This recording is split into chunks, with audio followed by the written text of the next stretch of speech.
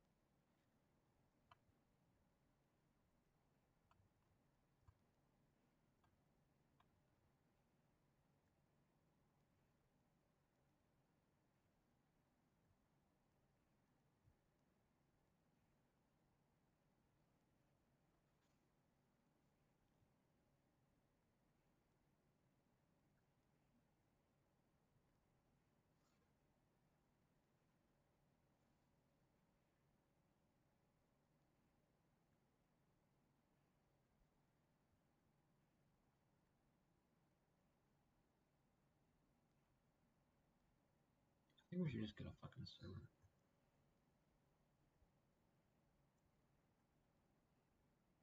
Why am I getting all these emails?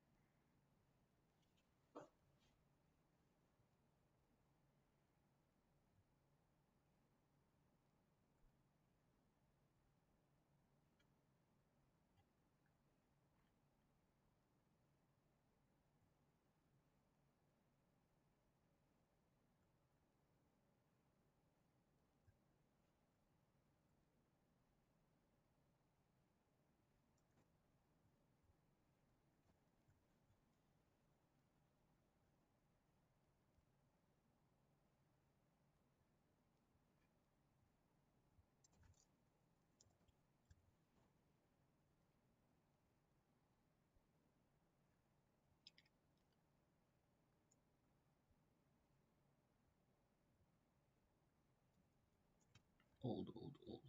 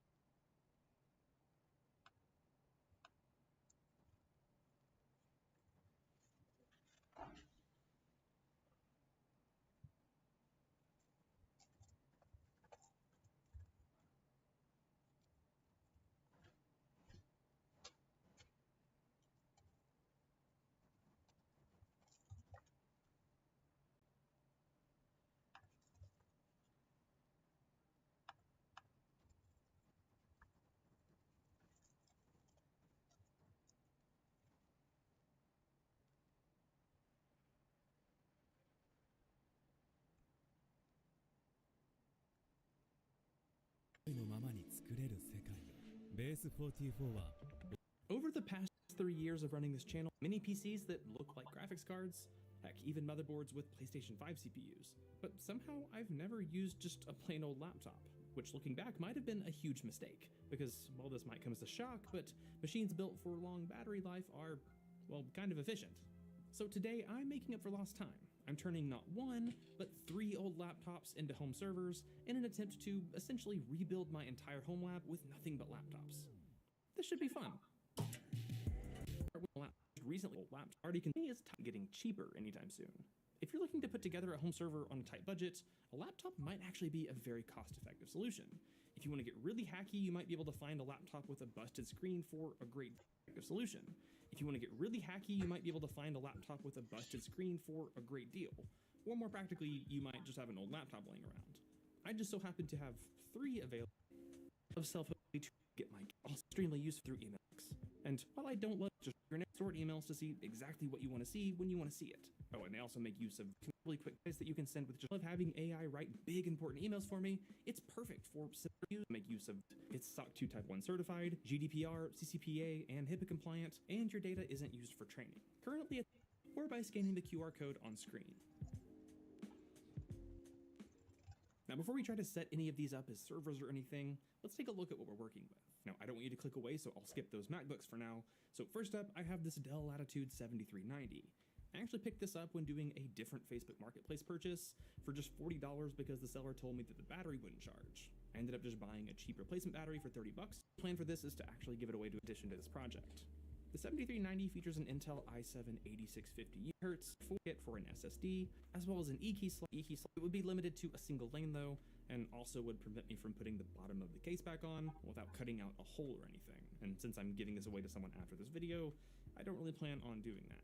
Also, while you could physically slot in a SATA M.2 SSD into that B-key slot, you still would need a SATA controller to make use of it, so it's not really that helpful. When it comes to I.O., there isn't anything crazy. It has an HDMI out, some USB ports, a barrel jack for power, and gigabit Ethernet.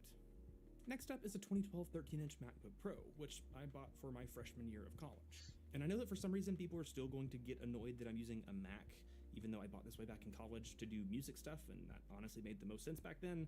And I already have it for free, so it just makes sense, so yeah, I don't know, get over it. This has a much older 3rd gen i5 3210M, which is just a hyper-threaded dual-core. I'm pretty sure this one currently has a single 4GB stick, but it does have 2 SODIMM sockets. One thing I love about these older MacBooks is that you can actually upgrade them quite a bit. Obviously the RAM is upgradable, but you can also swap out the original 2.5-inch hard drive with an SSD. As you can see, I already have. There's also an optical drive that can be swapped out with an adapter so that you can have a second hard drive or SSD. On the side, there's a MagSafe 1 connector for power, gigabit Ethernet, a FireWire port, a Thunderbolt 2 port, and then some USB ports, an SD card reader, and a combo audio jack. Now up next is another 2012 MacBook, but this is the 15-inch model which has some better specs, which is why I bought this as an upgrade. I'm pretty sure when I bought this, it was already pretty beat up and the Wi-Fi was busted, so I got it for like a good deal, but those holes on the bottom of the case, well, those were my doing. I remember I was trying to get the best price. You have that optical drive. It's basically the same as the 13-inch, it just has split audio jacks. So these are the 3 systems that I have, but what's the best way to make a little home lab out of them? Now, whether your home lab is similar to mine, where you're for learning and exploring IT working, I figured that to have something like my TrueNAS server with the idea was to leverage those. Now, I have more, and I didn't manage switch lying around, so I just decided to avoid doing a router. Instead, I figured the best, and I didn't want to dive into configuring VLANs just to use one NIC, mostly because I didn't have another managed switch lying around, so I just decided to avoid doing a router. Instead, I figured the best use case for that second MacBook Pro might be as a dedicated machine to run Home Assistant OS. That way I could leverage things like Bluetooth, but I also had some 2TB 2.5-inch hard drives and opted to use those for some more capacity. I also upgraded the 2 2GB sticks of DDR3 that were in there to 2 4GB sticks. Having 2 hard drives was great for TrueNAS, but that meant I didn't have anything for a boot drive. So I did something a bit weird and opted to use 2 flash drives and a ZFS mirror. Now obviously using flash drives isn't the best idea, but it was what I had to work with, and having 2 is safer than 1. And honestly with TrueNAS, really the most important thing is the pool. As long as you have a good backup of your config, it's pretty easy to just reinstall TrueNAS and then upload your config and you're pretty much good to go. With only 2 USB ports, I had to use a dongle for the install, and a bit to my surprise, I was able to just hold down Option, boot into the installer, and install TrueNAS. It took a while installing to flash drives with a USB dongle, but it eventually finished. Now, one issue I did run into was that the two flash drives were a bit too chunky and didn't want to fit nicely together, so I snapped off the plastic case to make it fit. And then because that looked weird, later on I ended up snapping off the plastic case of the other one just so they looked the same. After all that, the system booted into TrueNAS, and I was able to set up a mirrored pool, connect to an SMB share, and other than having a warning about using USB drives, everything worked just fine. Until I tried closing the lid, which, as I sort of expected, caused the system to go to sleep and then crash. My first thought was to just plug in a keyboard, mouse, and HDMI dummy plug to see if the system would go into sort of a clamshell mode like it would in macOS, but that didn't work.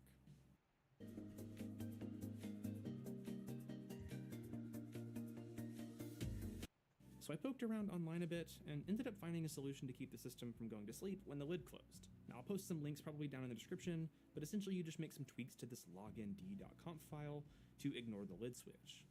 This kept the system from going to sleep, but the screen was still on, just wasting power. Now I did find some potential solutions to help with turning off the backlight or something, but after seeing a lot of videos of people repurposing these MacBooks that literally didn't have a screen at all, I decided to just unplug the display connector entirely. Without a display, the system still booted into TrueNAS, but was now consuming quite a bit less power, idling at just 25 watts compared to around 33 watts. Now, 25 watts isn't incredible, especially for a laptop, but I did have a working TrueNAS server, so I decided to move on to installing Proxmox. On the Dell Latitude, I swapped out the SSD, and then I also upgraded the 8GB of DDR4 with a 16GB stick I had. I got Proxmox installed just fine, but once again had a lid switch to deal with. I was able to make the same tweaks to the lognd.conf file, but since the system was already idling at just around 6 to 7 watts, I didn't think the risk of potentially damaging the display connector was worth it. Instead, I decided to just try and turn off the backlight to conserve some power. I ended up just writing a one-line script that essentially just wrote a 0 to this backlight brightness file, and then I set it up on a cron job to run every few minutes. And I did this rather than having the script run whenever the system booted, so that when you first turn the system on, if you needed to make a few tweaks, you could without the screen just going completely dark. And to my surprise, that 6 to 7 watts at idle literally dropped down to just 3.5 watts. Which, yeah, this is a laptop, it's supposed to be efficient, that makes sense, but dang, 3.5 watts is still really impressive. And this made me start questioning my choice with that 15-inch MacBook Pro. I had a feeling that the higher power draw might be at least partly due to that NVIDIA GPU, and maybe even the i7 to an extent. So I decided to pull all of the drives and RAM from the 15-inch system and swap it over to the 13-inch system, which, as I said, is basically the same internally. After booting back into TrueNAS on the 13-inch MacBook, power draw wasn't as impressive as the Dell system, but it was still significantly lower, sitting at around 15 to 16 watts. Now at this point, I could have proceeded to install Home Assistant OS on the 15-inch MacBook, but I just felt like the perks of having a dedicated Home Assistant box wouldn't outweigh literally doubling my total power draw. Honestly, if this were my actual home lab, I just probably wouldn't use that third MacBook at all. I'd probably just try to sell it for, I don't know, like $50 or something, and then use that towards something that I could configure for a PFSense box or something. But just scrapping this would probably make this video feel a bit lame, and well, honestly, I had already spent a bit of time designing this little stand specifically for 3 laptops, and it took like 15 hours to 3D print, so I decided to just find a use for it. The best idea I could come up with was to buy another one of those cheap SSD adapters, drop in the 2 SSDs I didn't use for the TrueNAS box, and then install Proxmox Backup Server. Only having a single SSD for my Proxmox server meant that, well, all of my services could get wiped out with just a single drive failure. So Proxmox Backup Server could be a good solution, and having a good backup might be worth doubling the power draw, I guess. With all the operating systems installed, I threw all 3 systems into my 3D printed stand, along with a cheap little gigabit switch, which all fit in quite nicely. And honestly, I feel like it turned out looking pretty clean. As long as you don't look over it there, ignore that. Yeah, just keep looking at this part. This looks nice. In all seriousness, I had planned to organize the power cords a bit more because I also planned on hooking them up to a UPS, but the UPS I was going to use is hooked up to my 3D printers, and I was dumb and accidentally started a different 3D print that I didn't want to cancel, so I just didn't get around to doing that. Now that does remind me of one thing I forgot to mention. One potential benefit of using laptops that I hear all the time from people in the comments is that they essentially have a built-in UPS thanks to the battery. And this is, well, sort of true. A battery can keep the system up and running in the case of a relatively short power outage. That being said, I think there are potentially some concerns though about having a battery constantly on mains power that might not be monitored regularly. To be honest, I don't really know how much of a risk there is with this, but maybe look into it some more or just regularly check your batteries to make sure they're not swelling or anything if you plan on doing something like this long term. Now, I don't actually have any plans of running this long term, but honestly, I don't think it would be that bad. It was a little bit of a pain to turn on the MacBooks specifically because I couldn't get to the BIOS or anything to configure wake on LAN or wake on power. Because they have batteries, you could just unplug them, hit the power button, and then plug them back in, and they were good to go. With TrueNAS, I had already essentially set up everything I needed, so I hopped back over to Proxmox. Using the Proxmox community scripts, I quickly set up some of the main services I use, like Jellyfin, Crafty Controller, Tailscale, and Home Assistant. In my Jellyfin LXC, I was able to mount shares from TrueNAS, and also had no issues getting the integrated graphics working for hardware-accelerated transcoding. The transcoding performance wasn't anything to write home about, but was good enough for some 4K HDR content with VPP tone mapping. As per usual, I set up a vanilla Minecraft server in Crafty, which, well, aside from getting a really annoying spawn, worked flawlessly, and I imagine this would work just fine for a small server for your family or a few friends. I also got Tailscale set up and running on my Tailnet, and I also had a working Home Assistant box. I mean, really, this just worked fine for everything I would typically run on a Proxmox server. Oh, and I also connected Proxmox to that Proxmox backup server, and was able to run a backup of one of my LXC containers as a proof of concept. And while doing all of this, the entire setup was drawing a little under 50 watts at idle, and the highest I ever saw it jump up to was around 80 watts or so. Plus, it was basically dead silent the entire time. It definitely took some tinkering to get there, but overall, I'm pretty happy with where things ended up. Now, clearly the MacBook Pros would not be my first choice, and unless you already have one or get one for free, I would not choose one for a janky laptop server build. The Dell Latitude was a much better system with its incredibly low power draw, more modern specs, and it also just isn't as locked down so you can get to things like the BIOS settings. That being said, having room for two 2.5-inch drives can definitely be nice. I obviously can't guarantee how well any of the thousands of laptop models you might find will perform, but you might just find one to be a great low-budget option for a little server build. In general, they're probably going to be more efficient than most desktops. They also don't take up that much space, and there's a decent chance you might already have one collecting dust, or you can find one that's maybe a bit busted up for super cheap. That being said, there are plenty of downsides. Having to potentially open and shut them just to power them on can be pretty annoying, and the form factor might be a bit awkward.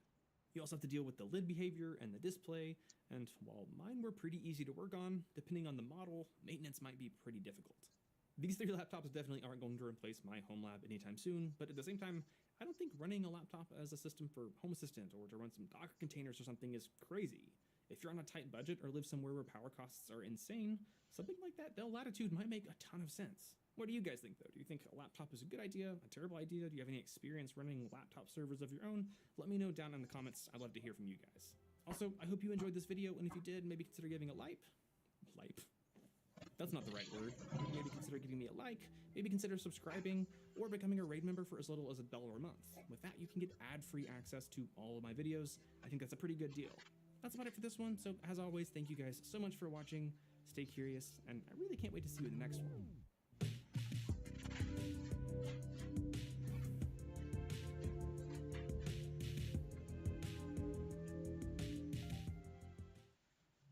So I'm writing an essay on cats.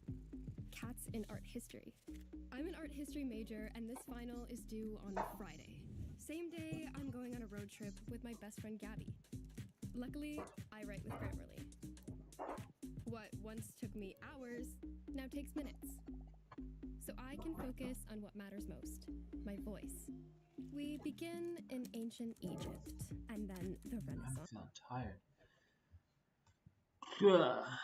What you're about to hear is an interview that I had with legendary software developer, race car driver, business owner, David Hannemeyer Hansen. We talk about SQLite in the beginning, and then we talk about stoicism and conceptual compression and the one-person framework. We talk about it all. If you want to learn more about SQLite, I am creating a course, highperformancesqlite.com, and you can find everything you need to know about SQLite there. Enough about me. Let's roll the interview. I tweeted at you like an hour ago, and here we are. So I tweeted at you because I saw Daniel Vassallo talking about their instance of Campfire, and I'm a member of his community, and so and I saw that he was running stuff in the SQLite command line, and I was like, yeah, I should do this now. It's been on my list. I'm just gonna tweet at him. And I said, hey, DHH, do you want to talk about this? And you're like, yeah, let's do it today. So here we are. Thank you so much. Yeah, my pleasure. This is one of the advantages of having a mostly empty calendar. You can do things when they pop up. So yeah, I'm really excited about SQLite, so I love talking about things that I'm excited about. So let's talk about it. So speaking of, before we dive in, your video looks amazing. Your audio sounds amazing. Is this your new Linux pieced together machine that is just working perfectly? This is my Linux machine. I will credit, though, my Shure microphone and my Sony camera. Those two things just plug right in, especially that Sony camera. No drivers, no nothing, just USB-C straight in, and it pops up as a webcam in any OS I run it on. But this is running on Linux, and it is kind of amazing. It just works. It just works. Well, that's wonderful. So, speaking of just works, SQLite, it's good now. It's been good maybe forever, but now we're all discovering it again. The guy wrote it in the year 2000, and we're finally discovering it. So, the reason I wanted to talk to you is because y'all did this big, once.com, like, hey, we're changing everything again. And the first product that came out was Campfire, and Campfire ships with SQLite. And so I kind of want to hear about a little bit of the behind the scenes of how you ended up making that decision and kind of what some of the ramifications have been from there. Sure. So I think what's really interesting about SQLite is, as you say, it's been around forever, and it's had its niche. This was a kind of database you would insert into a standalone application that would just run for one user. And that was sort of the niche it's owned for a long time. People have used it for a bunch of other things, but I think a lot of developers had that in mind. Unless I'm developing a client application that's just for one user, SQLite is not for me because you can't use it on multiple machines at the same time, yada, yada. And then what happens is computers get really fast, and they get really wide in the sense that they now have a lot of cores, and the SSD drives are fantastically fast, and all of a sudden, the preconditions for using SQLite for more than just one user are there.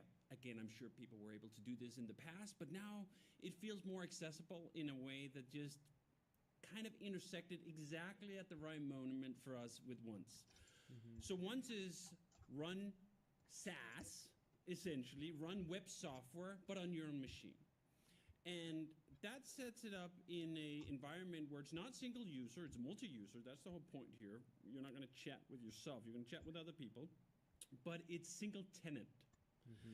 And I think that's really the switching point that, as I've observed it with SQLite, is that there's a bunch of web software that now makes more sense, could make sense, as single tenant software that you run on your own machine. That's obviously what we're trying to explore with Once. Then there's another path of this that I think is also interesting, which is to use SQLite in the beginning of even a multi-tenancy setup, just to get rid of a bunch of complexity, maybe get rid of a bunch of cost. We can talk about those two things.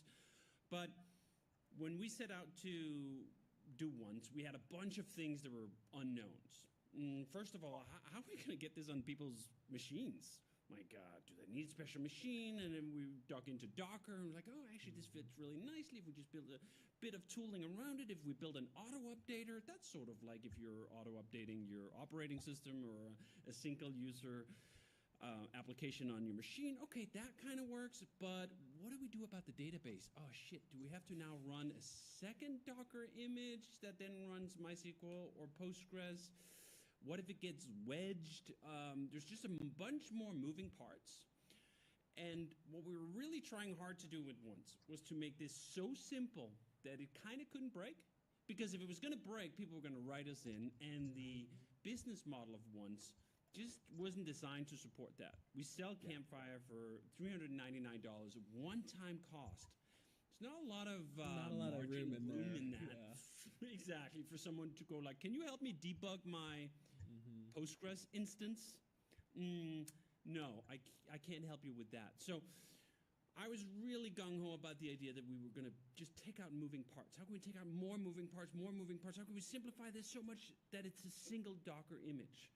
And if it somehow gets wedged, you just restart it. And there's no dependencies, there's no Docker Compose, there's no any of these other things. And SQLite, of course, just fits beautifully with that.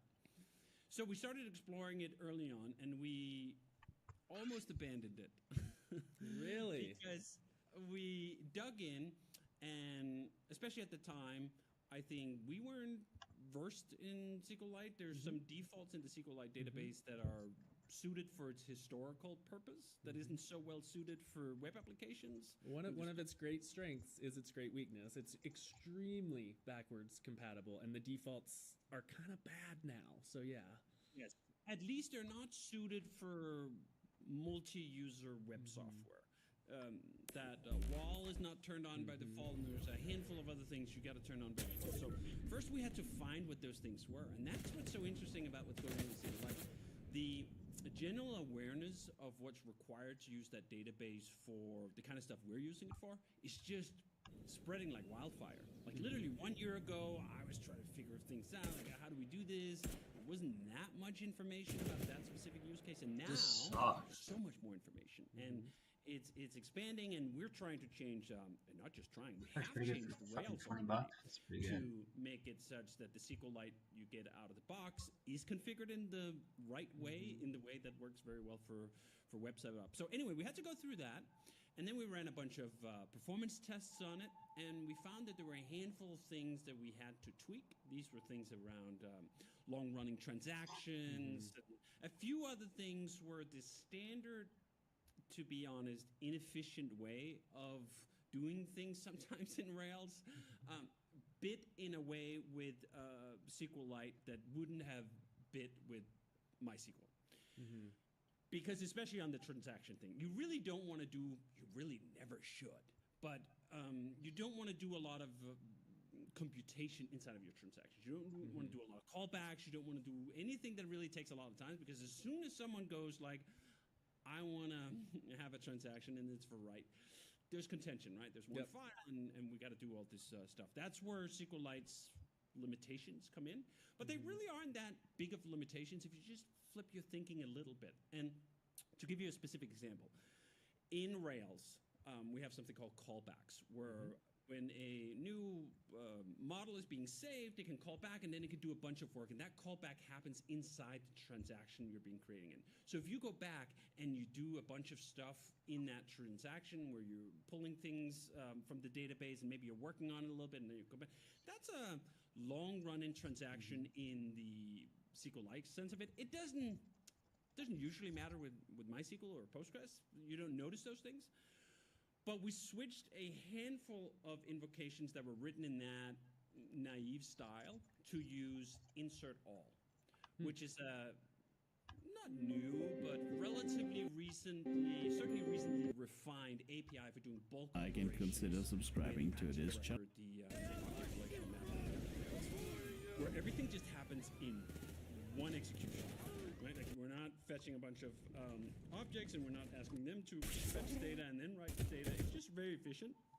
And so we had to find what those points were. We found them basically by stress testing the whole thing. We set up this whole rig to simulate what's going to happen if you have 10,000 users on one box and they're all trying to chat at the same time. Where is the contention? And it took, I don't know how long it took. It didn't take that long to figure out, okay, here are the hotspots. Here's what we got to do with those hotspots.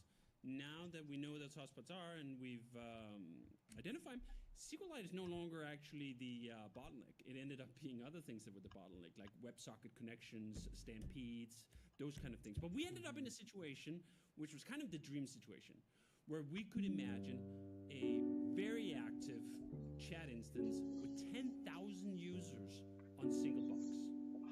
So now we had a envelope where we could go from, I think our minimum requirements is like 1 vCPU, 2 gigabytes of RAM. That'll support, I think, 500 chatters simultaneously, or something like that. These are quite aggressively low benchmark numbers, because we were saying like each chatter is someone who says something in a room every second. That's not how it is for most chatters, right? But anyway, so we can go from that on like a cloud VM droplet style thing, and then all the way up to you can run the same piece of software for 10,000 users on a single box, because that is the constraint, right? SQLite enforces the constraint on you. This is going to run on a single box. You're not going to have 5 application servers that are all trying to access this one file. That doesn't work. But where we've gone from with SQLite is 10 years ago, how many users could we get on one box? You won't get away. Not exotic hardware kind of level. I don't know what the number was, but it was a lot less than 10,000. I'll tell tell you that. I mean, just the number of cores you have access to and all these other hardware advancements weren't present. So some of the rediscovery of SQLite is that the future has caught up with what it's capable You of doing. couldn't have done it It's without allowed me. its envelope to be so much larger because computers are so much faster. And that's one of those things I find so fascinating. We've explored this domain with other things we've done. Solid Q and Solid Cache, which now instead of using RAM for job management and for caching, it uses SSDs because some of the fundamentals have changed. Like, what was the speed of storage 10 years ago versus what is the speed of storage now? A lot of technologies, I think, are not keeping up with some of these things that actually do change, but they change sort of gradually, and then suddenly there's a new capability drop where you can go, oh, SQLite works in production, works on a real system where people chatting on with thousands of concurrent chatters. It's kind of amazing. It's amazing that we can use the progress of technology to simplify the stack. Now, I like MySQL a lot. I've been using MySQL for literally 25 years. It's a great database. It works very well for HAID, works very well for Basecamp. These are very large systems where we have massive amounts of application servers and so on. That's fine. That's still there. No one's taking that away. But we're now being gifted this opportunity that one-style software, single-tenant software, early-stage software can run on SQLite and have essentially no apologies about it. I feel like a lot of your career has been really focused on like eliminating complexity, especially needless complexity. I don't want to talk about TypeScript, but we could talk about TypeScript. But eliminating complexity, you've got this concept of like conceptual compression, and I feel like SQLite has kind of fit into the DHH world and the narratives that you have throughout your whole career, but especially right now with the cloud exit as well. Because you can imagine, hey, you buy this software, but make sure you sign up with some cloud-hosted database provider. And it's like, oh, well, shoot, that's kind of against the point. And so I feel like this all kind of happened in stream with your current and historic like thought processes, and it just removes this entire piece of complexity from the stack. Did that light you up inside to be like, it's just a file. It's just a file. It's amazing, and it's amazing for exactly the reason you say. It's the conceptual compression of what even is a database. How much do I need to think about this thing? I mean, if you're setting up and you're running a daemon, a long-running process that has to be fed and tended to and cared for, that's just got to fit inside your brain. Like, that's a bubble in here, right? And that bubble, whether it's large or small, it takes up room. SQLite does not take up room in the same way. Again, there's a couple things you got to know, and you got to set some things up, and da-da-da. But on an operational basis, there's just a lot less to think about because it is just this file. A lot of things that are complicated or require more learning or skill to operate these. I was about to call them historic databases. That sounds like that's not what it is. But these traditional SQL databases, let's just call them that. It's just it's wonderful to be able to pop that balloon. And then, of course, on top of that, there are just use cases like we have with Once, where it's just like a perfect fit. Like, we're giving software to other people to run. They have to run it on their own machines. It just can't have the moving parts, because if one of the parts breaks, as we've talked about, that's going to be a support burden. And then the model doesn't work. So I'd actually say SQLite is one of the supporting pillars of why we're able to do something like Once. Another supporting pillar is Docker, that we've been able to take whole systems and put them into a single container, and now you can run those. There's a bunch of factors where I would not have attempted Once like 10, 15 years ago. I remember talking to the GitHub crew when they were doing GitHub Enterprise in the early days. And I took one look at what that required back in the day before Docker, before SQLite, before all these other things, and I just thought, like, wow, that's a lot of work to be able to have a piece of web software that you install on customers' own computers. I wish it wasn't so hard, but we're not going to touch that. And it's actually something we've been asked for countless times over the years. In fact, even the White House at one point, I think when Obama just got elected, someone from the White House reached out, oh, we've been using Basecamp for this, that, and the other thing. Can we run it inside the White House? And it was one of those things where, like, that's a very patriotic thing to do. Let's support our government and let them run our software. And we just had to say, no, I'm sorry, we can't do that because we're just not set up to do that. So it really came at a great time for once. And I also think it comes at a great time for the industry. I think we're sort of being pulled in both these directions, where on the one hand, the web, in terms of its conceptual complexity, is getting worse.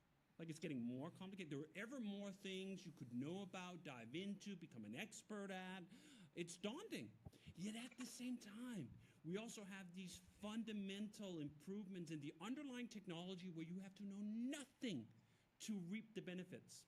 SQLite, as sort of chaperoned by faster hardware, more cores, SSDs, is one example of that. Another example, of course, I've been hugely a fan of is no build. This idea that browsers themselves have gotten incredibly good. Just in the last 3 years, browsers have just taken huge bites out of the complexity that's involved with front-end development. And we're still sort of, I don't know, catching up to that.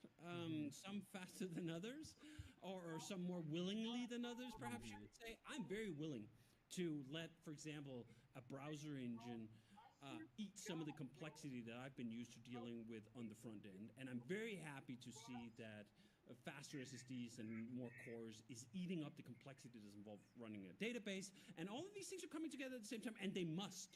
They literally must. Because if these things are not enabling us to compress the complexity, heads are just going to explode.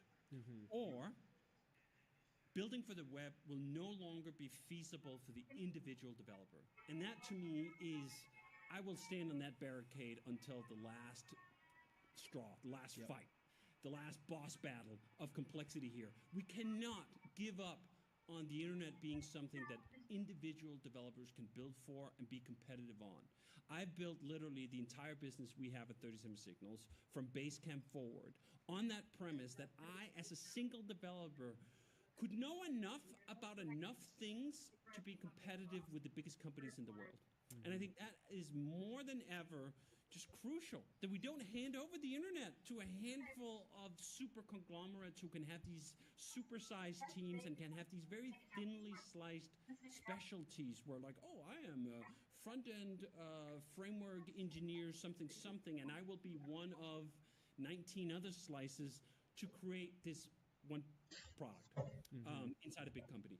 And I think, unfortunately, and this is what's so interesting, SQLite is obviously open source. A lot of these other tools that we're using are open source, but even within open source, there's a bit of a battle where a lot of open source software is coming from large companies. And that's great in some sense, right? Like, we want large companies to give back and we want them to contribute to the ecosystem. But what can also happen is that their frame of mind, their viewpoint is contributed with it. And we end up in a place where we actually don't really want to be on closer reflection.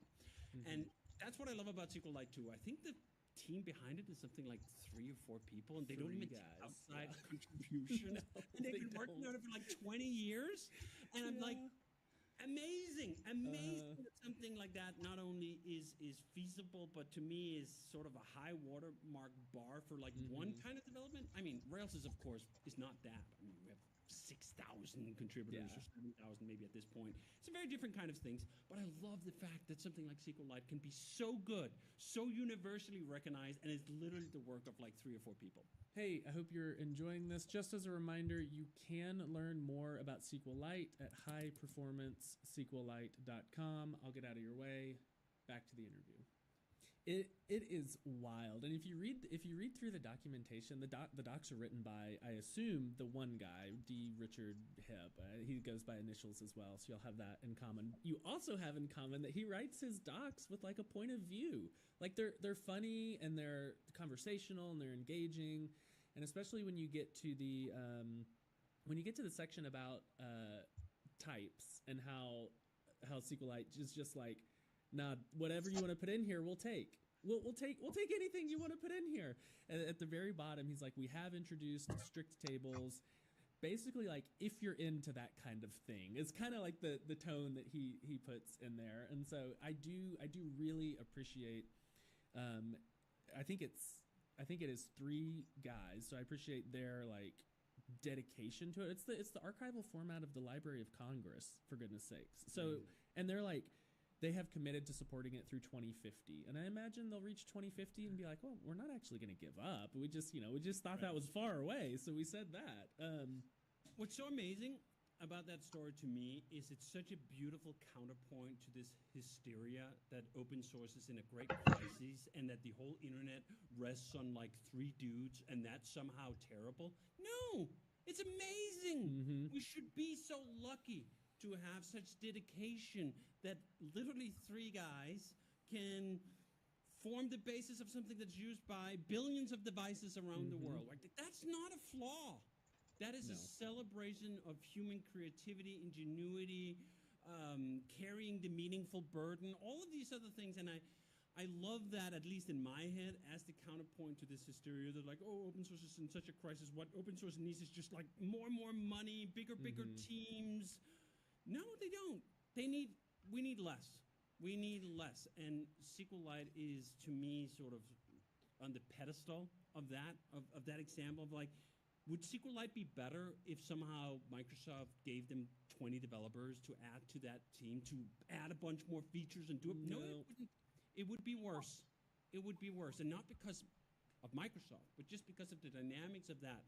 Some pieces of software, and I'm thinking about another piece of software right now, Redis, who for a very long time was also run by one dude. Yep. Piece of software right now, Redis, who for a very long time was also run by one dude. Yep. Who Until it stood wasn't, the line, and then what happened? And then what happened?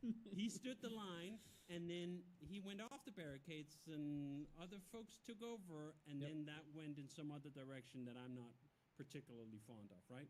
I go like, I hope the SQLite crew never does that. They seem extremely principled, so I doubt at this point, 24 years after, I doubt they're gonna, sell it off to Microsoft at this point. And one of the fucked up. you talk about the single-person framework. I think you had a keynote recently and a big slide that was like the one-person framework. There's something pure about that, and I find that in SQLite too. One of the quotes from the creator is, "If I had known that you're not supposed to write your own database, I wouldn't have written it." But I didn't know that. Like I didn't ask any experts. I didn't know you weren't supposed to do this thing. I just had a need and a curiosity, and I just wrote it myself. And that feels old school to me. And I'm curious from your point of view, maybe stepping just a half step outside of SQLite. You've talked about SQLite and browsers and Docker and the one-person framework. Like what do you see coming for the 1 or 2 person team that's like, hey, I want to run my own SaaS? You talked for a long time about there's 1 million Italian restaurants. You don't have to take over the world. You just need a little thing to. So like, what do you see? I guess y'all are executing a little bit on that on once. Like you're having a little fun doing the 2-man thing again. But like, what do you see for the individual out there with these new capabilities coming online, and where should they be looking if they want to create their own little Italian restaurant on the internet? They have to control complexity. Complexity is the thing that will eat you up and spit you out when you are a small team. You can't do all the things. You can't have all of these moving parts because they all need oiling, they all need tender, they all need maintenance. You need to reduce. And this is why SQLite excites me so much. I mean, talk about no moving parts. They're literally just a file. I was going to say 1 file, but these days it is 3 files when you run it and with the wall and so on. But it's 3 files. It's not a big thing. That's beautiful. To me, no build has that same quality, right? What if you just wrote JavaScript like a cave person into a text file, and that text file was sent straight to the browser, and that was it? And if you came back like a year later, and you opened up that text file and wanted to add something to it, no and dependencies. It still worked? It would work. It would literally work, and that's the beauty of the internet. If you were disciplined in like 1995 how you build things, it would still run today. Like literally 30 years later, it would still run today. And then you look at what is considered perhaps in some circles the best practice way of setting things up, and it won't run in 5 minutes, let alone 3 months. Inconceivable that it'll run in a year from now because it has just atrophied through the dependency churn and like all of these things. And I've invested in a handful of startups in Denmark, and I see some of it there where I go like, "You're a tiny team.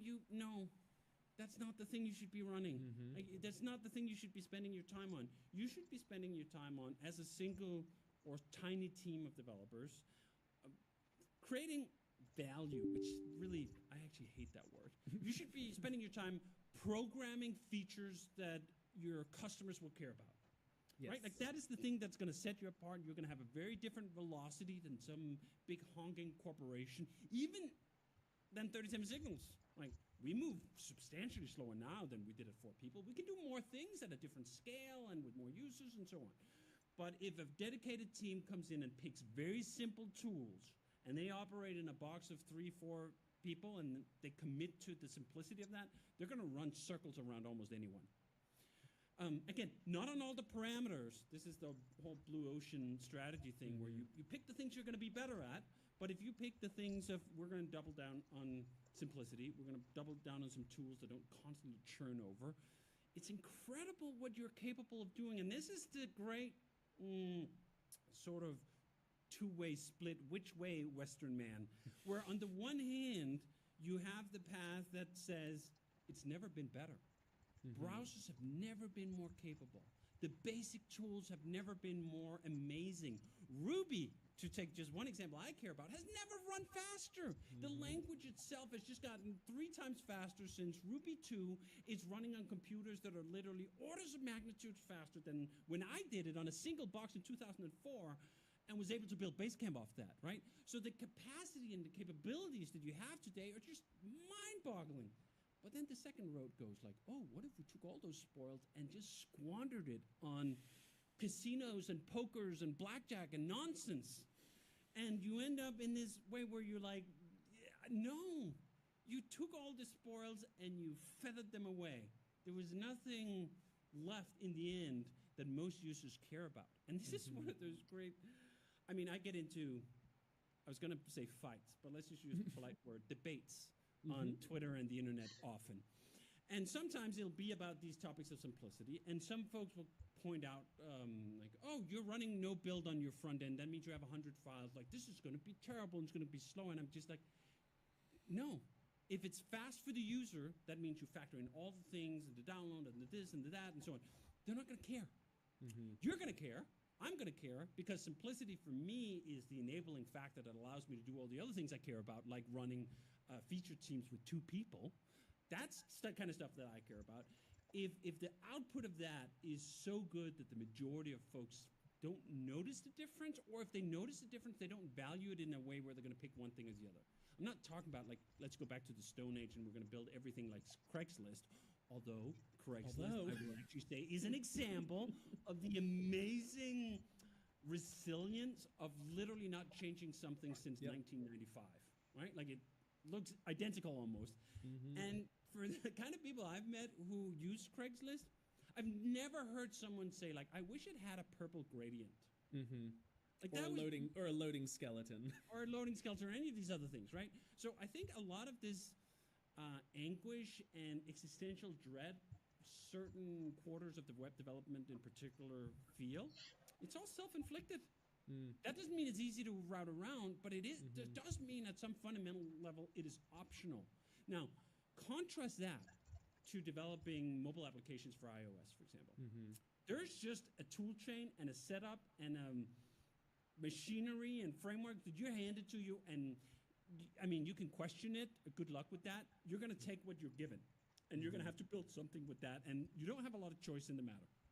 The web is so freaking amazing, because whether you want Postgres or MySQL or Mongo or SQLite, no one is any wiser.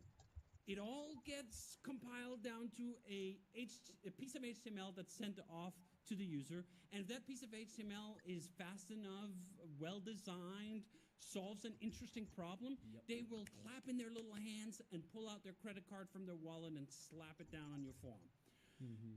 That is so amazing and so unique in literally the history of computing, and certainly the history of computing as it is today, that it just blows my mind on a regular basis how little appreciation there is for that fact, and how little we collectively do to embrace that. How awesome is it that you can write Ruby, you can write Python, you can write Go, you can write Elixir, you can write JavaScript, you can all these things. You can PHP. connect it to SQLite, you can connect it to MySQL, you can connect. Yep. There's literally a trillion permutations of how this stack can be. And some people look at that and go like, that's awful. Oh, it would be so much better if there was just one dictator at the top, maybe Saint Tom Cook here, that could just decide what should be right for everyone, and we should no, absolutely not. The amazing thing is the transport layer, is HTML, is HTTP, is these sets of protocols that allow us to use whatever we want, allow us to rediscover things like SQLite, the gem that's been hidden in one corner of the development community for like 20 years, and then suddenly another corner of the community goes like, what you got over there? That's one mighty fine gem. Could I have a taste, please? So I think one of my questions for you is, how do you at this stage keep that like, how do you keep that front of mind? Like, you specifically, how do you keep like knocking down complexity? Because I feel like a lot of developers get sucked into the Borg, where they'll go work for somebody, doesn't matter who. They'll go work for somebody, and like you said, the slice of the stack that they operate on is, let's say, JavaScript build. That's it. They don't do front end, but they just do JavaScript building. And here you are, however many years into your career, and you haven't been, you run your own thing, which helps, but you haven't been sucked into the Borg of complexity. And I do feel like a lot of developers like to play with Legos, I think. And so they like to be like, hey, I'm going to put this together this way and do it again this way and just have fun focusing on that, which isn't inherently bad. But if you are trying to ship something to get paid and change your life, like, well, you should focus on that instead. So how do you specifically keep like hammering down the complexity? I keep thinking that what I'm doing now is going to blow up catastrophically. I don't keep thinking. I use it as a technique. This is called negative visualization in Stoicism. Okay. I visualize that this thing I'm doing now is going to blow up catastrophically, and I don't know. Companies go out of business all the time. It is the most common thing over the long run for a company to do. It is to go out of business. Very few companies are around for even 5 years, fewer still 25 like we've had with 37 Signals. We've been blessed with a very good run that could end at any moment. And what I think is, you know what? I want to be prepared. I want to be prepared for the day where it's over. And the day it's over, I got to do something new. I got to start over from scratch. And I want to be able to start over from scratch with these two devices, these two hands. That's it. I want to be as capable, at least, not even as capable. I want to be more capable than I was in 2004 when these two hands created the technical infrastructure of Basecamp and set things up in that way. So I'm constantly prepping. I don't mind borrowing that term. I am prepping for the business apocalypse in my little world. Like, it might be a broader sense of the world. Like, there might be more things that go wrong at the same time. But I'm just going to be prepared for me. And I find such a satisfaction in knowing, through both sort of trust in my own abilities, but also regular exercise of the capacities that I have to build things with tiny, tiny teams. And when I say tiny teams, I mean one person, two people, three at the most. Because I can imagine in my head that if this thing goes bust, and for example, I go bankrupt, again, things happen all the time. People go bankrupt all the time. I got to start over. I have no capital. I have no company. I have just what's in here, and I got these two. What can I do? Can I get back? Can I create things that are valuable and so forth? I want to ensure that that's true, because if I ensure that that's true, I can sleep so much better. I mean, in itself, it's also enjoyable. I just like being capable and feeling capable and building capacities, and then obviously giving those to people who really do need it, who literally don't have anything else than their head and two hands. That's really rewarding to see. But it's also one of the things that allows me to look at my life's work, really, with 37 Signals and go like, do you know what? What a great run it's been. But also, if it was over tomorrow, I'm not going to be shattered. I'm not going to be despondent. I'm going to be capable. And like a week after you've nursed the wounds and licked your chops of this thing blowing up, all right, I'll get back to it. I'll build more stuff. And I'm not going to let the train get away from me, because I've seen that. I've seen that when entrepreneurs where they've had a successful thing, and sometimes it's not even a catastrophe happen, it's a celebration. They sell their company. And now they're back at square one, and they got to start over, and the train left their station. Like, you're too far behind. Oh, I used to know the thing. I don't no longer know the thing, so now for me to even get started, I got to get a bunch of people. I probably got to get some investment because I'm not going to risk all my own capital. All these things, and I go like, oh man, no, I don't want that. I want my personal capacity to be intact. I want to be in shape. I want to be in shape for like if suddenly I got to start running away from a tiger. I don't know. Maybe that's some DNA programming there, right? You got.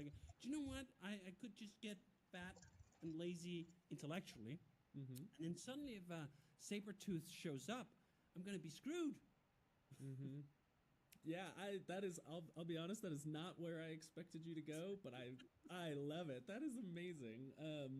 Do you have time for like 2 or 3 more questions? Sure. Yeah. Okay.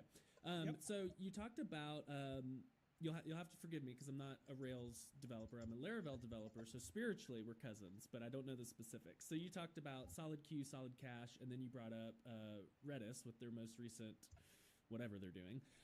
Is there any does it already exist, or are there any plans to drive any of the queuing or caching from SQLite as well? Because that's something I'm looking at on the Laravel side.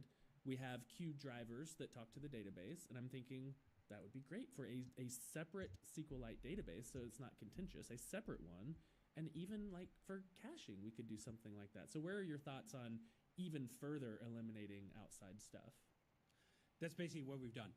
So Great. SQL cache, or SQL cache, solid cache is using any active record compatible backend, including SQLite, as the storage for caching. And this is straight out of the how fast the storage become. It's become fast enough now that the advantage RAM has does not actually matter in terms of the milliseconds in terms of serving the caches. And we did a bunch of studying and tests on this. Because one of the other advantages you get is not just complexity in that you don't have to run a separate process. You also get more capacity. Like storage is still orders of magnitude cheaper. So you get orders of magnitude more, which means that let's say you're starting a droplet here. It has 2 gigabytes of RAM, yeah, but it might have 50 gigabytes of storage or 100 gigabytes of storage. That's a lot of space you could store computation in, so you don't have to redo it. That's what solid cache is. And I really want to set it up as the default out of the box for Rails 8, that solid cache is using SQLite by default, and exactly as you say, it's using a separate file so you don't have to intermingle the caching stuff with the system of record stuff, yet you use the same kind of simplicity and you don't have to run a separate setup. And we're doing the same thing with solid job. So solid job is the same thing. Let's take an infrastructure that very often ran against something like Redis. A lot of job engines run against Redis or other in-memory stores. Let's point it to a database instead. It actually affords us a bunch of advantages. There's greater introspection. You can use standardized tools with it. There's more space to do it. It has some other trade-offs in terms of sort of the operations of it.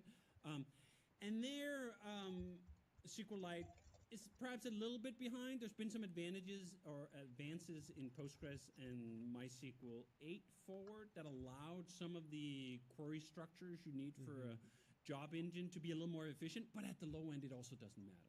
Right. So at the very early stage, especially for experiments and small-scale deployments, you can still use the SQLite database as the backend for queuing, and solid job does that. So it's kind of a two-pronged approach of trying to take 2 of the key components of a modern web application, caching and job running, and say, do you know what? You don't need an in-memory store to do that. You don't need Redis to do that. You can put that in the same database as you use for everything else, whether that's MySQL or SQLite with separate files. Man, I am so glad I asked. I love that so much, and I just want to highlight that maybe 5 years ago, if you told someone on Hacker News you were using any database as a queue driver, they would be like, "You're doing everything wrong." And now, not only are we doing it, we're pushing it all the way to SQLite, baby. We have come so far with the ability to use that kind of stuff, and I love it because Laravel 11, the default driver for the database is now SQLite, and it just makes it makes the onboarding story a lot easier. It's like, yes, you can if you need to. I don't know if you will. If you need to, you can graduate, because a good thing about SQLite is everything you do there is probably going to work in Postgres or MySQL. Maybe some finicky differences, but the ORM should abstract all of that away. But it gets you you can start and you're started. You don't have to spin up MySQL or Postgres or Redis or anything like that. So I do love to hear. That was our early embrace in the Rails community. I forget when we did it, but this many years ago now that SQLite became the default for Rails New. Exactly for that reason, that you could do Rails New and you can start working without having to know the other stuff, without having to know, how do I set up MySQL and how do I do all these other things. Because I think one of the things about conceptual compression is that it benefits people who want to do it all, who want to be one developer shops. They need to know a fair amount of things, but it also really benefits people who are just starting, who know nothing, who more than anything just need a handful of success experiences where they do stuff at the keyboard and stuff happens on the screen, and they go like, wow, I did that? I built that? I remember all the way back in 9th grade. This is 1994, I think. I went to this computer lab at a university that was connected to the internet. And you know what they sat us down to do? Not browse the internet. Make your own web page. And it had HTML open in this editor, and I did a little blink tag, and I saved, and I went to the browser, and holy shit, the text is blinking? Yep. I did the blinking? I made it blink? Life-changing experience. Life-changing experience. And I think that's one of the things I'm really protective of in the Rails setup, that we should give more people that life-changing experience. That doesn't mean that everyone who tries Rails will become a professional developer and so on, but they will have an experience of power that I think is just invigorating for any human.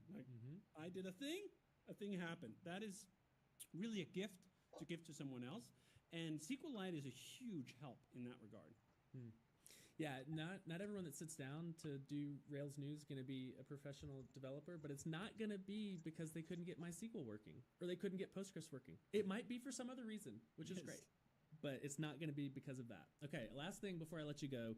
Y'all just launched or teased or unveiled your new once.com product, and it looks super interesting. I do a lot of writing myself, and so I would love to hear you explain the vision for this new once.com product. Yes, so this is once number 2. The first product was Campfires we talked about. That product was and is $3.99. This new product, and I'll put that in actually I won't put it in quotation marks. It is a product. This is a product company making a product, but we're giving it away for free. So it's called Workbook, and it is to solve a problem we've had where there's a lot of software on the internet that allows you to publish one page. You can put it on Gist. I write to Hey World. There's newsletters. There's blogging things. That's a very well-served domain. Not so well-served is if you want to publish multiple pages that fit into a broader context, what we usually call a book. Here is the concept I want to explain to you, for example. And it's going to take like 90 pages. We've written a lot of books at 37 Signals, starting all the way back with Getting Real. Actually, there was another book before that called Defensive Design. But if we take Getting Real, which was published on the internet, was self-published in 2006, it is exactly that kind of problem we want to make easier to solve, because we were using, I think, 4 different kinds of platforms to create these kind of web books, whether that is Getting Real, which is on gettingreal.basecamp.com, or our employee handbook, which also is a book. It has, I don't know, 25 individual pages in it or something like that. We've written a number of other books or manuals, really. We've written manuals for Kamal, our deployment tool, or some of the Hotwire stuff. And it's all this stuff that's kind of convoluted to set up, and it's kind of full of configuration and full of technical stuff, and we just go, why doesn't this exist as just a one package? One package, you put it, you install it, not as software as a service, right? Like maybe there are software as a service things that do this, but I'm not even interested in that. I'm not going to run something like Getting Real on someone else's thing. Sure. I want to publish for the internet on my own server because I know and trust that I can keep that running literally for decades, not going to atrophy, but I want to make it easier. So that's what we've done or are doing with Workbook. We're creating it. I think we have about 7 books ourselves, from Getting Real to work handbooks to internal manuals like our ops run book, our programmers book. We have a bunch of these internal manuals. Some of them were also actually just kept in GitHub as markdown files, and like we were using that to navigate around, which is actually a surprisingly capable solution to do it with. A little janky, not so pretty, has some other drawbacks, but that's the premise of Workbook. Make it easy to create books for the internet. Multiple pages that belong together and can be published in one location. We're going to make it as just like we did Campfire. It's going to be a thing that's literally one command to run on your own server. You'll have Workbook set up. You'll be able to log straight in and do all your writing and set up for that. It just won't cost you anything. And it's source included. So just like with Campfire, we're also giving the source away. I intentionally here don't say open source, even though I really like open source as a term, because we're not trying to start necessarily another community project where we're accepting pull requests and got to maintain that and so forth. And also because the thesis of once is finished software. Not necessarily on day one, but that there is a principle of we can arrive at a finished piece of software that's just done. It does not need more features. It does not need more stuff. It may occasionally need a security update. Okay, fine. That's great that you can still push that up. But its conceptual sort of manifestation is done. Like it's not going to have more buttons and more bells and more whistles. And Workbook hopefully can get there even quicker than Campfire get. And then we could give it away for free, and it won't be a huge burden on us to maintain it, even though, of course, we will if there are issues with it. And we are getting to build a bunch of novel, interesting tech for that as well. We're building a new text editor for Markdown called House. I just actually announced that today on Twitter, which is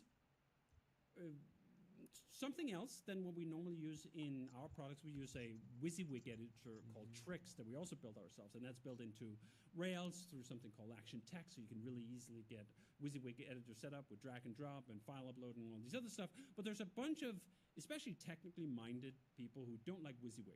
They like Markdown. I'm one of those people. I really like Markdown a lot for my own writing. And we're basically going to put that into this product and then also release that as an open source gift to the world. So that's going to be Workbook. I don't have a specific launch date on it, but on once.com will be all the updates for when that comes out. And you can, of course, also check out Campfire in there. And we'll share as much as possible about that. I think the other thing that excites me about the whole Once brands is source included. Very often in the open source world, you can find 1 million source code examples for infrastructure software.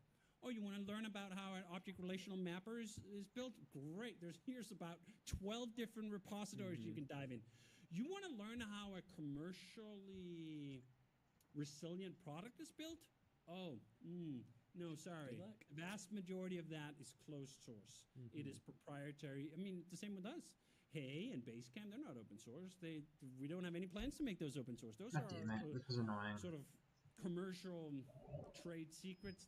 I mean, not really, but just this sense that there's a plethora of open source software at the infrastructure level, far, far less at the application level. And this is one of the things I really enjoyed with Campfire for customers who buy the product. They get the source. We recorded walkthroughs of both the Ruby level and at the CSS level that people who buy Campfire get access to. And we could do more of that with Please Workbook, stop because in using part, ChatGPT like no Google. ticket Disappear fee. for a month. So and someone do could this get at least instead. that. I mean, Workbook is a substantially So this is how I smaller became product the most than Campfire. dangerous Doesn't- person in the room. Campfire One habit is a very changed full-featured everything. chat, and to build I that in a replaced modern, social media with competitive, microlearning. this could be maybe a Slack Now, instead alternative of for some wasting people time on way, social media, it's actually a I spend substantial body of 15 work. minutes a Workbook day is a little actually more learning how modest to in use its AI ambitions. It doesn't mean it for solves writing, planning. problem that's necessarily less modest or needed, but it just means that the technical scope of it is a little small. But anyway, I love open source. I love view source. I mean, I learned so much as I said, my first experience with the internet, it was first making my own tagged link, and then it was literally going to, I think, yahoo.com or something and go view source. How did they do that thing? Oh, you can use a table, and you can put little one by one spacer gifs in there to like align things. Amazing, mind blown, right? We don't have that these days on, for example, the front end. Far too many operations are using minification, obfuscation, webpacking, chunking, ES building, just blobs, right? You get a blob. Oh, I'm going to request, or I want to learn how they build Gmail. Yeah, good luck sorting through 22 megabytes of obfuscated JavaScript. You're going to learn nothing with that. With Hey, for example, we did the opposite path. Hey is all no-built on the JavaScript side, which means that all the individual files are just there. No source map, just readable as individual files. And Workbook and Campfire take that one step further. It's view source, but for the backend. Yep. I love that. I love that y'all are doing this source available thing.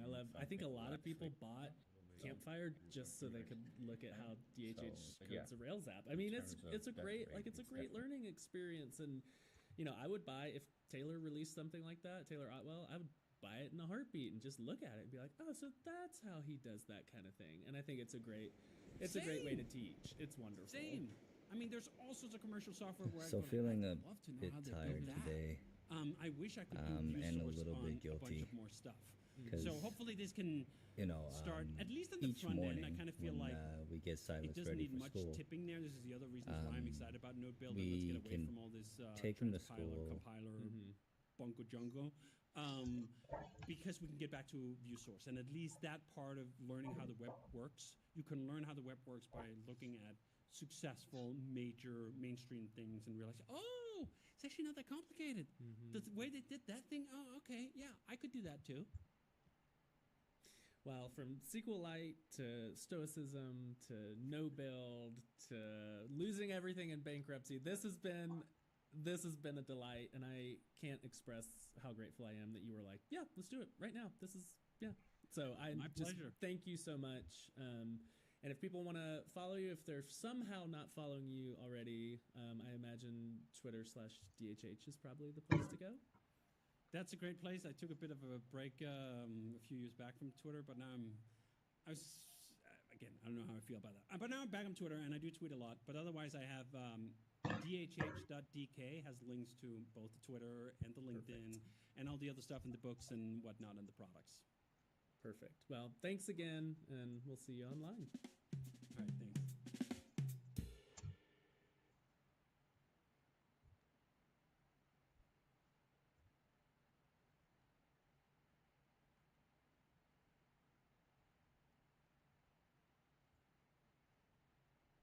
Welcome to Ruby on Rails. If you are looking to go from hello world to IPO, you've come to just the right place. I'm going to build a simple application that shows you the basics of Ruby on Rails and how you put it into production. Let's go. We're going to start by running Rails new blog. To get the basic Rails skeleton, let's hop into that skeleton, and then we're going to generate a scaffold for a post. That post is just going to have a title that's a string and a body that's a text. And as you can see here from what's being generated, we have everything that we need to set up a basic interface for that post scaffold.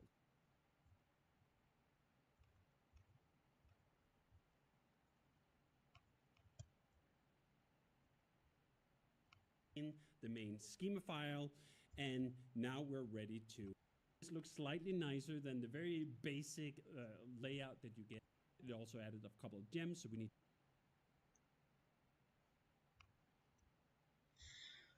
God damn it, I don't want to get a fucking VPS. Oh my god.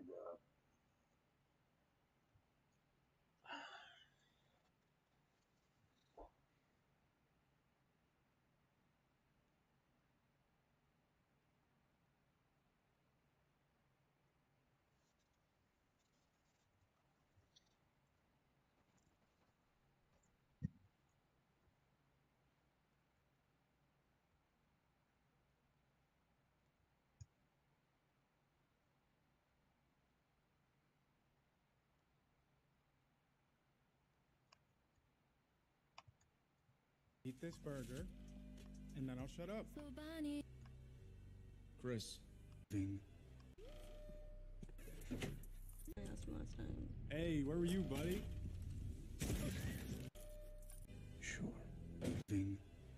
Hell. We understand each other? Redneck existence. Into a problem turning your peaceful redneck existence. Never had a problem with you. I will have no problem turning your peaceful redneck existence into a living hell. We understand each other?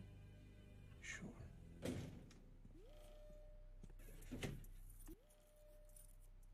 No, there's still a rash on my ass from last time. Hey, where were you, buddy?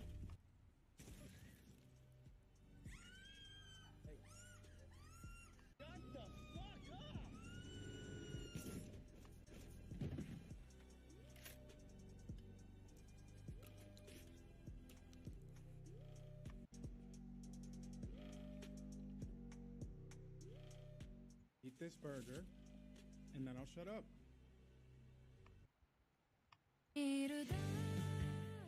Hey, it's Samirka I. Check out my new music video. I heard a story when I first came up to this part of the country that you're from Winnipeg and or at least from around in there, and that you were used to listen to records where they would overtrack guitar things, and you didn't know it, and so you played one guitar part that included all that. Did you really learn it that way? Oh, geez, actually, that's just I think that's just an exaggerated story, really, that, somebody made up or something, because I don't remember anything like that, you know what I mean? Oh. I mean, I remember listening to Chet Atkins, it's like, hey, man, you know what I mean? Like, there's something going on there, sounds like two dudes playing, you know what I mean? I know about that, but this story about, that Les Paul story, I don't know, man. I don't know how that got started, man. I really don't know why. You know what I mean? I think it's just a story, you know? Lenny, your type of music seems to be about as close to total musical freedom as you can get, and I saw you backing Anne Murray a couple of years ago, and it made me wonder if that must not be a restraint and a real restriction on your playing. There's a bit of restriction there. Sure. There's bound to be a bit of restriction, but at the same time, look, country music here are my roots, right? So I really get off playing with Anne. I really get off because it brought back good memories. And I still dig playing country music anyway, you dig it? So, I was getting off on that, you know what I mean? But still, there was a certain amount of restriction there. Look, absolute freedom isn't there. Absolute freedom is when you can just go zoom. I couldn't go zoom. I had to lay back a little bit, you know what I mean? But I dig it. I really enjoyed it, Lenny, you've been playing that guitar now for better than 20 years, and I'm sure you've gone through a lot of changes with it. I was curious to know exactly what your music represents to you by now. At this stage, it represents a unity with God. Music is God to me, when I play music, I feel the closest to God. You know what I mean? So music's my religion, in other words. You play the music and you get a spiritual feeling, right? Well, that's the closest I'm ever going to come. You know what I mean? I could go to a church, but actually, when I play, I feel like I'm in church anyway, you know what I mean? So it's becoming a very spiritual thing, very spiritual, to the point where it's sacred, it's like a sacred thing, So people like John Coltrane, people like that, into that kind of jazz, like spiritual jazz that's happening now music. You go out and you play what you feel, how you feel, When you work up a tune or get something ready to play it so that you're satisfied, do you think of it in terms of a piece of music that has to be performed in an exact way, or do you just play it as you feel it each time you perform? Yeah, it's more like you said there, right? It varies. it varies with emotions. Like in other words, like you walk up on the stand and you take a chance. You take a chance and go out on a limb and see how your emotions are, right? And take a chance on it and just start playing. And you might just get lucky, you know what I mean? Like either you get lucky or like you fall apart a little bit. But you try and keep it together.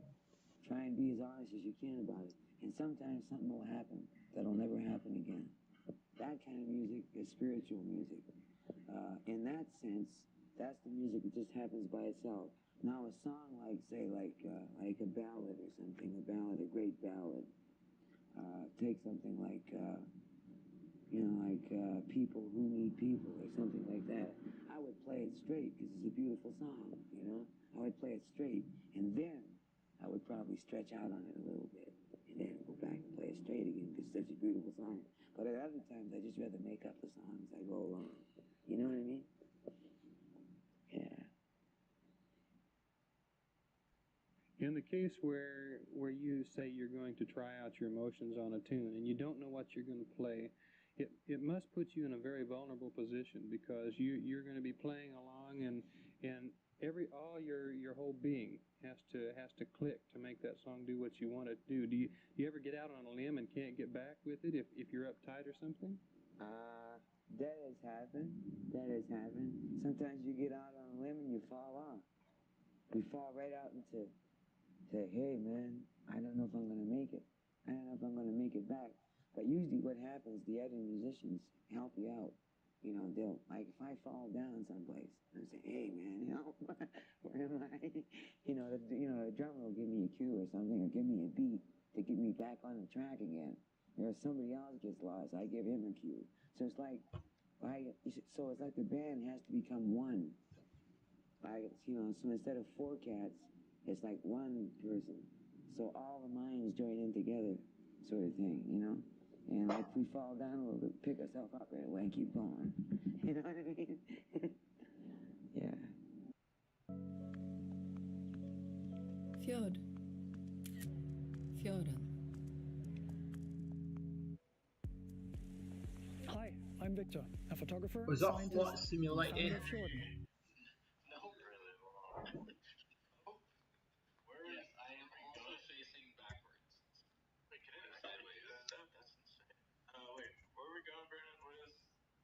Is that Flight Simulator? Is that Flight Simulator? Not Flight Simulator. That really good. Nice.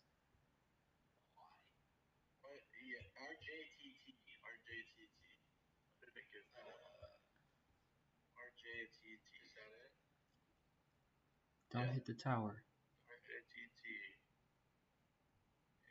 Don't hit no towers now.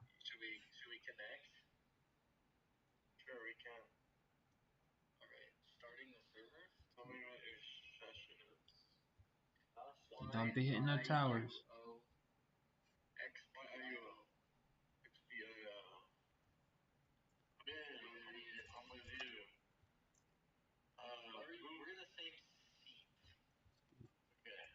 Don't be hitting no towers.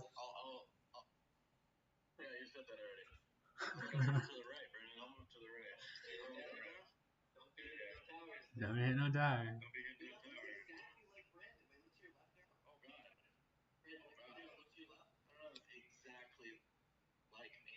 I want to see.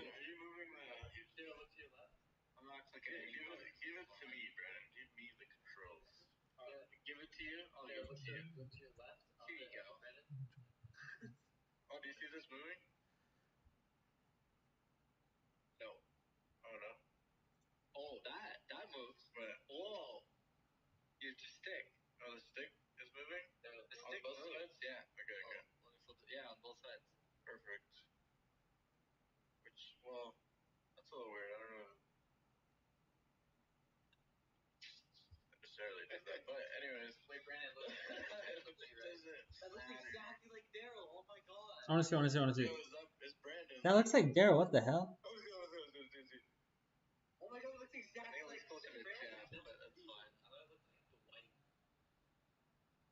Wait, what? Let me see. Let me see. I don't know. What? I don't know. Yeah. What okay, so fly-by wire. Is it an iPad? Okay. I didn't know you can customize your character in this game, to be honest. Just let me do it, Brandon. Don't worry. I got you. I got you. Import it? Does it import it for me as well? In what? The sim brief data. I don't know. Nori. Probably not because it's my account.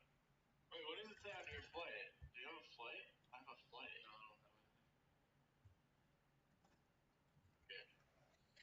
It's okay, Brandon. Just like send me. Nori. I'll send you the PDF, Brandon. Don't worry. Nori.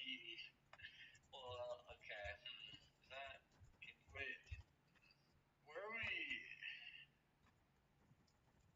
Can I turn on the battery? Can you share the flight? Even I should be able to do it. I still have an account. I pressed F2. I don't know what that does, Brandon. I don't know what that does. Here, I'll send you like. Yeah, I'll send it to you.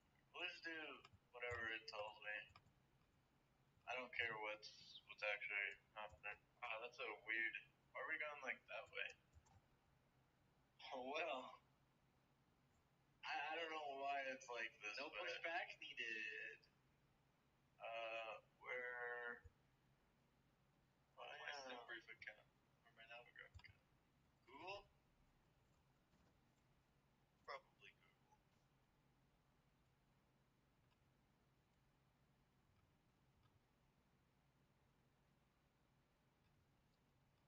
How do I send this to you though? Why isn't it like?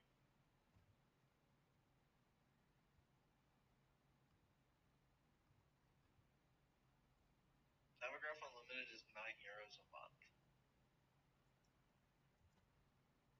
Oh, really? The JAL plan in front of us. Is that more or less? I forgot. It's pretty close, I think. Oh. Here. What? That's a big link for some reason. Anyway, it's a link. Oh. Nice. Okay. Nice. I've opened it. Raw. Okay.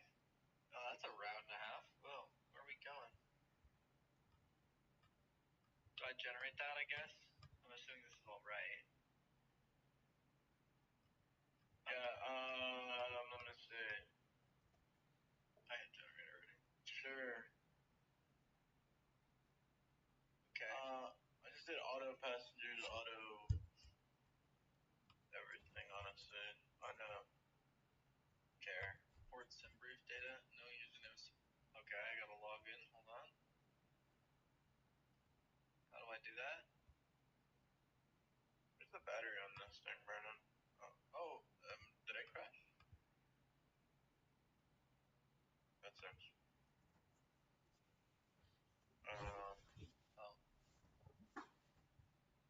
How do I log in?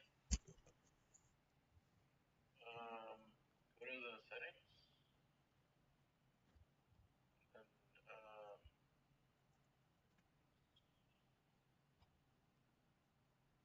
download.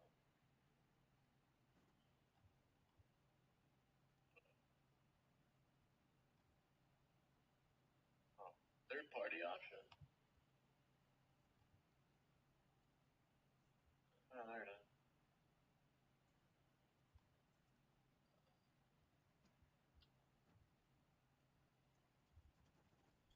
Can I get that code of that?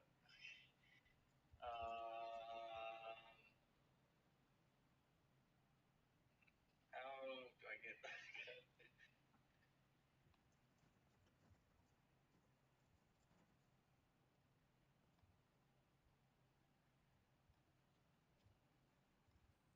Hi, I'm James, and in this video I'm taking a look at GTA 5 running on Intel HD 620 and and Intel UHD 620 graphics. This is on a Core i5-7200U and i5-8250U, so 7th and 8th gen i5s on the U series of 15-watt chips.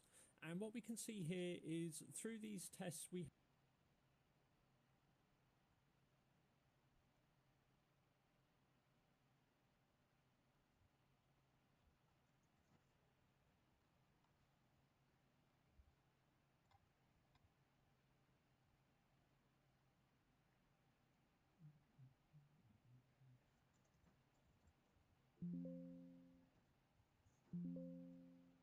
Why isn't that showing up in here?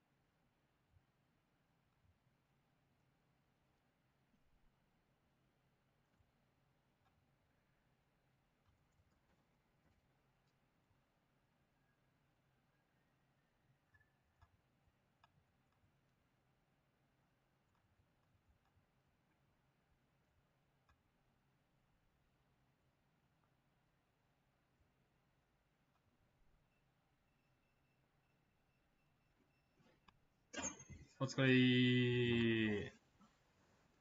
We need server. Yeah. What about server? Anything like laptop or laptop.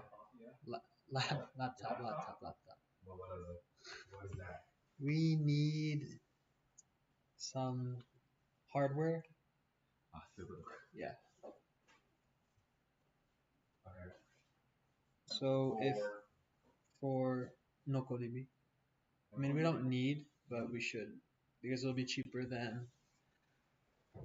Paying server. Yeah. Okay. Can you? Huh.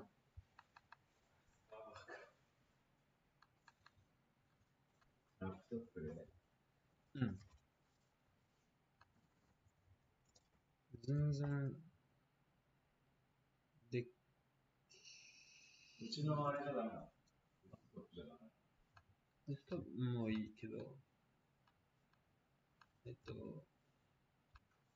ラップトップの方が簡単かな。そうそう。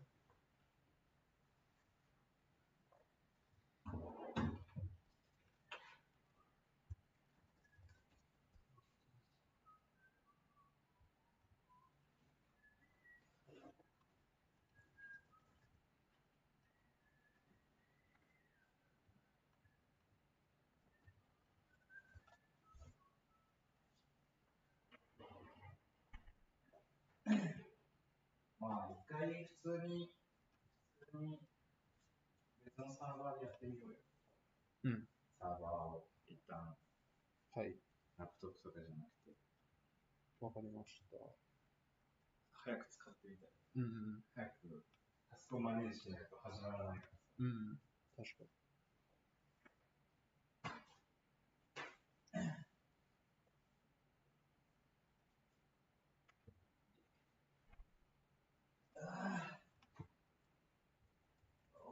よいしょ。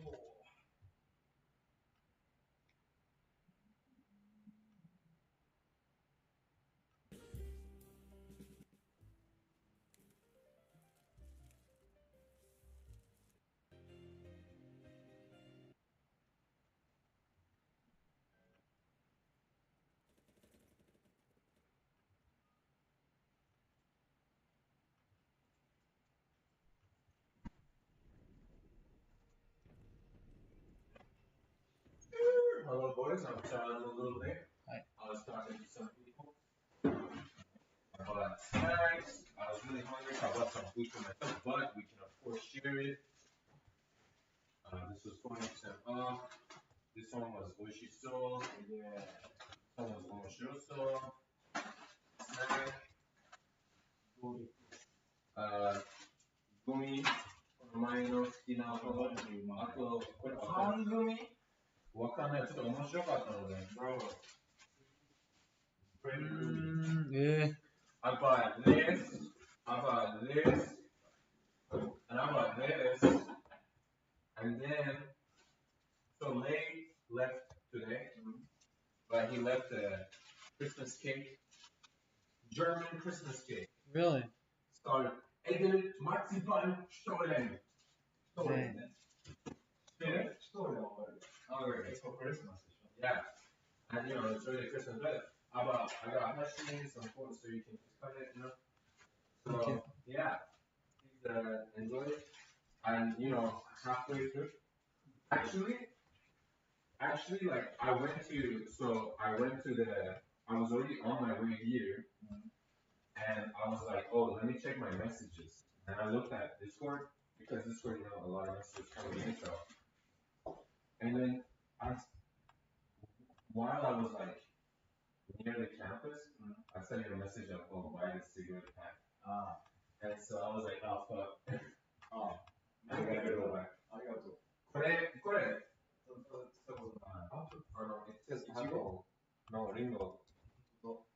リンゴ美味しそう。シーシャ吸うとき僕はリンゴが好きなの。And so I was like, oh, fuck. Well, that's fine. I'm a little late as well. But, so How's it going? How's it going? Good. We talk about task manager. No. We didn't. I mean, last time at Connect, you just told me that like you couldn't get the bus running properly, so now you're doing cool stuff. So Jeff is gonna build task manager with using open source. Oh, really? Yeah, it is. No coding. So what does open source mean? Like anyone can do anything with it?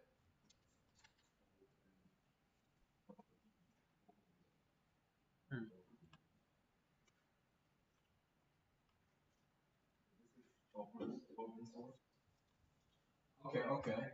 That it reads like new and nude at the same time. Nude. Does it not? Yeah, it does.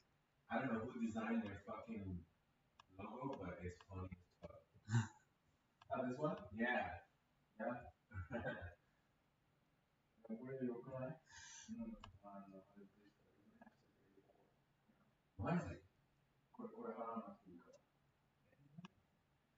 どこまで払わなきゃいけない？これはもうあれが GitHub にオープンソースで載ってるから。あ、じゃあ、ヌードが使えません。いや、違う、これがオープンソースなの。の。だから誰でも使えられる。これを。わかりました、わかりました。これをダウンロードして。ヌードビーは、ウェブサイトで、コーディング知らない人が、普通に払ったら使える。でも、コーディング知ってる人がここにいるから、俺らはサーバーとなんだろう、なんかのお金ぐらいでこれを使える。めっちゃいい。どこから見つけたのこのアプリを。知ってた？うん。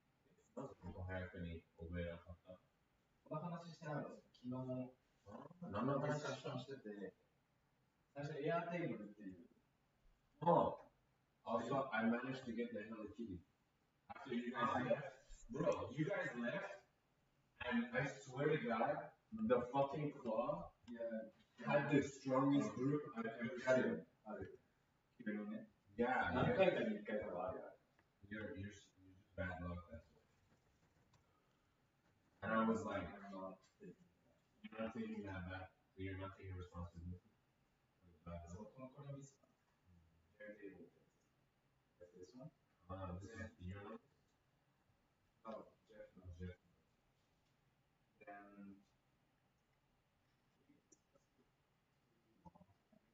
Then you guys. Actually, dude, after I got the Hello Kitty, I was like, damn, I should. Look, the time was already 10:30, and you said you're gonna sleep early. Yeah, so that's whatディスカッションが楽しすぎて、もうめっちゃ興奮してた。文学の作れてた。そうだ、bro, if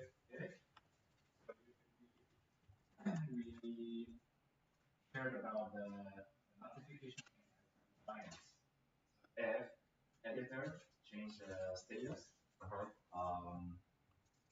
the clients can get notification. And whenever they want, they can see status, right? So I don't have to, tell them that, like email that we're in this status and something like that. I don't have to do it like automatically. But if we use this open source and if we incorporate these kind of like, if we have the UI for clients, we can like we can invite them to see for each visual project. So that'll be and then we even can sell that system we were trying to make. 確かね。あれ売れたらいいね。いや、できるでしょ。Like the new be? いや、それをカスタマイゼーションするってこと。wanna customize. いや、わかりました。それめちゃ、そうしたらめちゃくちゃいい。もう、絶対に、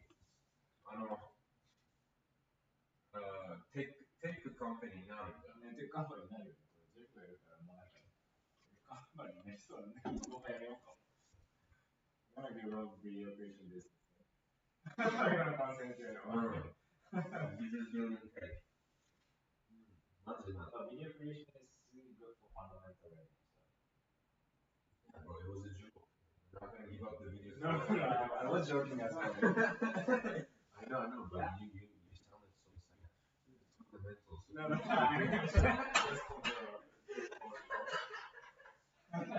It's confirmation. Yeah, exactly. It's called confirmation.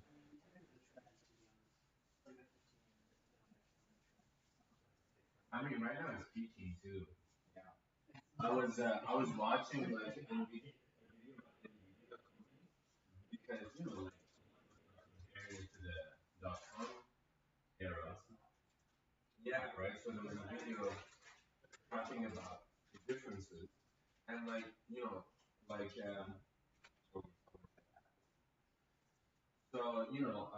actually like the real life Wolf of Wall Street guy. So apparently he did a really good article about. He did that 5-10 times. And you should have No. He was. I mean, yeah, whatever. Besides that, no. He was just painting the picture better, right? So essentially, he was saying like people misremember. Yeah, he looks so fucking suspicious. Bro just looks like a criminal. So yeah, he was explaining like. でしょ僕もそう思ったけど。だから。Gummy is probably just sugar and stuff. What does it smell like? Is it good? Ooh. Good. I mean, it's chocolate. Yeah, it's chocolate. Like it smells like chocolate croissant, you know? It's so weird. Yeah. I don't like it though. It's weird. It feels like chewing on used condom. You know what I mean? Yeah, I know what you mean. I mean, kinda. Like a saba sab. Saba wa. Was that on battery? My god. Saba wa. Maybe it's like because but we don't upload. Bro, that's more expensive than what was the Google thing? 688. But it's not for. That's not for every person. Oh, So that's for company that comes back. Yeah, so that's more like. That's such a nice, passive income. Right, because we have a laptop. We got to, when we were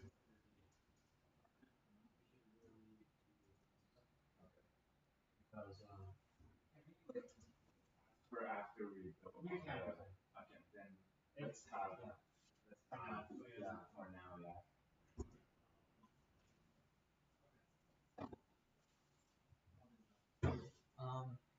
楽しみなんだけどめっちゃ。俺らのタスクマネージャーができるんでしょ。めっちゃいい。We could. 楽しみなんだけど。Bro, we're actually becoming a real company. And we are a company. So you can have like a real one. You know how you can market it. You can say like we need some like selling points. So if we sell this to a company, like hey, we can give you some organization tools. We can tell there could be like we can give you domain like I don't know like database built for non-developed. We give you that. That could also be selling point. And it's actually built in. And then like it's like gateway so oh, in fact, we can just take the domain, manage your time. So we can like become kind of what's the word? Management. Yeah. Managing people's information is such a powerful thing to be able to do. Yeah. Well, you have to like. Yeah, if they're locked in. Bro, just get some. Bro, you have to also.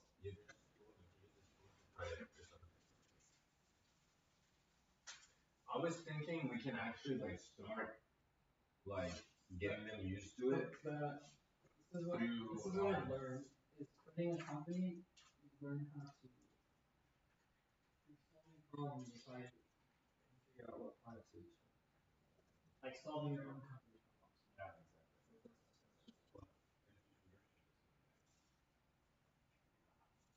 That's it. Like for, not like it depends on the product, right? Try to be sweet. It's not sweet at all. Yeah, if it's like alcohol or maybe combination, everyone has like the same problems. And you know, the current system is really depending on that service. It's not like we cannot change the thing. Like, that's the main. So that's why we to focus on so like every company, like every these kind of products are concentrating on spreading the product to everyone. But we are only focusing on enterprise, then that's nurturing. No, it's nurturing. Like I was thinking while you're like talking, I realized that nurturing market doesn't exist and we can define it.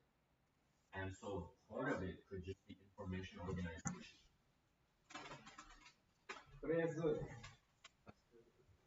れをしたいです。で、これやりたいとか、こんなアートしたいっていうのを、from my perspective. Are you okay with it? Fun. Are you able to manage your tasks? Priority organization. So actually, this is this we need right now. And manager. And after, job number. Okay. But when are we going to do the AI chatbot? AI chatbot だからすぐできる。それはもう1秒でできる。だから多分そこまで、まああれはまず、運動しないといけないから、それ来週とかでいいの。これは今週中に作れたら嬉しい。It's possible.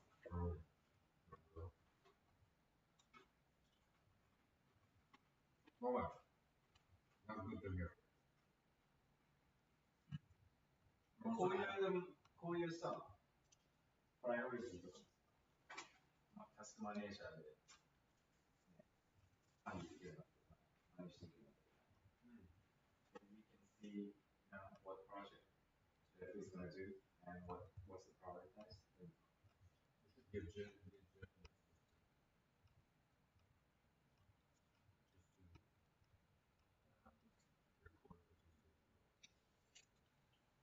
Jeff, like, can you keep up with like updating the task folders and also the new job? I'm not touching that.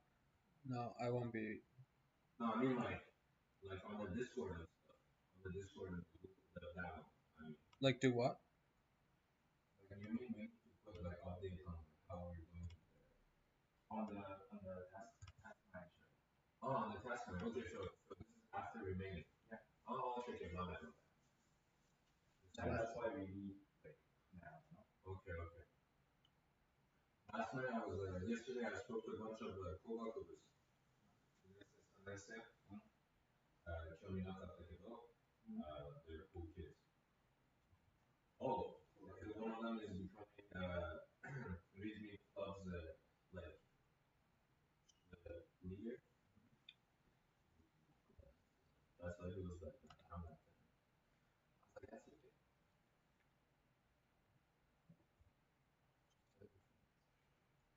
Have you spoken to Coleman? Did you text Coleman about the job thing? Yeah, I did, yeah.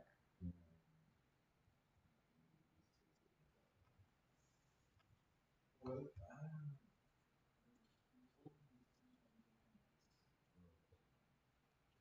So we only get 1 gigabyte memory and 25 gigabyte storage. So we really need to get server soon. Like, we can only use this maybe like for 1-2 months, and then we should get server. Yeah, because this is Hyakupatarina. Yeah. So it's 800 yen. 800 yen a month, yeah.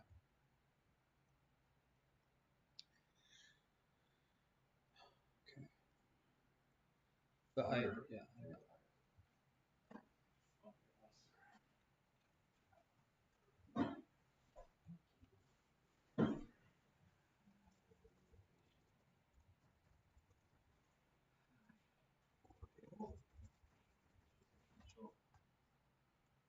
So like right now, if I want to like put updates about finding two people for from Kogaku, where can I put it? Like, where can I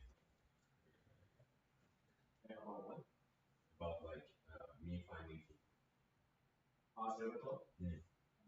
Should I just wait till it has 100? No, we can talk on Discord, like for now. Yeah. That kind of like spontaneous thing. Okay. Like it's mainly conversation. So have you made a Discord channel for the I think not the Oshabere Shikatsu, the other one, the Kogaku group. Kogaku? Ah, okay, それね。はいはいはいはい。それか。はいはいはいはい。それは、これかな。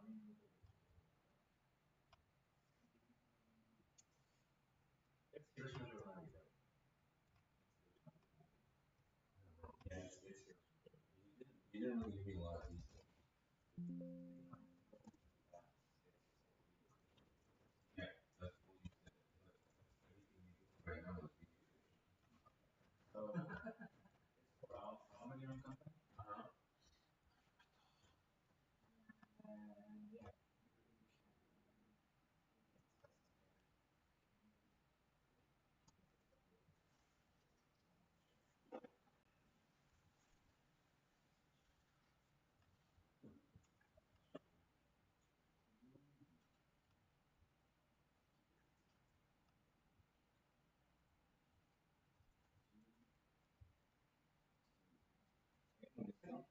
Oh, まだ探す。Shit.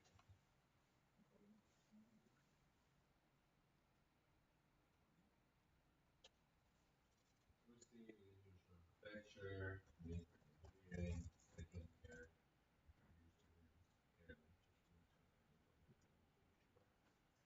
This is their ID.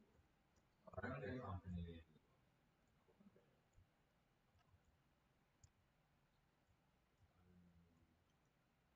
So only aluminum Kogyo is going to have these meeting these things. It depends on like how many companies. Oh, so this is part of the long-term contract?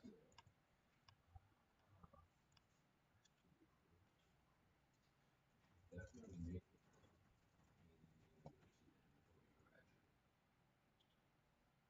If we don't, then you will lose access to the university. That's what you're saying. Yeah, that's weird. You can book and make sure to keep our contact. I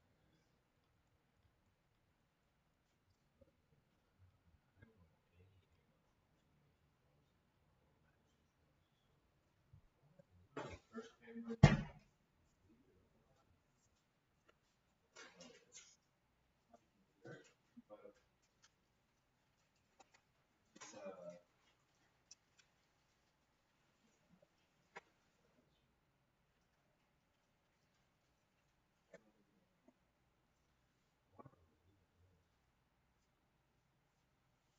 The reason why I became a leader is because You have connections. the truth is not like, entrepreneur. It's weird that no, it's not entrepreneur. That's why. Really? No, he's saying he is the leader and he's an entrepreneur.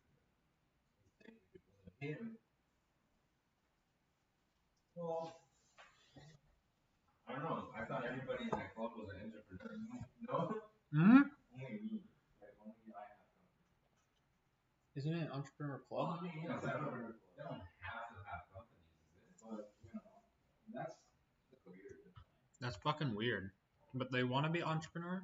Like, oh, they're not different. Ma, da da da. Bro, because, you know, people have this wrong image of entrepreneurship making business. They have this impossibility image.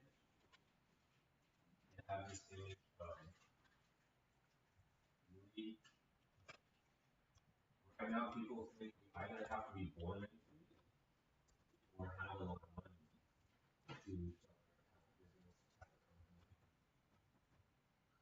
And so that's why nobody really thinks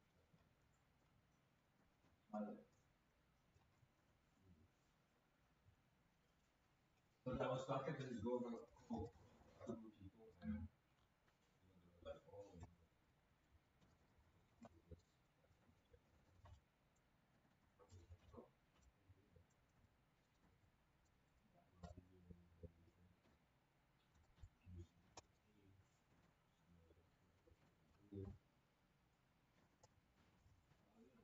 because nobody knows what they want to do. No. No? There, but let me see.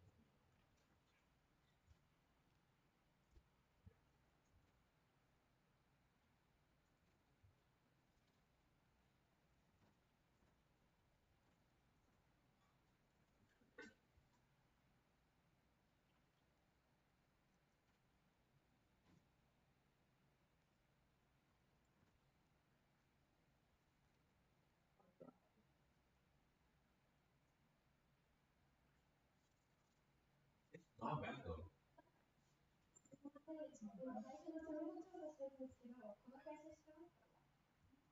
I was different. Who is that? The girl that walked in. Bro, fucking every girl in every video walks in from the door. That is so funny, dude. Oh, it's like a comment.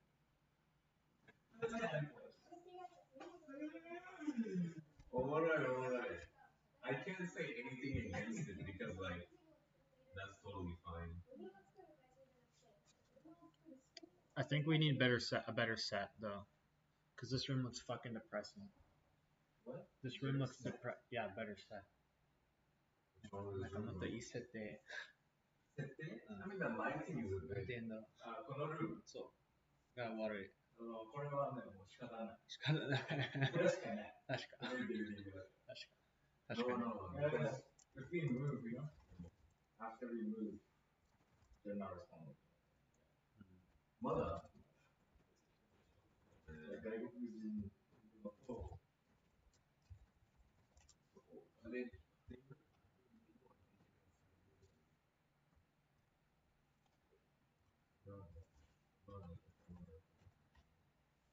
I was a Japanese language school, and then I came to a public Japanese university.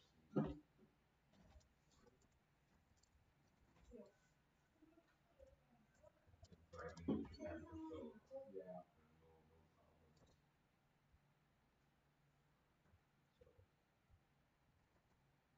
And I haven't had any problems with my renting the houses I've been renting.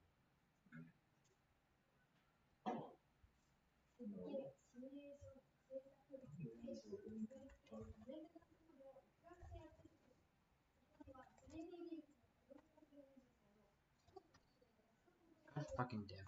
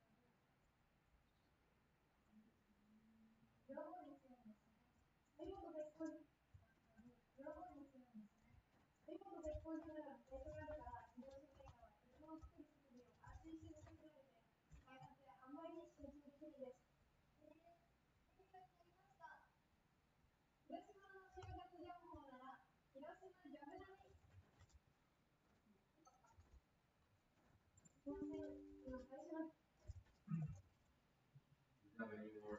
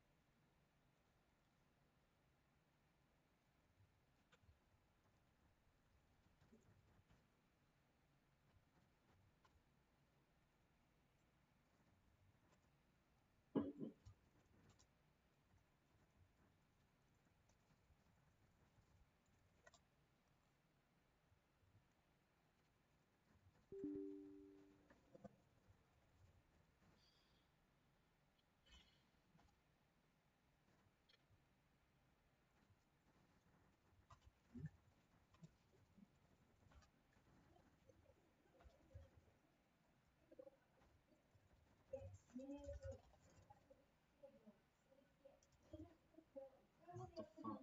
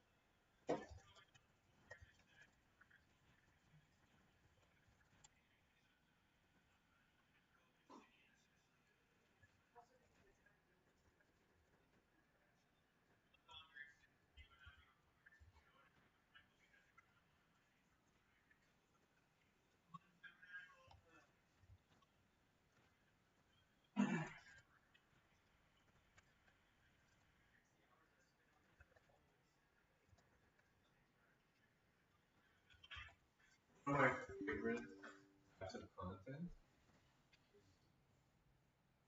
when somebody reacts to their content, or they react to their content they reacted to, but then the original person who reacted to the first content reacts to the guy reacting to their reaction to one of their reactions.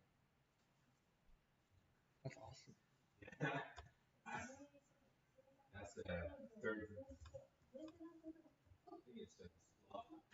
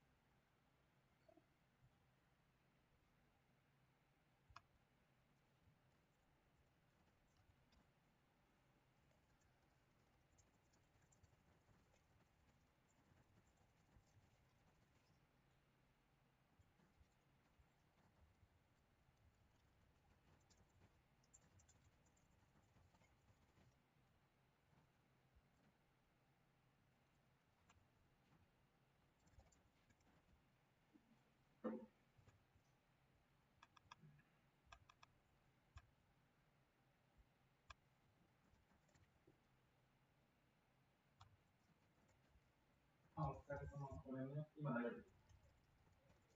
杉本鉄工所っていうところの、多分10月の中旬ぐらいの時もあると思うんだけど、一部の、鉄の箇所が、血が出て、今から音声を送るから、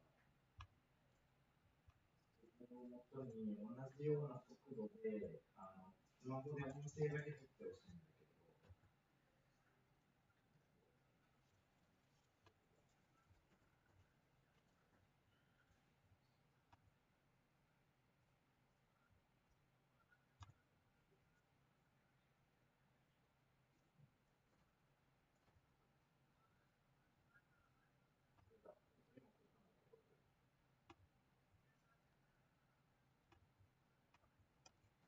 ここのプログラミング技術の専門とシミュレーション技術の念のため、教室を送っとくから、それを見てもらえないかだけで、その送った部分を全部言ってもらえると動画も自然になりやすいから、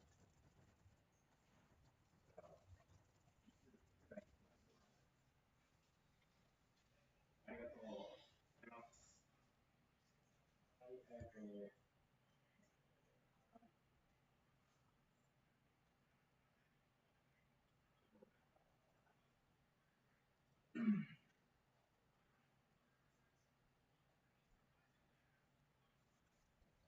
Do you have extra laptop? Ah, desktop. Okay. ラップトップはね、ある人があったけど捨てたんだ。For the server. あ、Anything, just anything. Really? Yeah. I have 2 extra laptops. How good are they? Huh? How good are they? Surface Pro 6 is, I think, they're pretty shitty. How old are they? Surface Pro 6 is now what, 12 years? Oh fuck, no. And then the Lenovo one is what's the requirement for the server? Pretty much just like at least 16 gigabyte RAM, 16 gigabyte memory, and like maybe I don't know, i5 or i7. Oh, I'll go check. I think my Lenovo matches that.12年前はないな。それ絶対ないな。I mean, Surface Pro 6 doesn't even have a RAM. Yeah, it definitely has RAM. I think, yeah, I think the Surface Pros are just like, they just run off of a GPU. No, RAM? I think they have RAM. You cannot run a computer without RAM. You can just run it on a GPU. You can't run a computer without RAM. Really? Yeah, no, because that's. I thought a GPU has inbuilt RAM. Yeah, but that's for the GPU. That's how does the CPU do anything? The memory is what executes the instructions. So you need memory. Yeah, this doesn't really taste like apple. It's mental. Yeah, it's like weird taste mental. It's like so the mental tastes better than the actual mental one. So this should have been the mental, and the mental should have just not existed. That's fair. まあ、ちょっとだけ甘い。ラップトップじゃなくてデスクトップじゃダメ。俺のデスクトップ。Desktop でもいいけど it has to be on forever. You can never turn it off ever. Yeah, it's same as if you use laptop, right? No? Yeah, the laptop only take. Yeah, the laptop is only なんか10 watt とか the desktop is like 200 watt じゃん。だからめっちゃそうだからめっちゃお金かかる。モニター使わなくても、without monitor? うん。いや。そんなに使ってんの ?200 で300とか。全然。いや。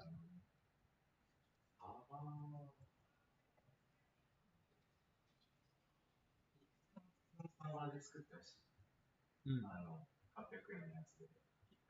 うん、作ってる。今は、yeah, I'm working on it now. Yeah. サーバーするんだったら、あれだな、スタジオ部屋借りてから。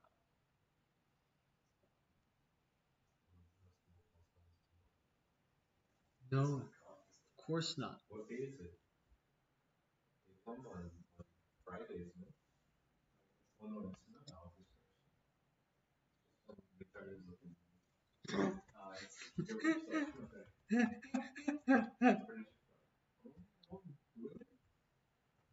Wait, am I in the Irish Furniture Club or not? あ、なんかユタがさっき言ったの。ユタがいたの。ユタいたでしょ。俺も帰ってみた。本当？話した。何やってるのかな。青ユタ。Our guy is here? Yeah, our guy was here. え？誰が何をしてる？ユタが何をしてる？誰が言ってる？ So, how's our guy doing? I don't know. How's he doing? What you talk to him? Was it the guy that you met like that? You were on the phone with? Like you were asking about the password? Yeah. No. About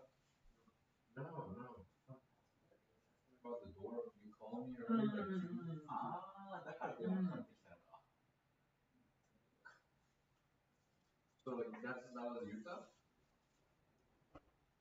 He's good. He will go Kyushu next week. For what? I don't know. Sex? I don't know. Yeah, he's a really good guy. He's already young and young. So. 同い年じゃん。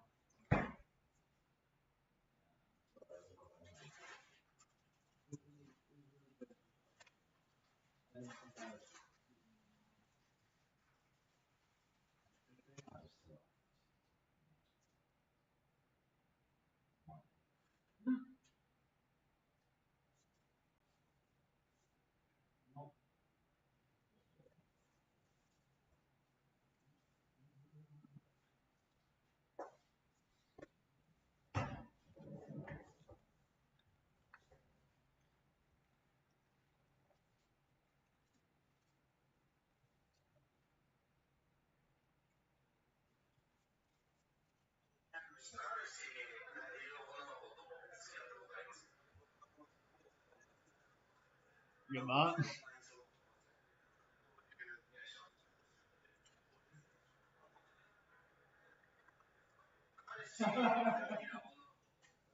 Bro was like, oh, are you done, bro? Like, bro was traumatized.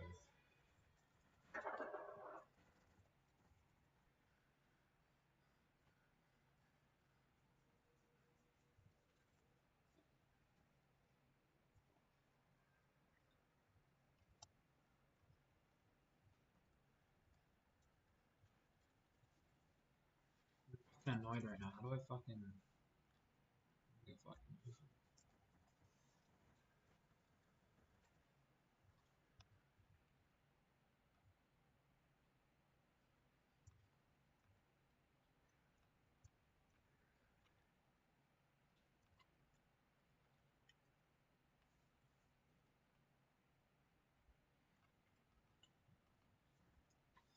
What the fuck is fucking wrong with this shit?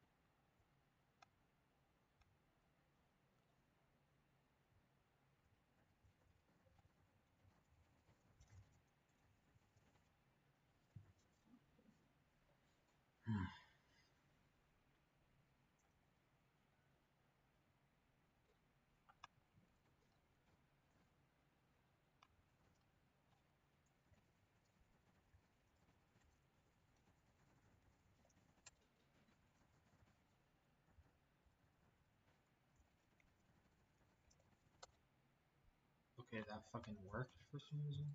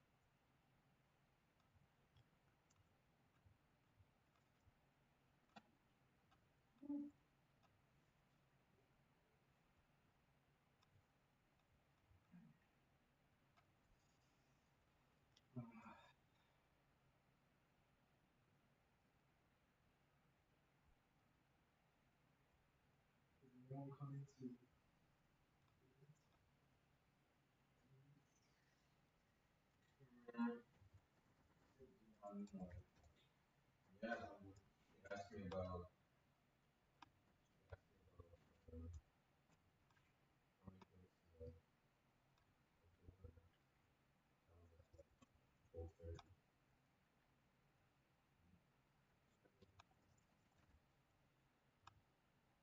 I texted her, have you decided? Like,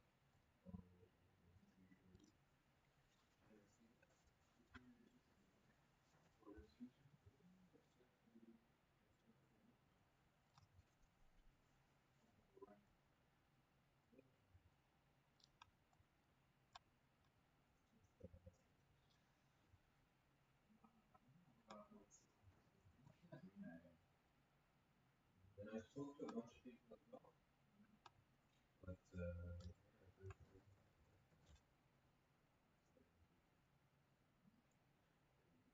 But 11 people or 12 people?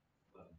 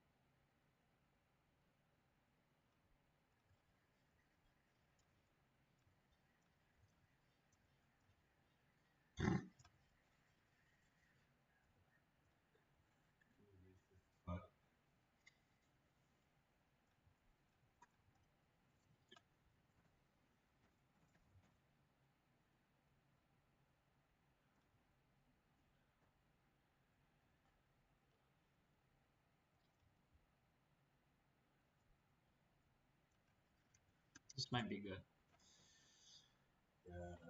Manager? No, laptop. Laptop? What do you mean? Yeah.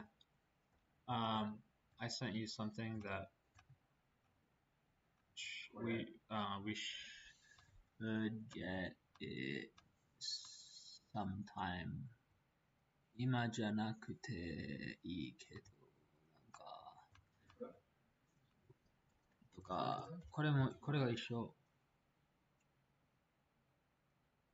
うん、これが一緒のやつ。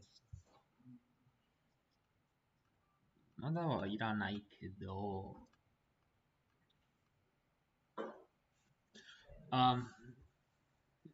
in 2 months, we could have.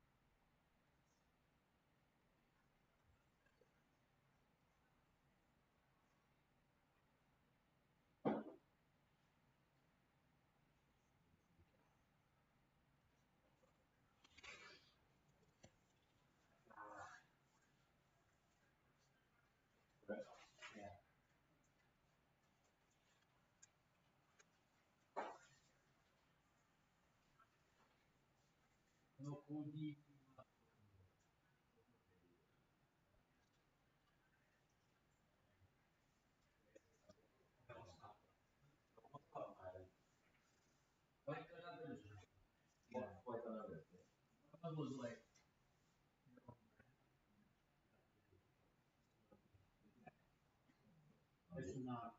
I mean,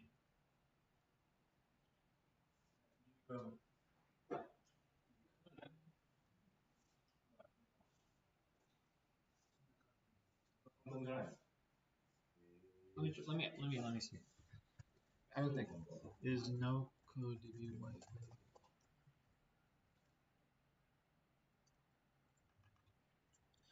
How to change logo. 確かそれできたらめっちゃ売れるじゃん。あ、ちょっと待って。できるかも。ちょっと待って。いや、ちょっと違くない？その、ノコ DB が 100% ないようでしょ。そのノコ DB のロゴとか絶対ないように。そうだね、それが売れるね。まあ、プライオリティはそんな低くないから。まあ、let's try. After it loads, you can maybe change. Yeah, yeah.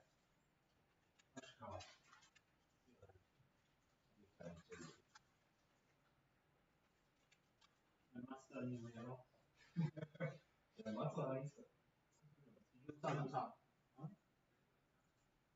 れやばいよ。Mazda ドットコこれはできないよ。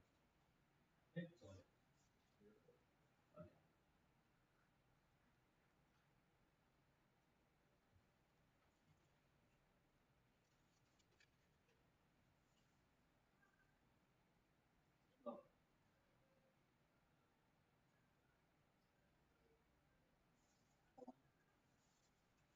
う。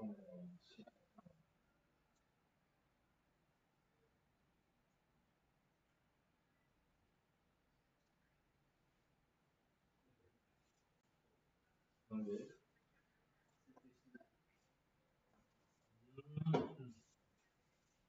俺が普通にマズダ個人的に言ったらで、we should tell them. Yeah, we should tell them. Their website doesn't load. It needs www. あ、そういうこと？そうそうそう。面白い。そんなのなんだ。だから、we should. We found some problem, Mazda, なんとかなんとかなんとか。確かに。Yeah, We can get their site. 本当だ。本当だ。このマツダのあれがこれ www がないと読めない。www.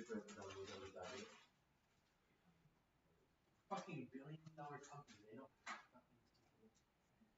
これがなんか。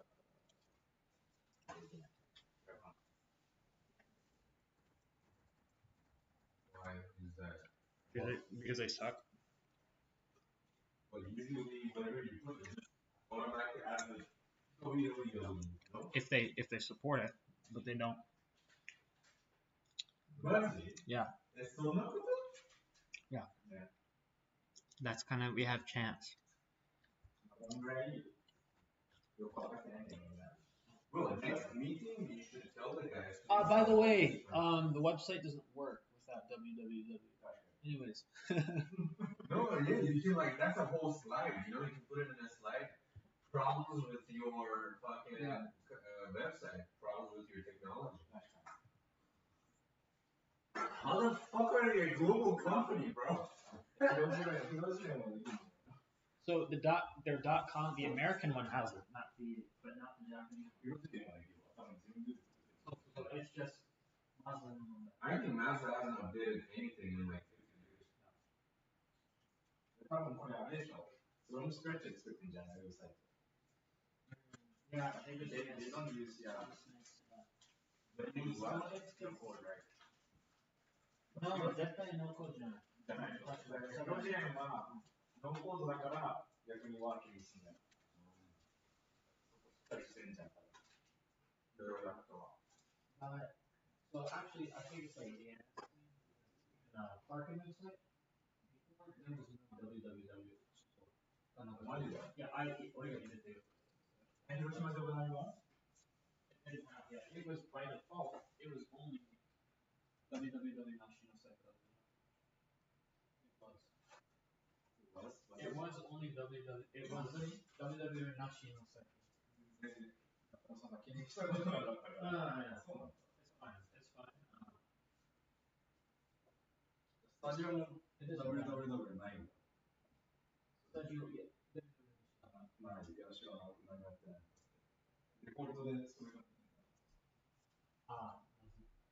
Yeah, we honestly, yeah,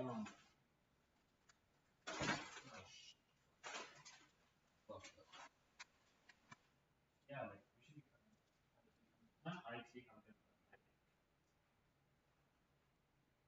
but out of date fix company.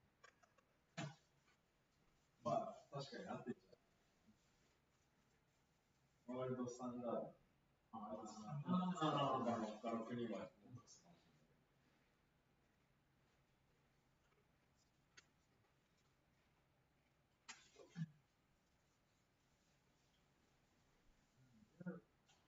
Really chocolate. Huh? Fucking chocolate.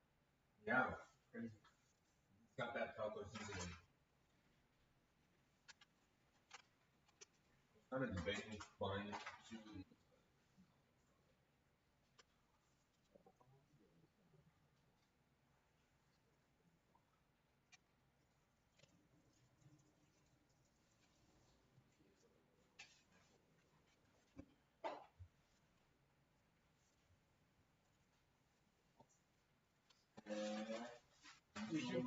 We should write down every problem we find. We could have a problems page or maybe I think we should use, but we should use no maybe as my gosh. Wow, that's good. Because like we can label like incomplete. So that's it. If we use like not for the we can allocate company, right? Yeah. Yeah, so we can connect. Yeah.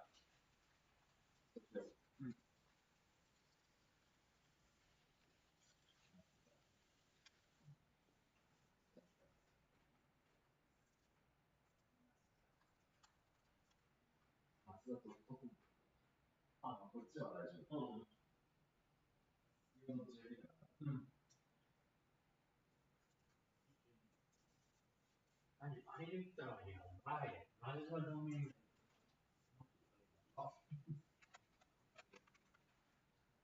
You tell me we can take the domain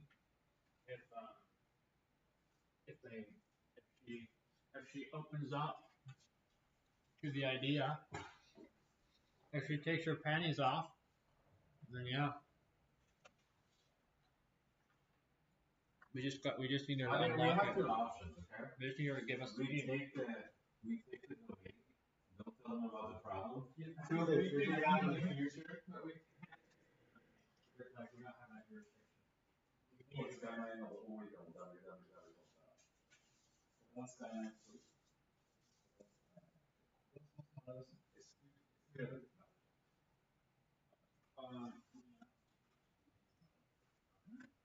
But how many numbers on the sides of it? The one. It's fucking easy problem. It's like running with 69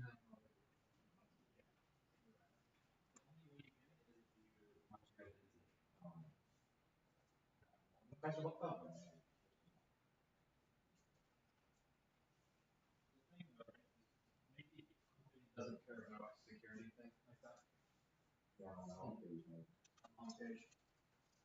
Like, I don't know. Japan claims they care about security, but Sony used to store passwords in plain text. Wait, so you can just like fucking go into the thing and see? Yeah, so you know George Haas, the person who created jailbreak. You want this? Okay. Not even get created jailbreak. George Haas. He's a really smart programmer, hacker. Started as a hacker, has his own like AI company and whatnot. But he's like good friends with Elon Musk now. But he's the guy who started the jailbreak in the homebrew, all that like let's fucking put our own software on Xbox, PlayStation, iPhone shit. He started that entire thing. That's all he's in. So, yeah, like the first person to ever to hack the iPhone.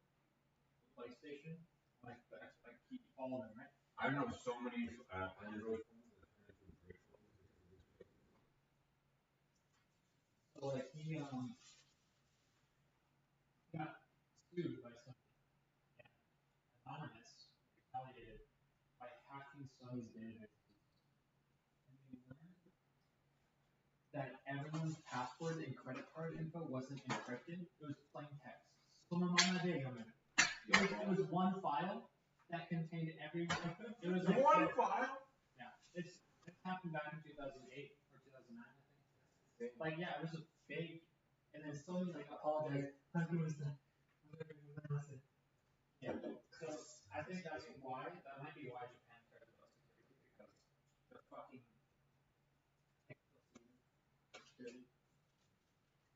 That's so funny because in Japanese culture you're supposed to be thorough.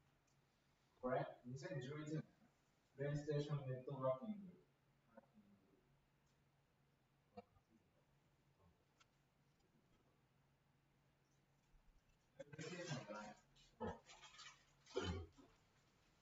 a bunch of credit card, but PlayStation though. PlayStation. クレジットカードはリストしてないです。あ、そう。だってよ。How many accounts? How many accounts? Text. This was really bad. This was like the worst hacking. And it wasn't even like a crazy hack. It was literally like more we gained access. Like usually you can't even do anything after you gain access. They gained access and it just so happened that all the information was in plain text. So they just automatically got everything. But this also says a lot about Sony, right? Yeah. Sony trusts its employees so much that they wouldn't abuse the access they have. And they had no problem till they got hacked. Isn't that crazy? So Sony like one guy had such a powerful impact on the community. The guy who hacked, right? The guy who was hacking. Jailbreaker or anonymous? Jailbreak guy. He wasn't a criminal. Sony sued him because they didn't want. It's like he thought it was unethical that hey, I bought this software, I bought this hardware, I have the right to own this hardware. I'm not allowed to use it in the way I want to. Like I'm not allowed to take it apart and put it back together. So that's all he was doing, and then he figured out how to make these softwares for. Sony sued them because they didn't like that. That's when Anonymous came out and fucking hacked Sony and found all the passwords. And then he was really he kind of got some final fuck, even though it wasn't really his fault, right? Like he didn't tell us. So he took the rage.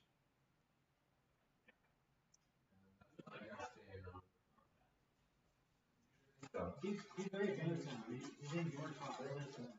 Pull his live stream.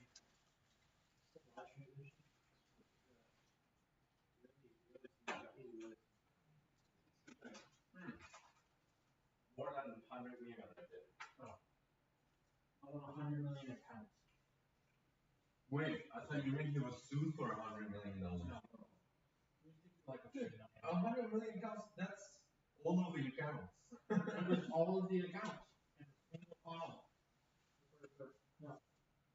Bro, I love Japanese society. Just the fact that, dude, if it wasn't America, you do not trust people who work for you. You know what I mean? Japanese population is like 260 million. That's every single Sony. I guess every single one. If I had access to 100 million credit cards,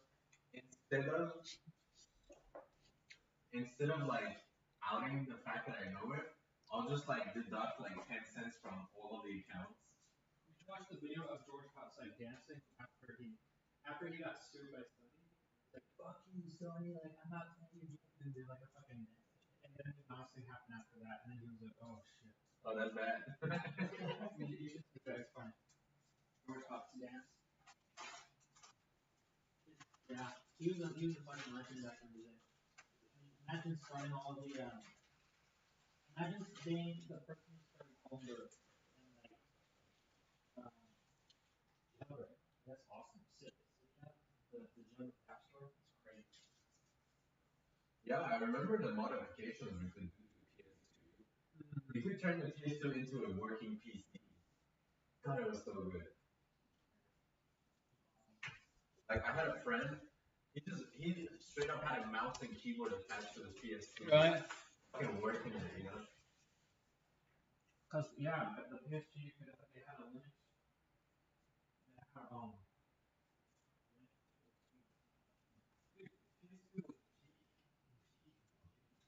Everything just went downhill. But to be fair, PS2 got jailbroken the day it got released. So.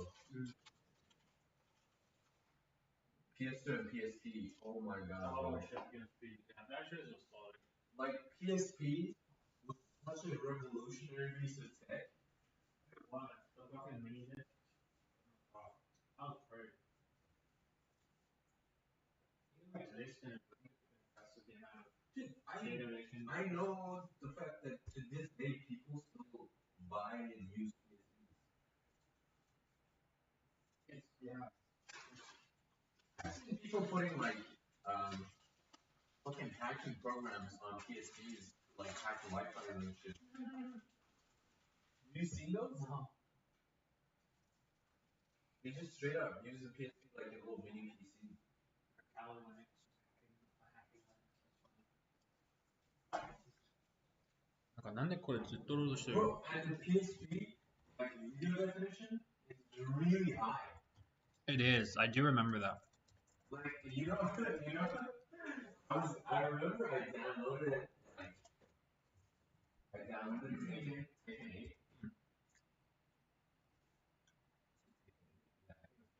And so the opening cutscene of Taken 8, I remember like watching it and being like, damn, this is so high definition.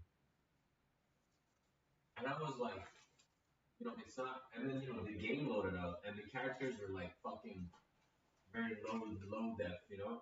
And I was like, okay, then it's probably not the game that's high definition, it's the video that's high definition. You know what's the next logical step I took? I downloaded a 1080p porn, a 4-hour 1080p porn, and then just put it on that shit, bro. And I was watching a bitch get fucking railed in high def on a PSP. And then you know what's the next logical thing I did? What? Took that shit to school. I remember, like, because I was in the math course, I remember the professor was setting up the desk cabinet in the back bench, and like, with like 4 people just glued to my crotch because everybody's watching me watch porn on PSP. Yeah, What the fuck, dude? What the fuck? High def porn on PSP was such a fucking banger. That's wild. Yeah, now I want to buy a PSP.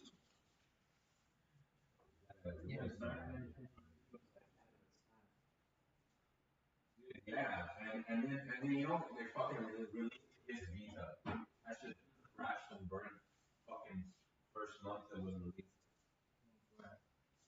Bro, PS Vita was one of the most fucking downgraded technology.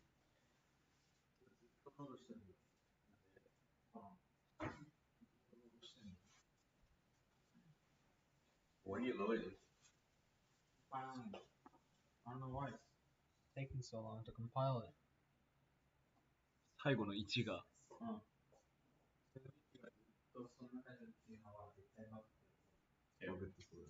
Thanks. So what's the plan for events? I'm just gonna text a bunch of other people as well. Today, and then also tomorrow. I'm gonna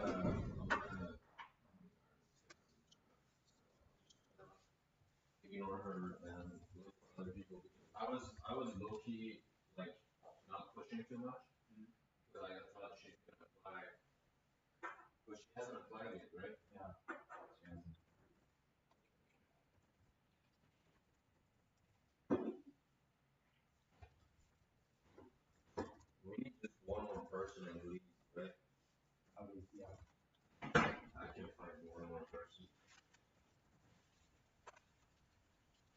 worst case scenario, can I just tell somebody to come and mutate and buy somebody?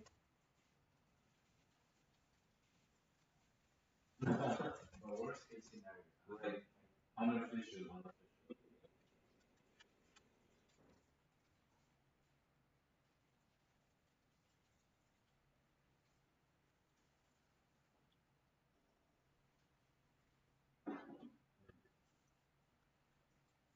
Hold up.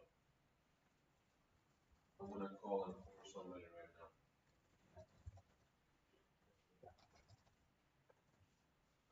God, you're such a bad person. When it comes down to it, you're like the most evil thing you can. I don't care.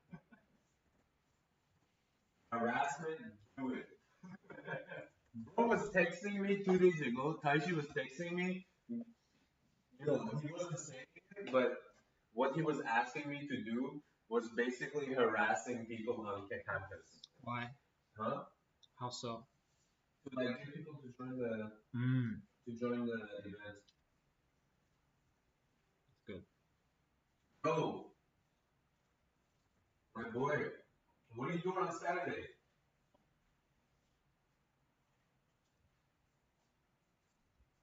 Fuck is taking shit so far? Listen, if you're free or haven't planned anything, from 2 to 7, I have a fucking job hunting event I need one more person for. And there's going to be a free Niji type, so you can fucking drink and shit. Yeah.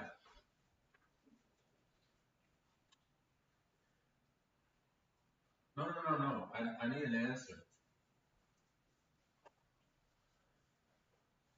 It's 6. Why? From what time to what time?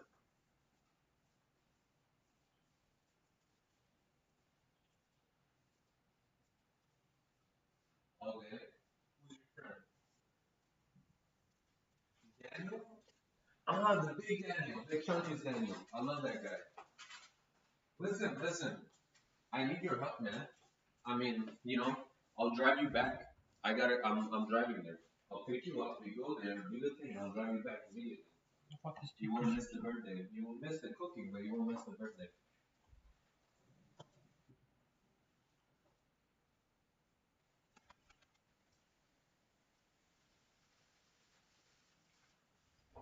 Well, so we need to hit a minimum number of people, and we need one more person to hit the minimum, right? And then yeah, that's it. And afterwards, like the only thing that is honestly for this program, because it's a new program we're running, and we're supposed to prove to these companies that you can get feedback and this kind of new style of shukatsu has a potential for the future, right? And to do that, I need to hit the minimum number of people and get feedback from these people about what they felt, how they thought about the program. And so having someone who speaks Japanese, understands it, is very important. And a person who I can trust and is not retarded. So when I ask him for feedback, he gives actual good feedback.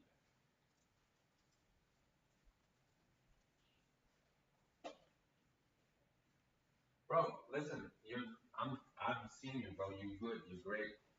I wouldn't be calling you if I didn't believe in you, my guy.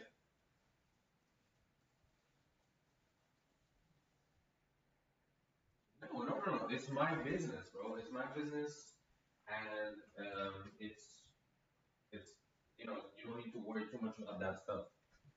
In fact, you don't need to worry about anything. I'm just asking you to come. That's it. 2 to 7. Yeah.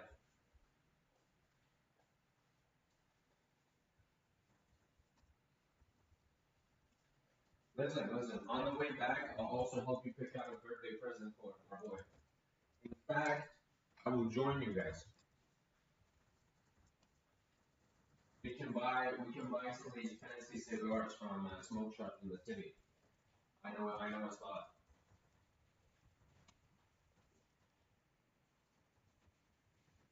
Yeah.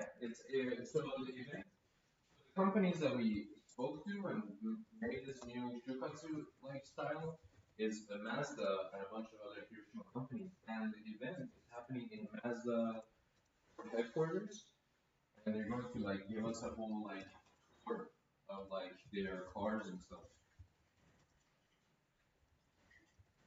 No. Fuck, dude.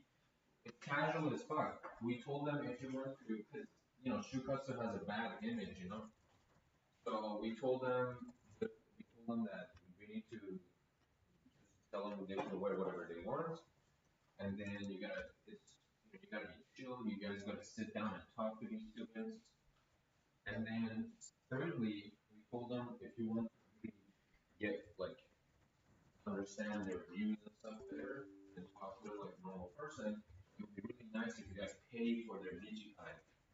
Take them to Nijikai and pay for them. So, we got them to agree to all of this crazy shit. And, for a Japanese company, it's honestly, we made a big leap to get them to agree to do this stuff. So we want to prove to them that, they should do this all the time.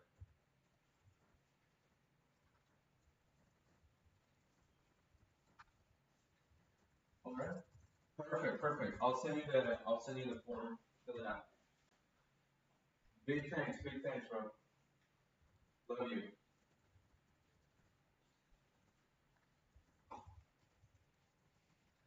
I got you. No, I think I covered it all, and then it's super chill. It's super relaxed. It's a fun day. Yeah. All right. I'll stay in contact. No. Thank you.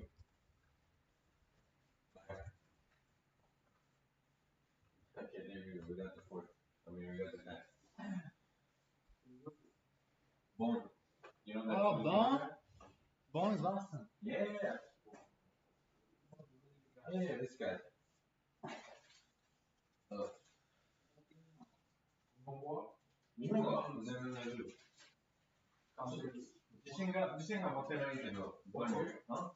He's third year now. No, he's second year. Yeah. I told you I got the perfect guy. I just need to harass him a little bit. Bone is fucking awesome. Really good. You know Bone, right? Yeah. The short guy? Really good guy. Honestly.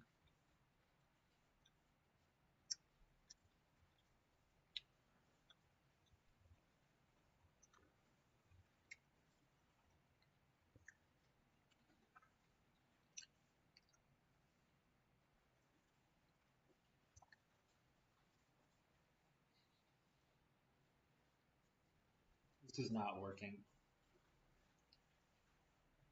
Oh my god. Alright. Plan 2. Plan B.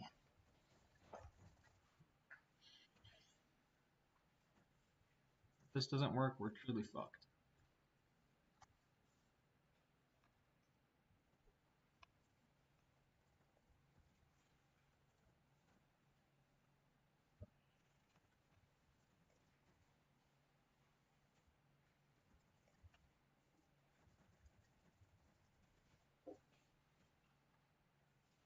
Motherfucker, if it doesn't work, I'm gonna be fucking pissed off, man. Let's get this bread. Get this bread. Let's get this bread.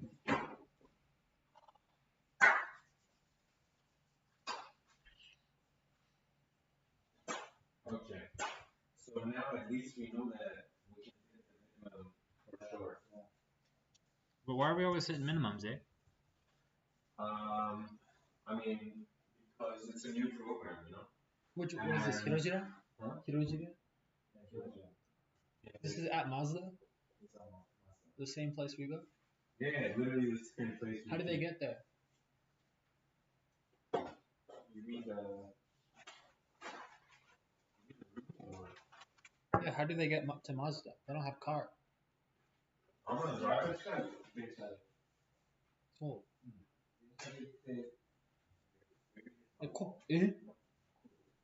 前回行ったマツダはそこにある。そっちか。え知らなかった。だってめっちゃ運転してたその日じゃん。でも近い。全然知らなかった。Remember that long drive that we journeyed from? And there was like a train track? Yeah, I do remember that, yeah. Yeah, because there's a train station there. So that's one stop away from here? No, from here? No. From here is like. Oh. What are you talking about, bro? Well, I thought it was close to here. No. The Mazda headquarters has a station. So they 3 can minutes away from direct from here? No transfer? Yeah, no transfer. Dude! You need transfer? There's no station. めっちゃいいやん。That's one line. じゃあ毎日そのマツダお茶できるやん。なんでお茶美味しいだよ。美味しかった。マジ僕も。なんびっくりした。あれよかったよね。Whoever convinced Mazda that they need custom made matcha めちゃく is ちゃ。 making so much money. じゃあ、 You know what I mean? クラ Just ケン。 printing and putting it in a bottle and then selling it to クラケン Mazda. 茶。クラケン茶いらん。今いらん。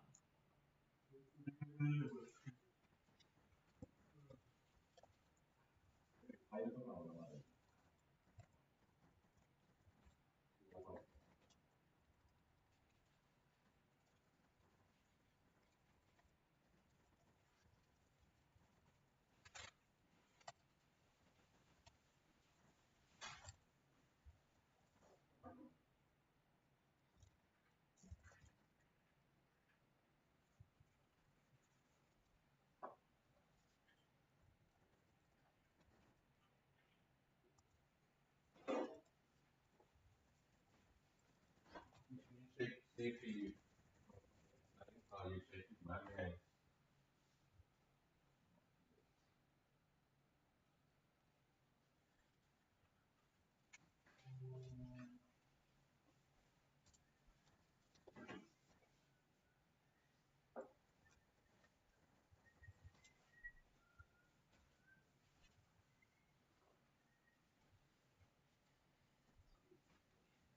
Bro, I was thinking the same.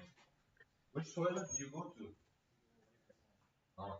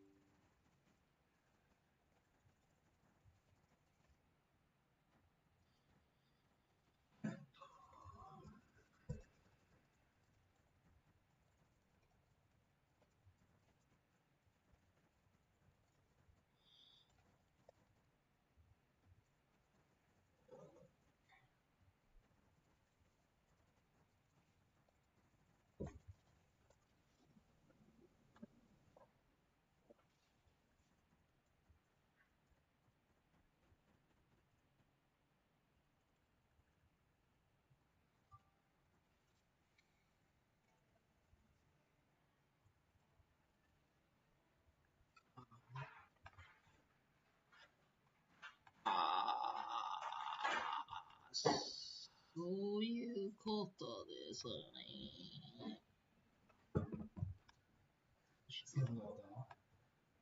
Maybe.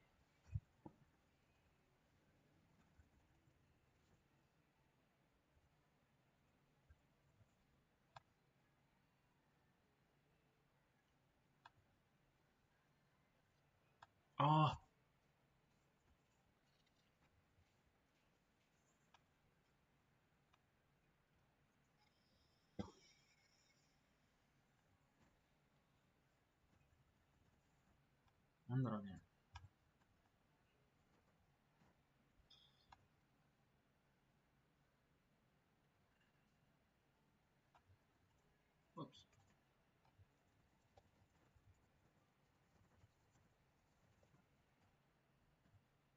Let's see. No, how do you do?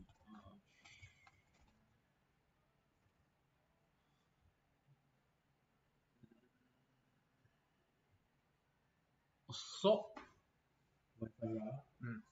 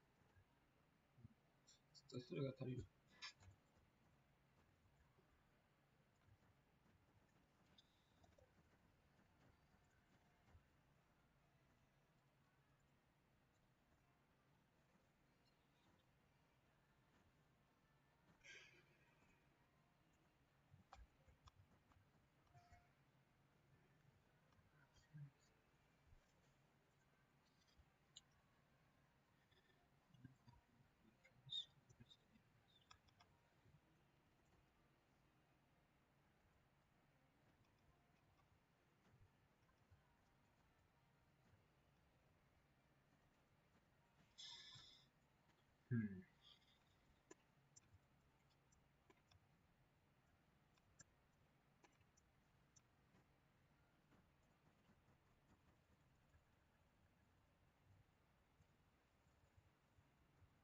Oops.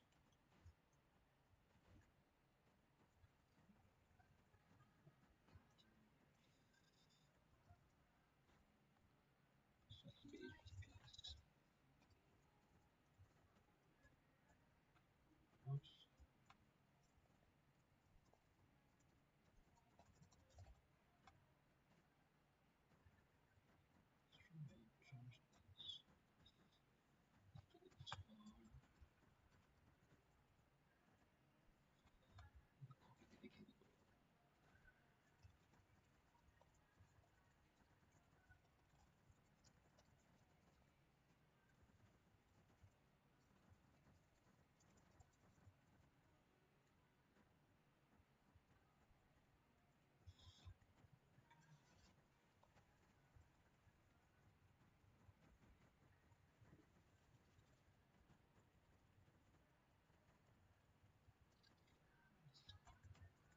Ah.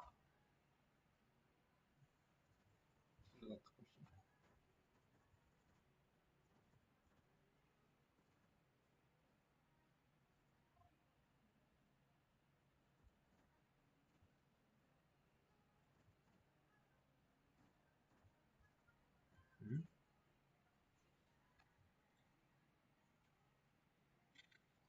絶対バグじゃん、それ。え、どういうことマジで。絶対やばいバグする。なんかノッコ TV がなんかバグってるみたい。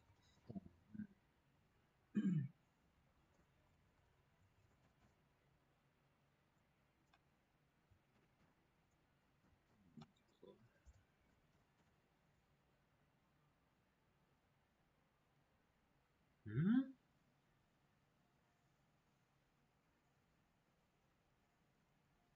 と、これやってみるわ。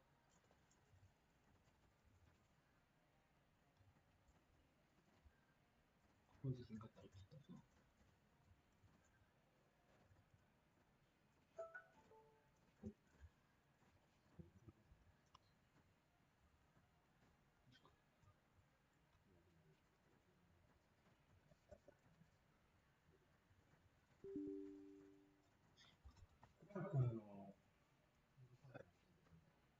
今マジ絶対 Wi-Fi が悪いと思う。Wi-Fi が悪い。でもこれ Wi-Fi じゃないの？じゃあなんだろうね。関係ないって言わないけど、全然繋いでないの。繋いでないからなんだろうね。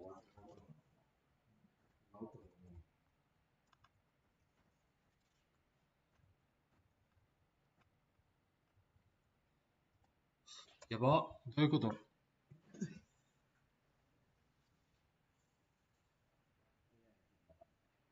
あ、絶対わかんない、これ。うーんと、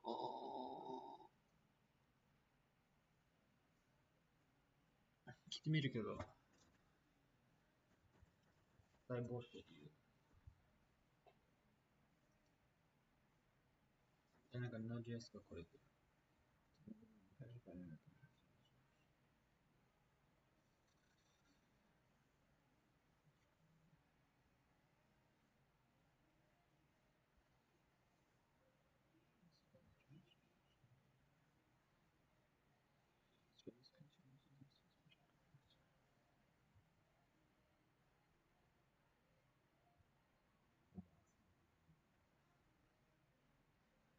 ジェミニ？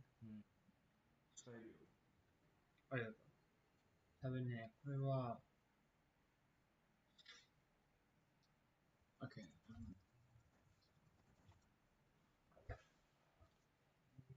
Supposed to be running to a path that is not writable inside function output. This group is trying to write. Why the fuck is it read only fucking file system? 絶対そんなわけないよ。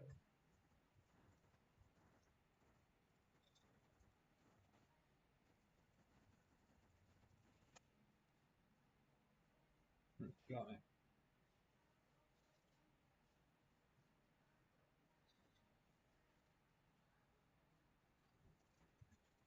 これやってみる。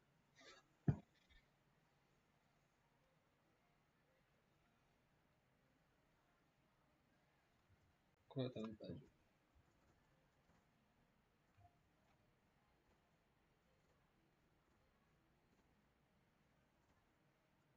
うん。なんか、やば、どういうこと？あ！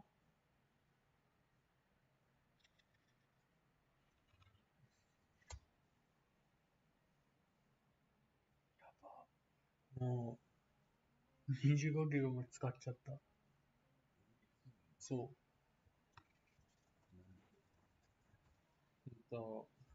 サーバーが高いから、その、なんていうんだろう。maybe, if, I don't know, maybe there's some temporary file. I try restart. Yeah, but もしかしたらもう25ギガが足りないから、I might have to get more expensive one, like 10 円のサーバー。It's fine.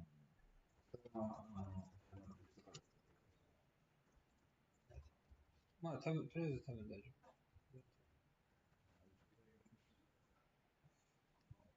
長い。大丈夫そう。で、今、じゃあ、良くなったかもしれないけど。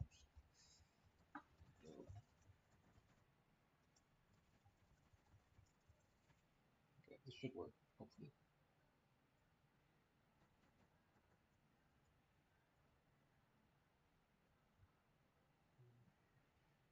遅いマジで。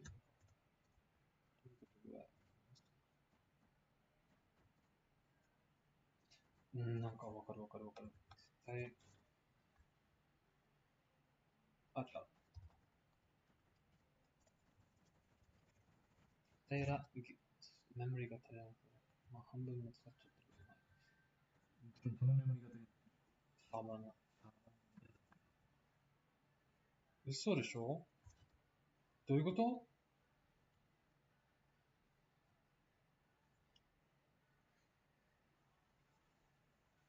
じゃあ、I have to get more storage, so...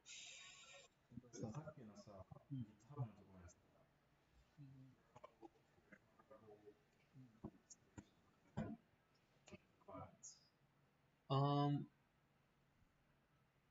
そうだよね。I don't think 絶対これが足りると。This should be enough. So, maybe there's some bug.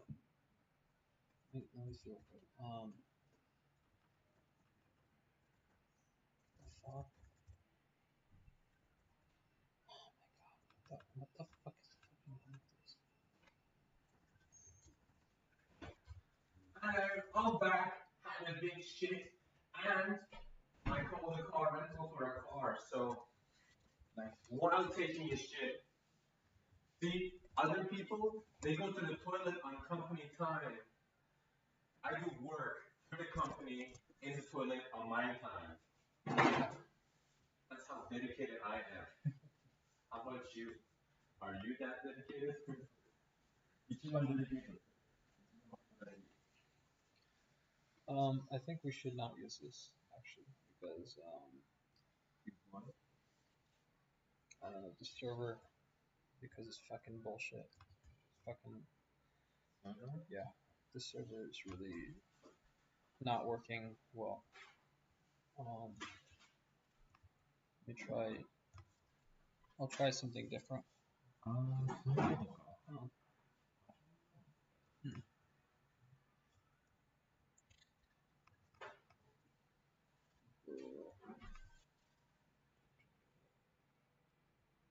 We'll just try this.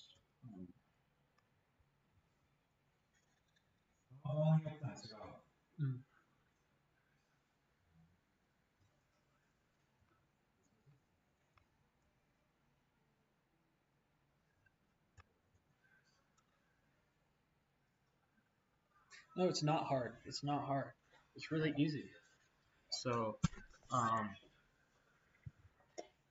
just, these system are overcomplicate thing. So,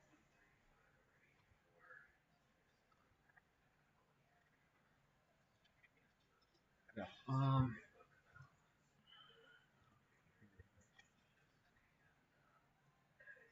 I'll try this. 絶対32ギガがいらんじゃん。ちょっと。32ギガ。32ギガいらん。それメモリじゃなくてストレージ。めっちゃ少ないのに。けど足りる。少ないけど足りる。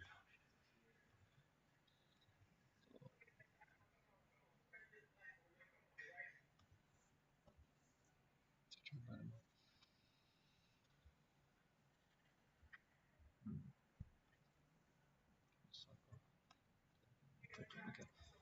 Does Debian have record?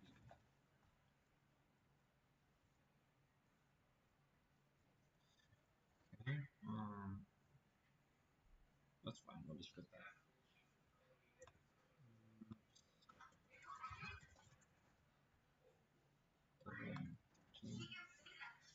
Can you turn that down, Rudy?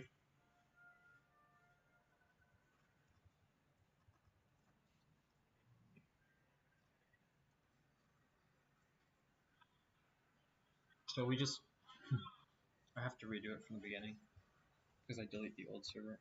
But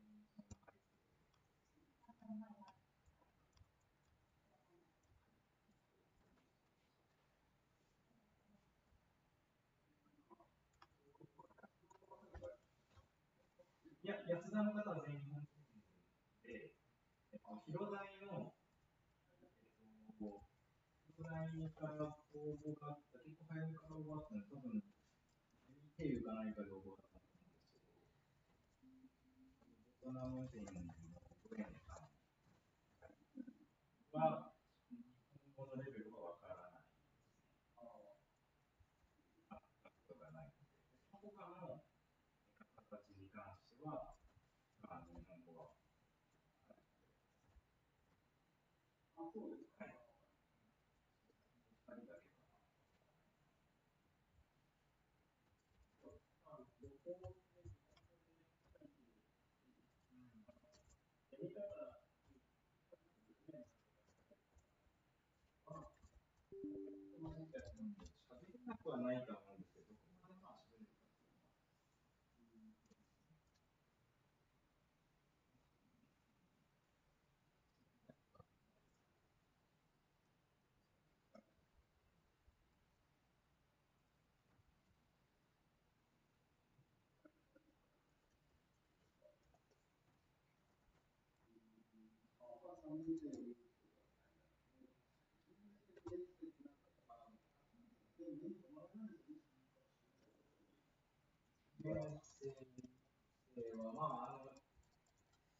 そうですね。声かけすれば、興味持つ人はいます。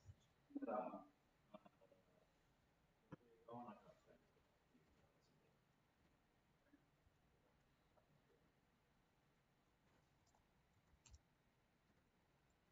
形で。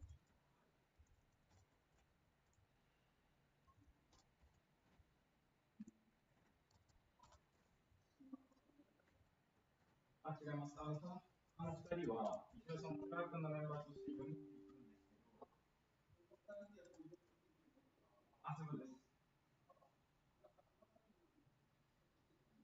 はい。なので、もう一応12人なので、誰も結論が出なければ、14人にはなるっていうことです。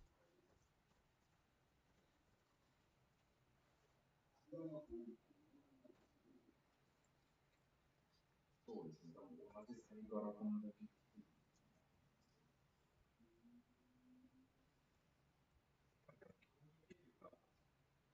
強いなと思います。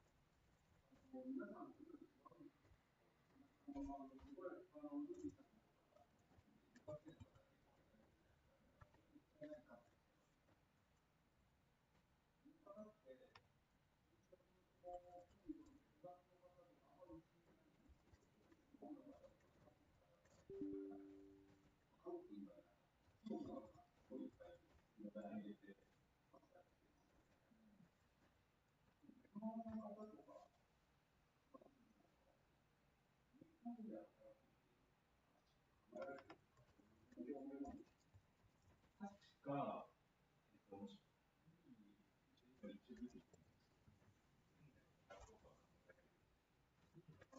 留学生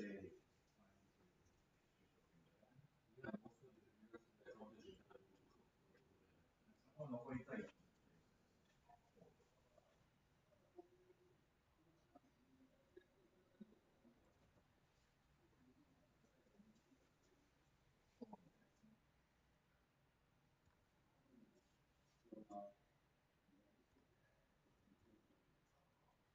もともと、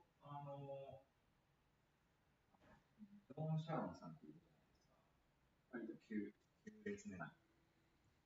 彼女も、もともと多分別の就活系のイベントに行こうとしてて、こっちに来てもらったみたいな感じなの。だから留学生用の、そういう日本の就活イベントがあるみたいで、そういうふうに来てる人は多いんじゃないかな。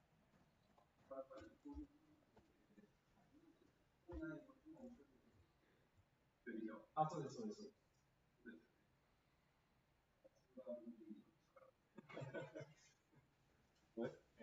はい。大丈夫。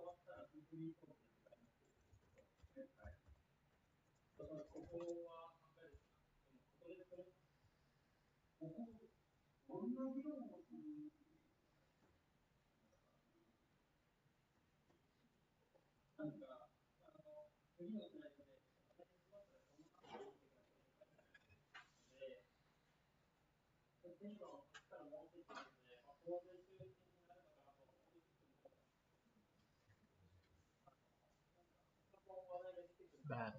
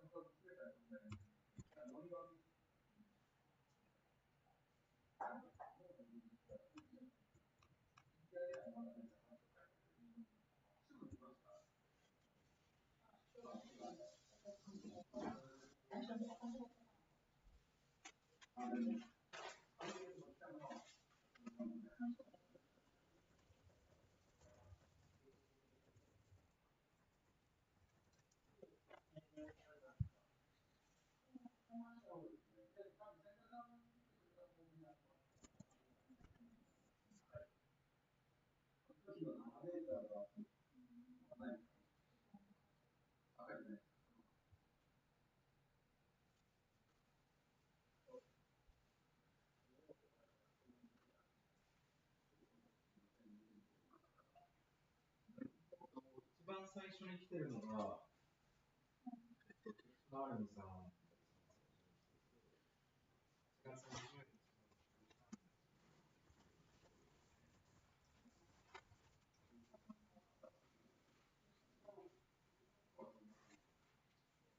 20日に来てるのが、1、2、3、4、5、6社で、21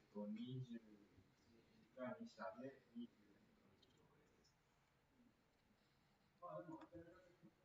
すごい。はい。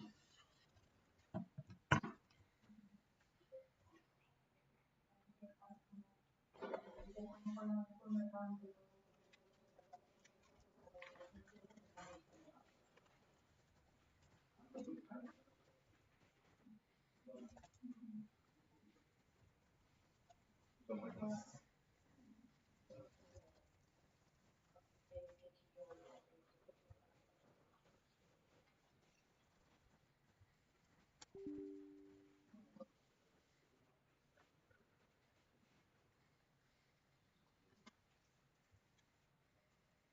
大丈夫です、大丈夫です。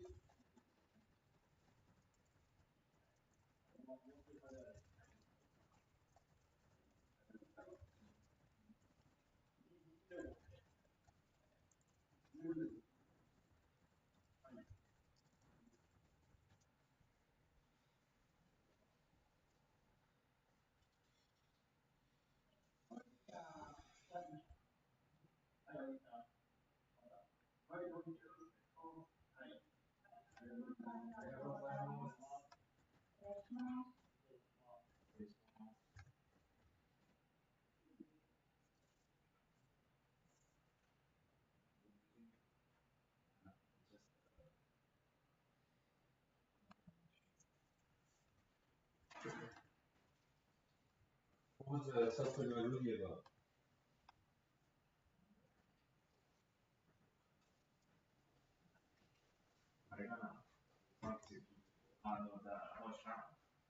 Oh, the Korean? Yeah, you can find it. Oh, yeah.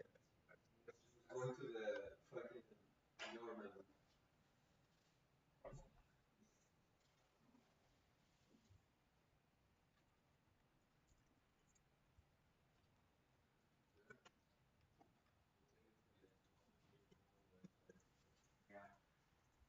No, I'm gonna go to for a birthday party. I was like, I want to join you too. Let's go together. But first,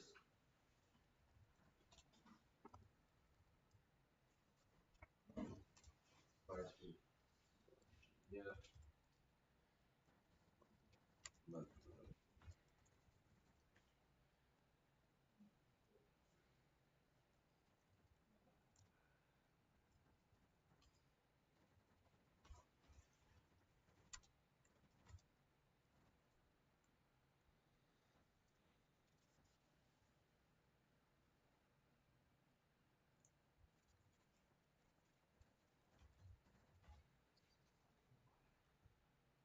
are you still trying to crack that? Yeah.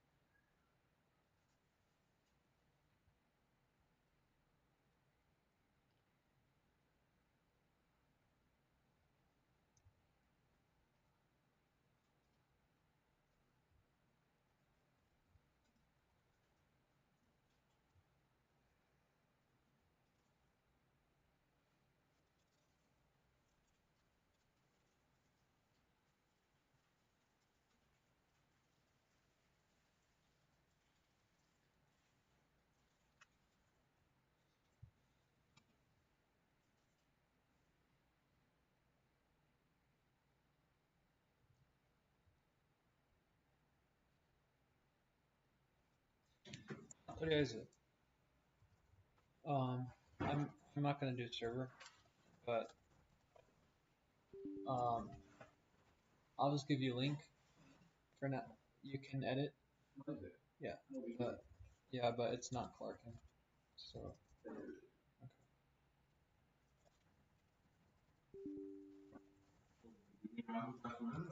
yeah, we do. Well, I have to give him a new link every time my computer restarts because yeah. 近所のパソコンでやると結構伝わろう。そういうことか。なるほどね。I don't want to do that, but 仕方ない。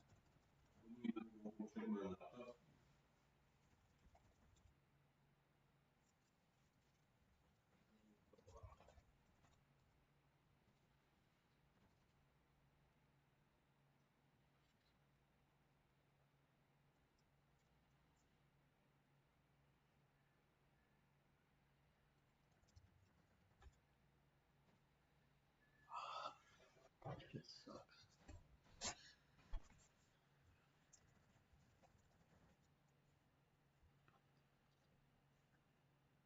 でもデータは残る。データはなくなる。リンクが必要になっちゃう。うん。そういうことか。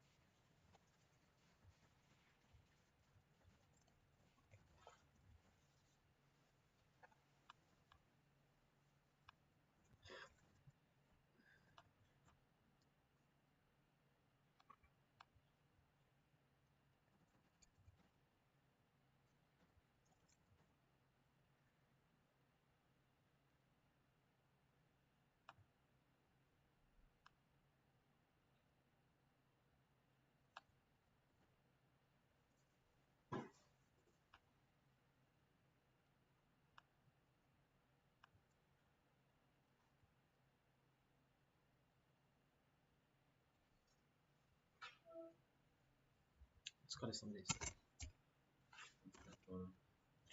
どこに行くの？オフィス。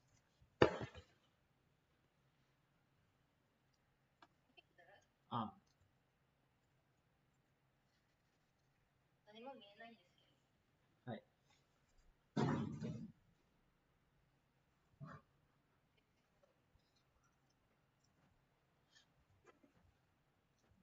まあ、こんな感じになる。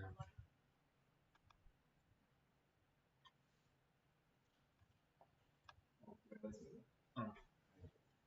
めっちゃカスだね、マジで。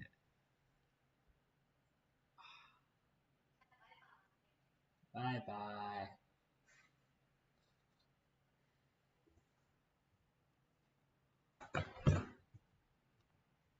それはサインアップすればいい。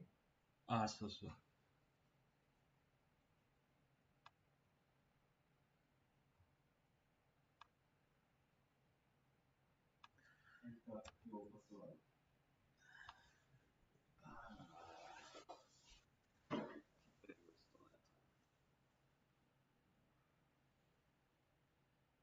俺のパスワードを入れると。何？俺のパスワードを入れる。いや、多分やんないと。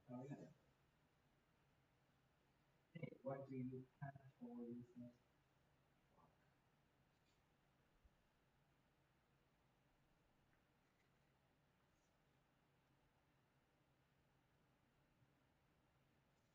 Yeah, we should set up court again. ここにね、もう出てきたら面白い。こういうの出てきたら。なるほどね。これね。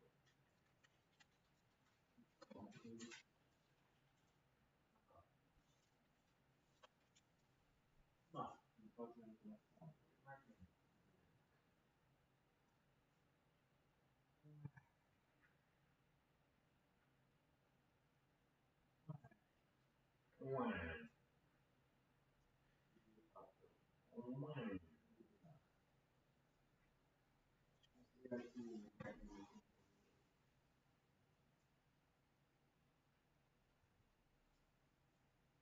さあ、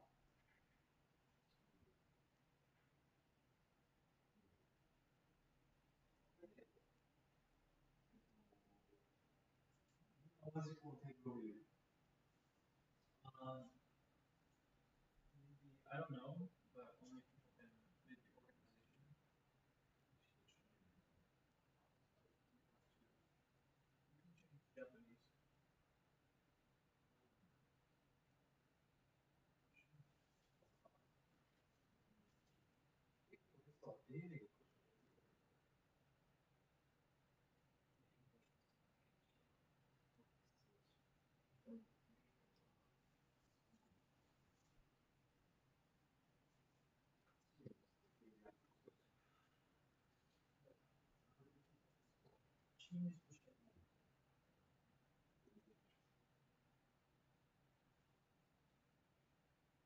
あ、そういうことか。全体が見れちゃう。いや、わかんないけど。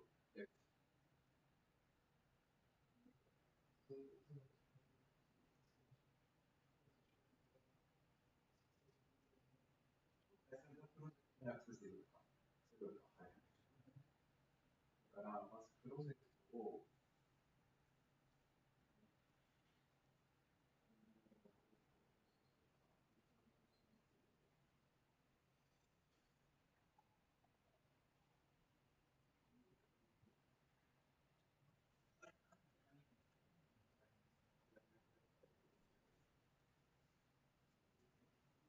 これは例えば誰かを紹介するとか、そうそう、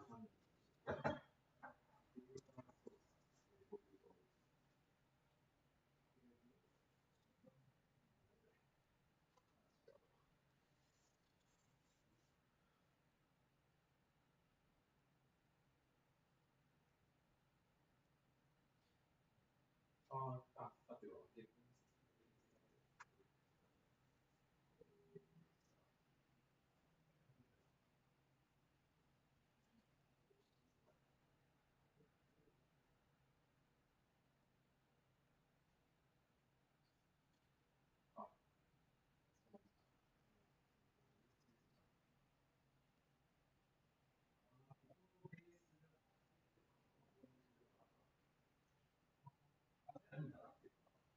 いっぱい作って、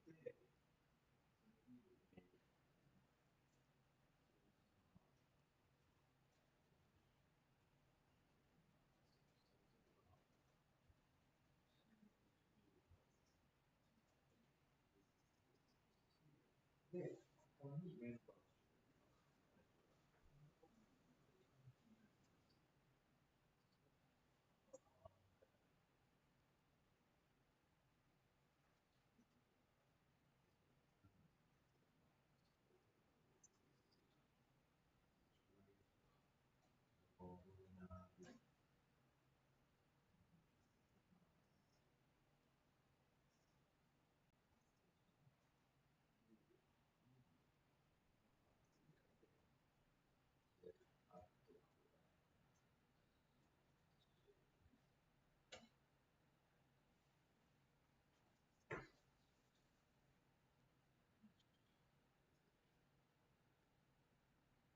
バーをできるこれ。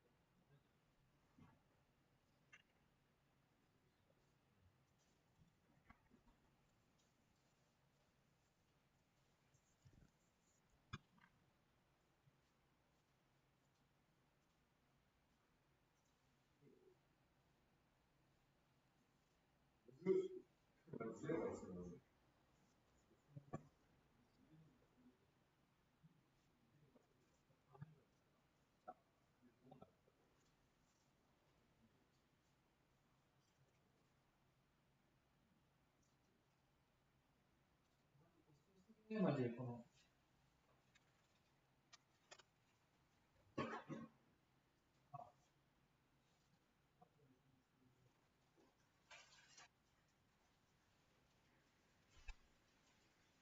いい感じだとは思う。で、このデータは全部だから別にちょっと待っていくでしょ。Even if you close your laptop, the data is still. Yeah, it's still okay.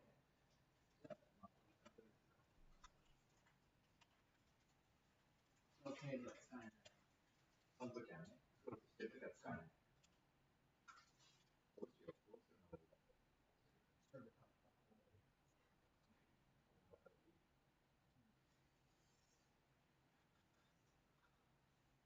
そんなコンピューターとかやっぱり、デスクトップだと。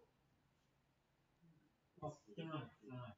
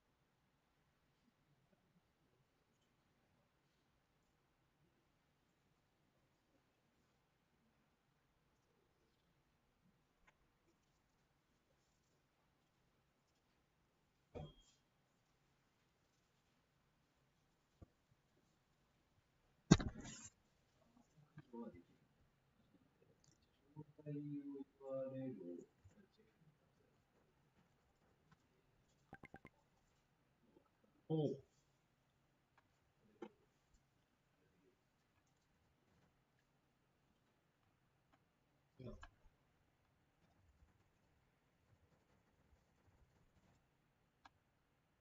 うん。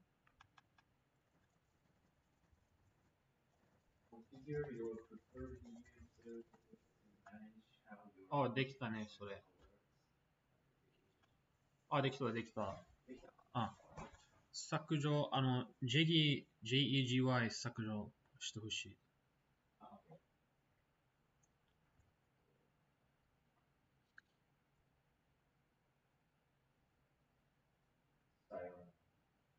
はい。いいじゃん。めっちゃいいやん。あ、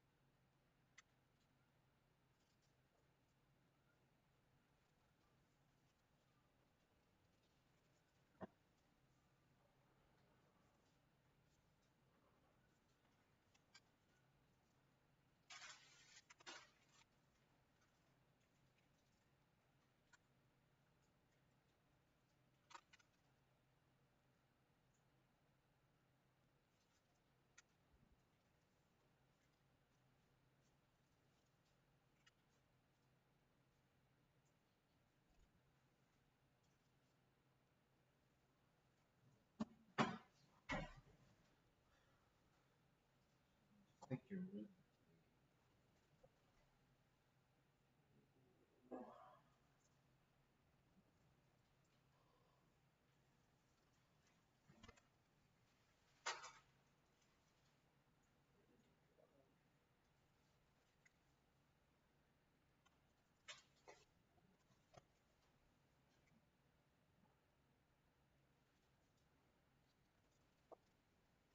Chef, how much do you think I have in my account? Bank thing. Yes, yes. Keep in mind I'm poor as fuck. I should not. Why shouldn't you? I'm asking you this. Oh my. 60,000? You're way off, dude. Way off, dude. Still way off. Huh? Alright, you're getting closer. It's not serious. I'm very serious.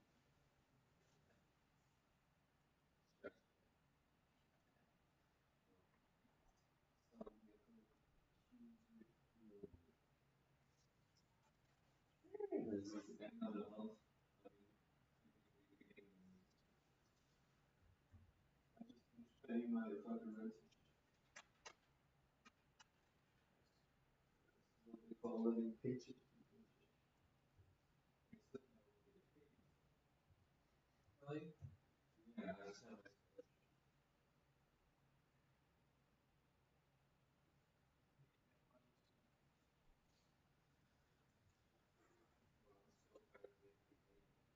I keep admitting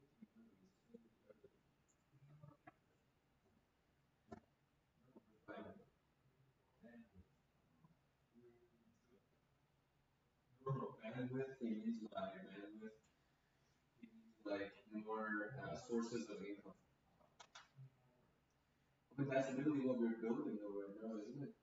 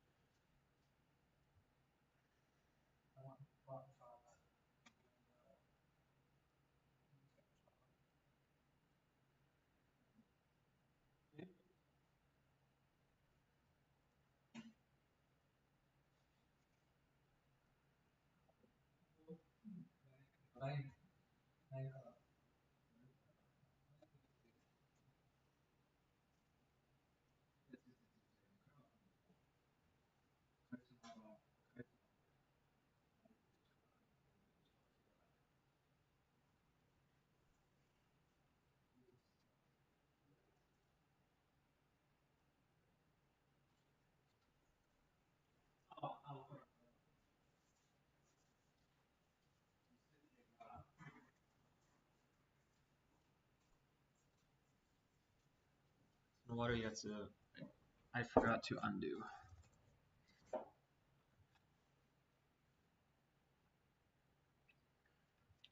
Can you check if the board is 49? Okay, it's fixed.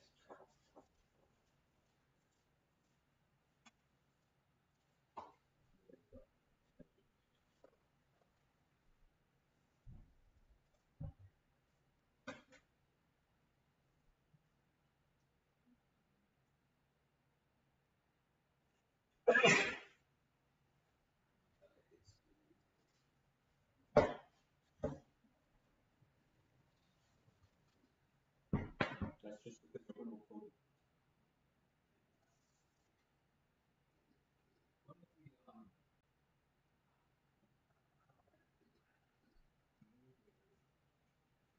Oh my god, it's so fucking. It doesn't matter. It's not that expensive. Um,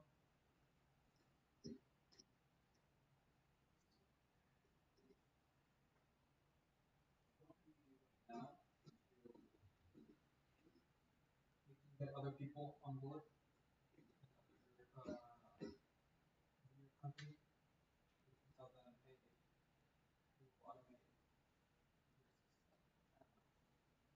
if we have we should add that to our website. Yeah, system optimization or something. Yeah, chatbot to your website at www. No wait, fix the www.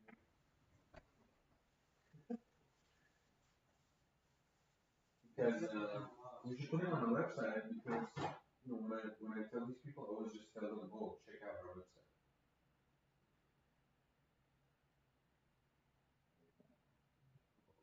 Notification, like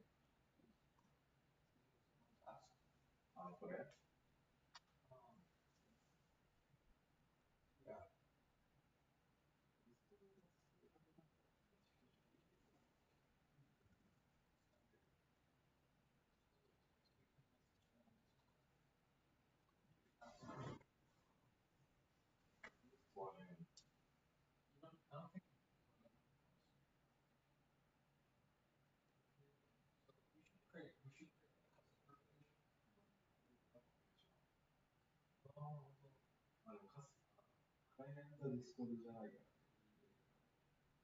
Yeah, but we should put like those pages.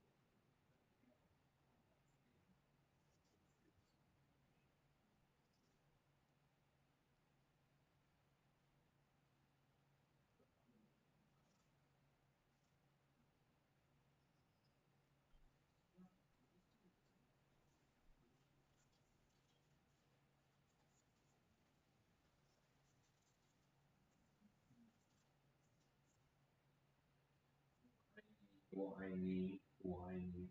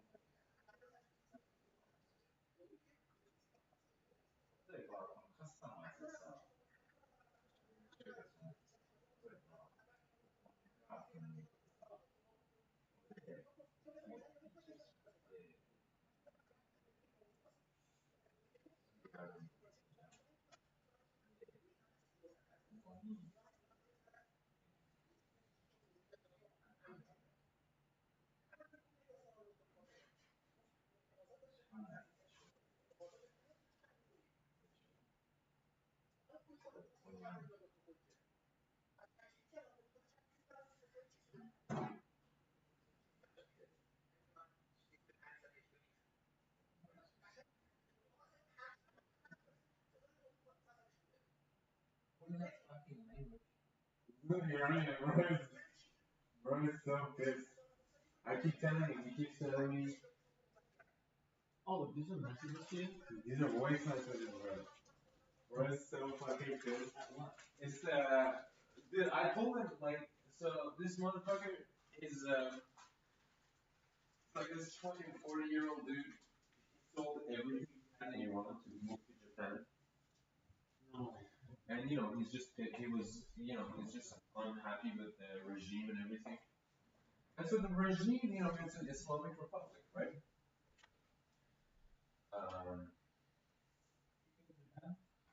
Yeah, so his wife got accepted with Mex for studying PhD at Tokyo University. And he was like, he took everything he had,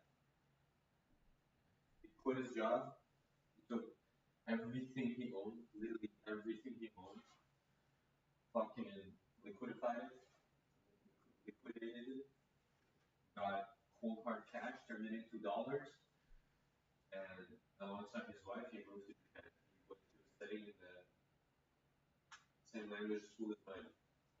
So in the language school, you know, he learned Japanese in this 1 year. got his GOPT, and then now he's working as an architect because that's what his like. So, anyways, I was telling him how like Islam is great, and that we're getting fucked in my country because I have this. I have so right now my theory is that the reason why one of the reasons why they kind of helped get Islamic regime running in my country is so that they will make people hate Islam. So right now, Iranian people, are getting more and more distant from like being Islamic because of the regime. The regime is just it's a dictatorship. Okay.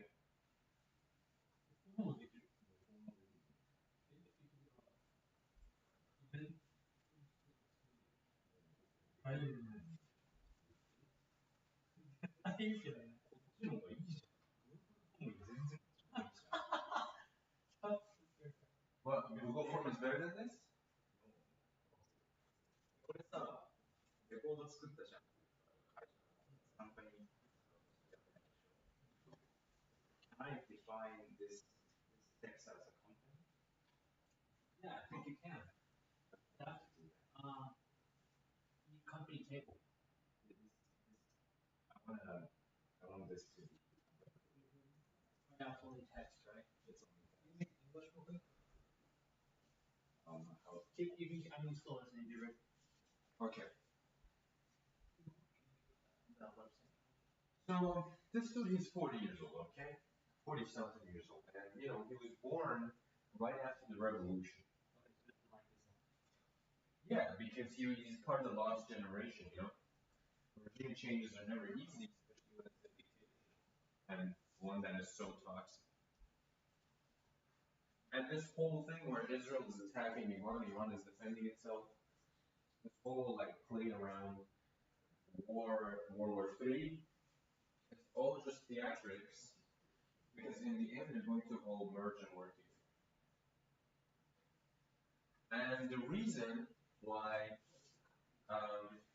there's all this theatrics.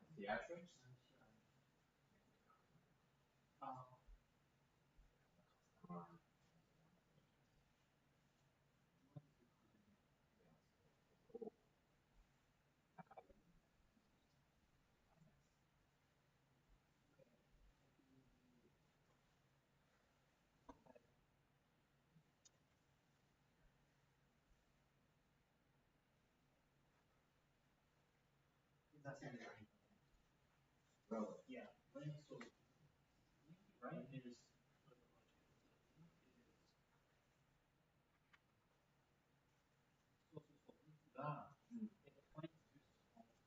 So, 일본은 맞던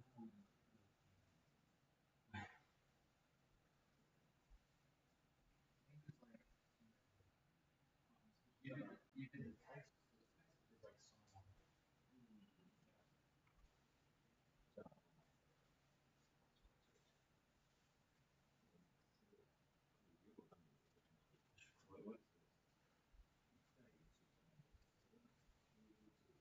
song. I don't know.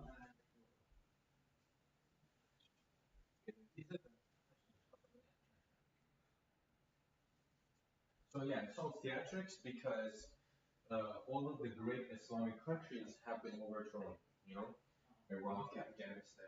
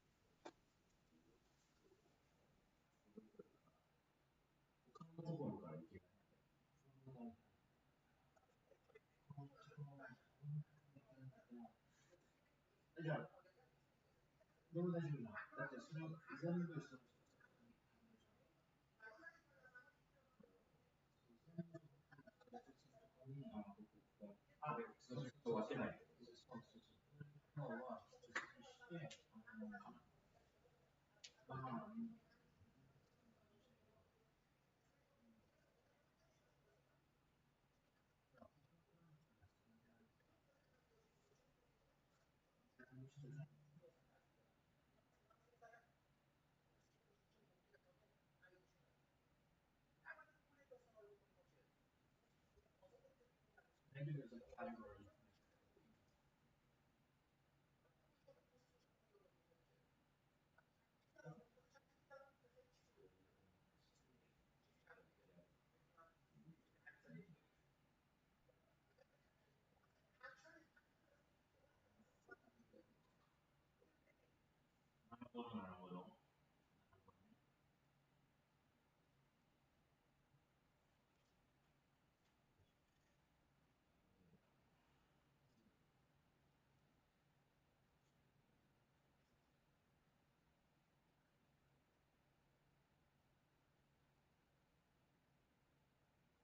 So he's like racist? No, he is super anti-Muslim, and he is pro-Israel. Are you serious? Yeah. Actually, yeah. Like in the one I was listening to, he literally said the Israelis haven't killed any child or whatever it is defending themselves. And he said these Palestinians, if they wanted to build their own city, they would have done it a long time ago instead of getting from all over the world. And I'm like, are you arguing with him about that? This is just the beginning. Like he just told me this. Like he just sent me these voice messages. Each of them is like 5 minutes long too, and he's speaking really fast, so it's compact 5 minutes. And so, which is fucking crazy because whatever he's saying doesn't make sense. When he's done, he's sat down and he's read the Quran, and Quran is the word Quran means law, and so it's like God's law, you know. And so, there's some verses in there that sound scary, and you have to understand the problem with language is that it's very limited. And you know the story of the Tower of Babylon? Oh my God, you'd love this. You would love this. So, so during the Babylonian time, Tower of Babylon, okay, there were these priests, okay, these priests that had figured out how to they figured out a whole new language system that communicated what they wanted to say so perfectly that without any doubt in your mind or heart, you receive information and you can execute it. Okay? And they would start like these priests. They would like their rhymes and their songs that they would like tell people and people will memorize. With just simple things like one of the famous songs is a recipe for a cake or bread or something like that. And so, if I give you a recipe of a cake, it'll take you a while to figure it out because you make a lot of mistakes, right? But these guys, the language they figured out, the way they figured out how to communicate, I would tell you the recipe, and you would just, while singing the song, you would just start making the bread and perfectly make the bread the first time. Okay? And so this sort of new language came out that was like so developed that between people there was no miscommunication. And so imagine a language where there is no miscommunication, there's only pure communication. Imagine the flow of thought, okay? And the way the language was set up was that, so we have alphabets, right? And we have words, right? So how their words would work is that I could, for a feeling and an action or anything, descriptive word, I could come up with a new word and you would instantly understand. So it kind of like became like, let's say, hate and dislike I felt something between hate and dislike, and using the instructions of this language, I could mix this two, make a whole new word, and when I tell it to you, you exactly understand what I mean. And so this language had this sort of infinite potential, and so there was no end to it. And so when people got really good at this language, they just kept infinitely communicating, infinitely having new thoughts, infinitely coming to new conclusions, and transferring this new conclusions, right? And so it became, it became so central, it became so influential that everybody from all over the world kept gathering in this one place, learning this new language, communicating everything, and developing science, art, ideas, thought, culture, everything was just developing. And so they're like, and they were so inspired that they couldn't stop writing and just collecting knowledge, right? So they were like, okay, we need a place because they had no more space to have these things. Like the one of the reasons why we have so little information about that at the time is because they wanted they were things were moving so fast that instead of like taking trees or something or like usually in those times they would if they wanted to keep something they would use pottery, right? But these people they were like transcribing things so fast that they wouldn't bake their clay, they would just keep transcribing. So they started, so they ran out of place to transcribe things, and they're like, okay, there's more people coming. We need a centralized system where people can just keep writing and keep documenting, and that's why they created the Tower of Babylon. So the Tower of Babylon was really big. Yeah. What? No, this is real. This is why to this day, it, sure, everything collapsed, but through word of mouth and a lot of they found some things, but like again, because they were using clay, uncooked, unbaked clay, a lot of the things kind of just like weathered out.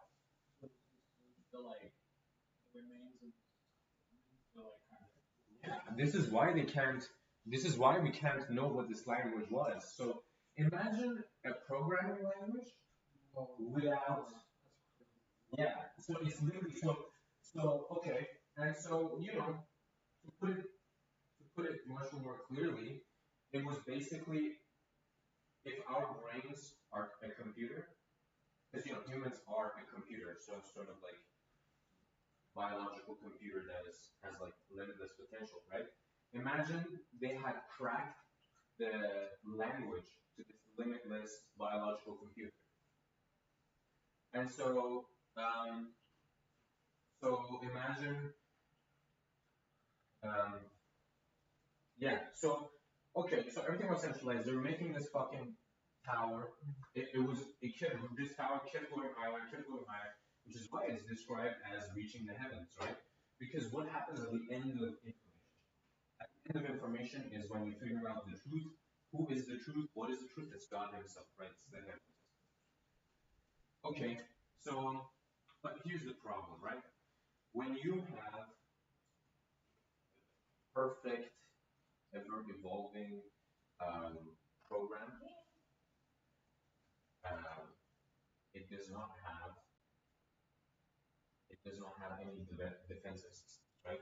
When you're so focused on advancing, people do not work on defensive systems, right? Acceleration, the problem with acceleration is that you cannot protect yourself. So these people were accelerating so much, and there's a lot of theories of how it fell, but essentially, in its essence, right, somehow a virus got into this program, and because communication was so strong between people, that the virus spread really fast. So that's why suddenly this language, the tower fell, and this language that was everybody knew suddenly got disrupted, and no one knew the language anymore. Yeah, yeah. And so, biblically, it's described that, God is the one who introduced this virus to stop these people from developing so fast.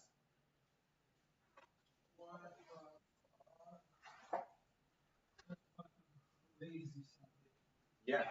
And so at the time, there was basically two languages that could communicate like this, right? One, so the closest language we know today that is like as closely infinite to the Babylonian one is Hebrew. Yeah. So so there was two major like civilization. It was the Hebrew, the Aramaic speaking ones, and then there was these motherfuckers who they crashed down. So the Aramaic, the Hebrew ones, they were more um, self-isolating from the outside world, whereas the other one, they were more external. They kept spreading. Again, because they were spreading so much, is why like everybody from around the world was just gathering in this one place. Whereas the Hebrews, the Aramaic ones, the Hebrews, they were self-isolating. They wrote a lot of laws that stopped outsiders from coming in. And so one of the theories is that it might have been like an actual disease, kind of like corona, where like if you get too close to another person in contact, that's how they get the disease and die. And so, in a society where everyone is just so close to each other, a disease like that could also theoretically be one of the reasons why so many people died, and why these Hebrew-speaking people were so isolating themselves. They don't want this people. So people speaking this language were regarded with having this virus, which is why, once word kind of got out that these people had the virus, everybody would stay away from them, which is why the language died out. Okay. So that's the story of Babylon. For themselves is what they are useful. But the point is that why is it that English is the language that is so pushed to be as like lingua franca? Even though English as a language is a very limiting language. It's a language of just logic. It's hard to be emotionally attached to anything when when thinking, when using English language as a thought process. Exactly. That's my theory. Yeah, because today they're using Hebrew, and Hebrew is really close to the Babylonian language. It's so good for them. It really helps them develop themselves faster than others and isolate themselves from others while forcing other people to use this language as limiting their thought process. In English, you need a lot of words to describe a simple thing, right? You have to be descriptive. But an optimized language with the least amount of descriptiveness, you can easily convey what you're thinking and feeling at the same time. So why English as lingua franca? Right? Exactly. This is one of the methods they're using. Okay, but here's the thing, right? We don't need to be scared of the fact that they're forcing English onto us, because what we can learn from the Babylonian story is that there's a reason why God prohibited people from developing so fast, so quick, and we gotta understand that first before we stop the Jews from controlling us. Because again, honestly, whatever the Jews are doing to us in the grand scheme of things is nothing but a distraction. Our end goal should be the truth, and the truth is what the Babylonians were getting close to, but too fast, right? So, because when it comes to thought, okay, and understanding and conversing, right? The thing about conversations is that no matter how sure you feel about the conclusions that you're drawing near, without practice, you can't be sure if they are as true as you think they are, right? So this could be one of the reasons why God stopped the Babylonians from getting so close, because they were only getting close to the truth in theory, but not practice. So before we get to a point where we have the perfect language that allows us to, access this limitless potential of the computer that we are, we have to understand the importance of practicing the truths that we get close to before conveying it to others. Like right now, I'm telling you Jews, Jews, Jews, Jews, right? Now, without going out there, meeting a Jew, and understanding why the Jews are so bad, okay, it's not good to just say Jews, Jews, Jews. So that's what God is trying to prevent. God is trying to make us understand that first we have to practice what we preach, and if those things match, then we convey them to ourselves and the others. And until we take this and put it into the languages that we're building, then we do not deserve to get to the truth here.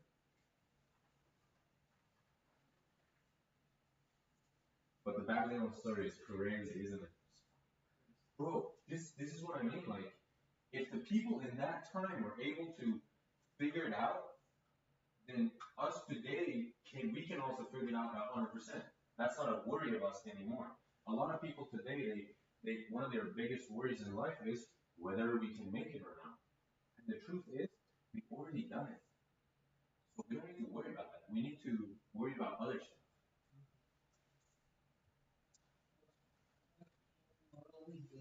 Yeah, right. So, and this guy that he's like fucking retarded. First of all, he's telling me that I'm not educated. I'm not reading it. I'm just like fucking going off of whatever I see on social media. Bro, oh my god. And so, I'm about to listen to everything he said and point by point shit on him, and then I'm gonna trigger him and see where it goes. Even if all I saw was social media. No, he thinks that, in social media it's all these pro-Palestine posts. He thinks this is all psyop. He thinks the Israelis aren't actually doing what social media portrays they're doing. He sees the Israeli as a no threat, as a friend. Which is retarded. If that is so, why did Israel stop peace negotiations between Iran and America and then fucking started a 12-day war? I mean, these are very simple things that I don't know why he's not taking into consideration. When you live a life of nothing but trauma, it's the kind of person you turn into. Yeah, trauma? Me? Him? Yeah. He's coming from a lost generation. Kind of the same generation after it's kind of the timing also matches with the bubble burst in Japan. The generation after the bubble burst, they couldn't find a job, so now they're all neat and burdens on society. He's from that same generation. They're just lost people. And generally on online, all of these fucking retarded people who are pro whatever that's going on and against our generation they're from that era. They're all traumatized. It's they honestly kind of remind me of Mexican rednecks. Mexican rednecks? What are those? Can we get water? Do we have water? People who have lost their identity. Yeah. They don't look. I guess even I am to some extent that I'm Irish and fucking Mexican.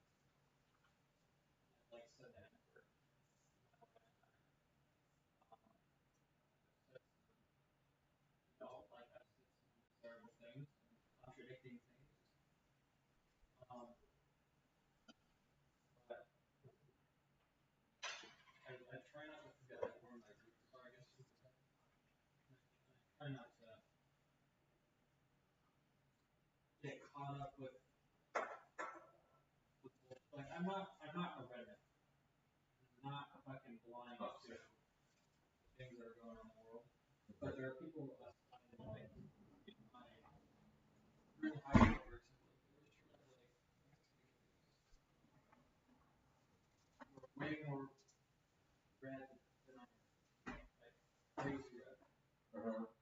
What do you mean by red? Like redneck red? Like red Republican and redneck. Okay, okay. Like red everything. I mean it's like that's not the right description. It doesn't seem like the right description for that person. Like you're kind of like you're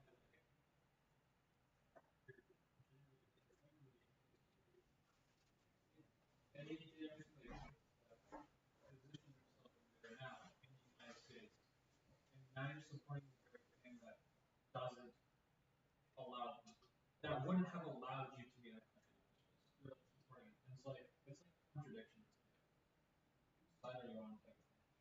Yeah, I mean, like America's case, I adore it so much. Like America, like I was watching a video breaking down like immigration, the history of immigration in America, and so the video started with explaining how the immigration policies in America today, even today, are non-existent, essentially. And the reason for that is because in America, immigration, since its founding, was core component of it. Like down south, the Mexicans would seasonally come up to Mexico to work in the farms, and then they would move back in. And then so during the 1960s,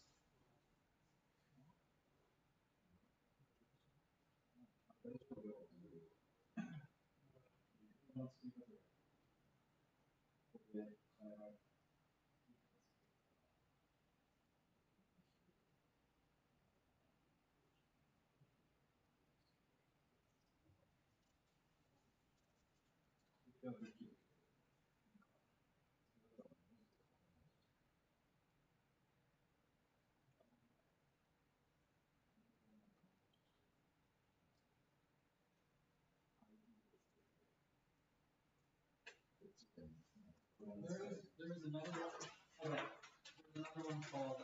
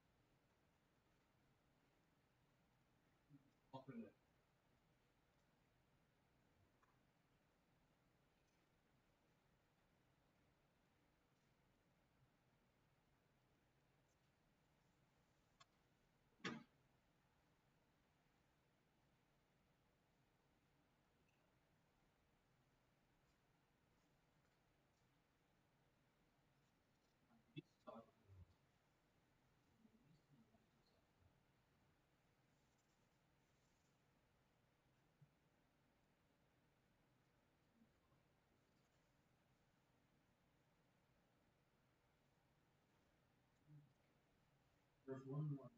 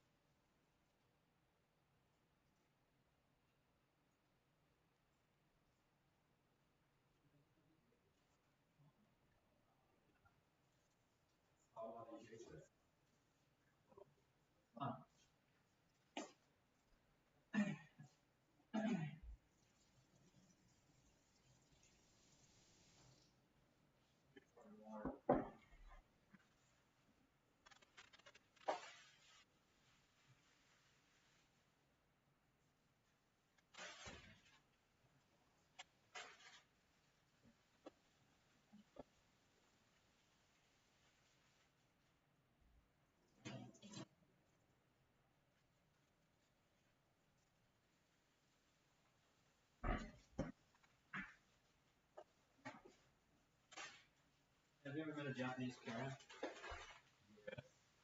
God, dude, it's so. I think they're scarier than like American parents. Yeah. Because they don't have any emotions. Japanese people already don't have emotions. So, anyways, can I continue about the So, in the 1960s, like, you know, there was depression, a bunch of other stuff. なんていうやつだったっけ? Base road. Okay. So, you know, like, there was this, like, huge population of immigrants going in and out of the country. And so, America, in order to, like, kind of see what happens, test, see if, like, if they stop these Mexicans from coming in and making it worse, will the Americans take out these empty jobs and, you know, improve the economy in the country that way? That's why they kind of, you know, closed the southern border. And so what happened was that Americans weren't really taking out the jobs, and the Mexicans that were now like coming in to do those seasonal jobs, because the borders are closed and it was just a lot of trouble, they just would choose to stay in America and continue doing these jobs instead of going back and forth. And so that's kind of like the beginning of American immigration system. It was all just essentially a test, and you know, American politics is like, especially in those times, more than today, I would say, it was just so complicated. There were so many things America was doing that they didn't really have time to figure immigration out. So they just kept it in that testing phase, and everything in today's American immigration system is just reactionary political stuff that was built on top of that kind of like the test run of immigration. Which is why the American immigration system is so convoluted shit and no one really knows the rules and the laws. And you know, they can do whatever they want. Any motherfucking immigrant comes in with enough money, they can do whatever the fuck they want. And at the same time, that's why ICE can just like run through his birthday parties and just send people home, or go through the whole food factory and send all the workers back home. You heard about that? That was so funny. Like, bro, you're in a company to contract workers. Why are you sending them back? You know, immigration laws in America are so willy-nilly that they just did that. And where's the repercussions? You know, did you see any repercussions? No. So yeah, that's why America's immigration policy. There's no point talking about it because there is no policy.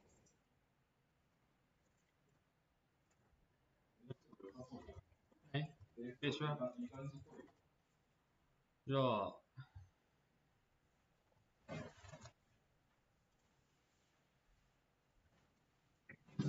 Is this water safe to drink? No. I mean, It's not impotable. It's impotable. I can't remember what it's called. Dude, no, it's not. It's actually not good to drink. Don't drink that. So you watch them drink a whole bottle? You tell me it's not. You drink a whole bottle? Yeah, drink a whole bottle. Don't drink anymore, Ben. Yeah. Don't drink You anymore. want to taste it? Taste it a little bit. No. Maybe I'm retarded. You know what I mean? Just taste it. Just taste it. Just one sip. Come on. You can't. 絶対ダメだよ。No. Come. Just taste it a little bit. You don't like it. No. I want you to know what it tastes like. Don't. What? You don't need water? I don't need water now. Really? Why don't you need water? I don't know. Don't drink that shit. One little sip.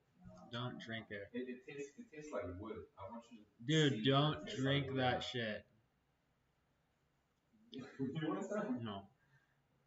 Come on, taste What does it smell like? It smells like paint. Really? Like acrylic paint. Are you serious? I'm not even joking.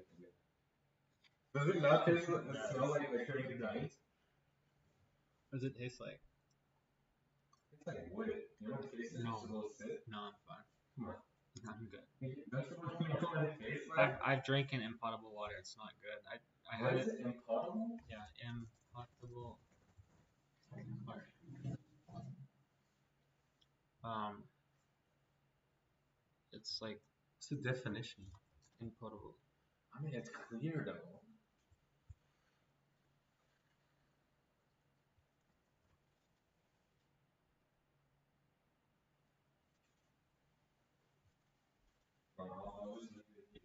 Whenever you're thirsty.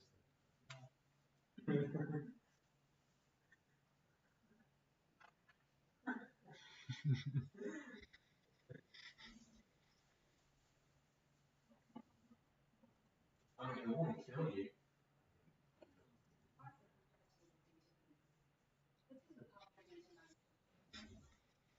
Okay.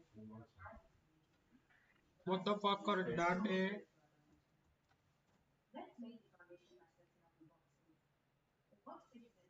What the fuck is that? You can make a date big.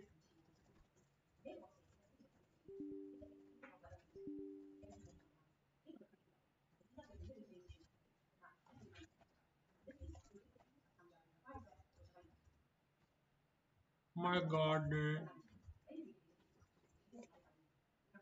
My god.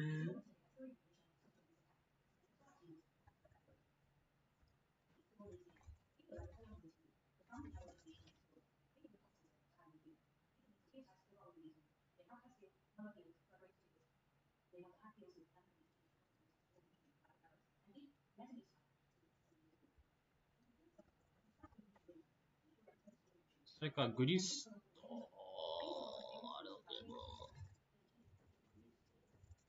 ちょっと、最初グリストやってみるんですけども、はい。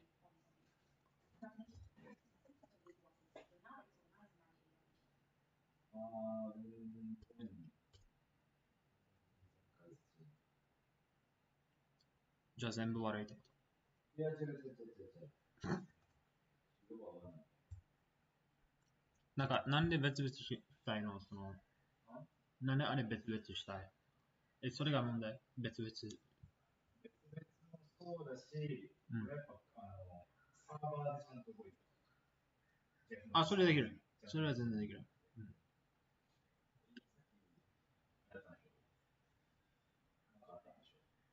なんか、NoCoDB はだって、サーバーでできない。できる。サーバーに、ディスコードlike it runs by your computer. あ、それはできる。それはできるけど、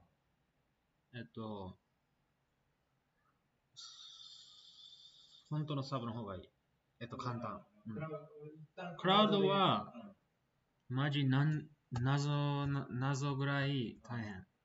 大変なのなんでわかんない。ベースローだったら変わることない。ベースローの方がちょっと設定が大変だけど、できる。できる。できるは問題ない。良さそうなんかできなさそうことできないことできそうぽいけどね。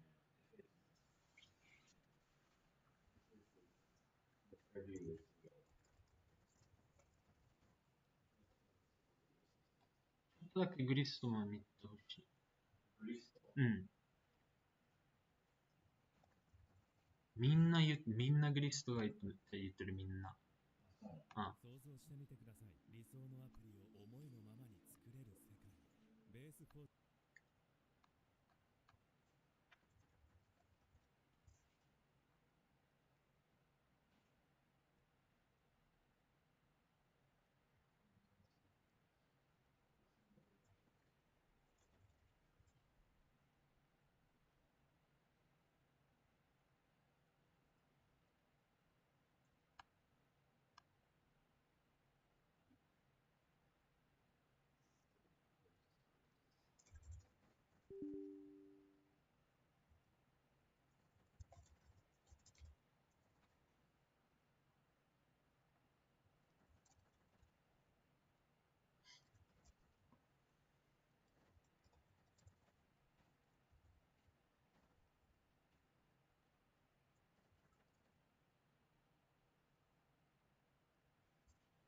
なんかちょっとなんか違う。なんかグリストこれ、普通のスプリットシートと同じじゃない？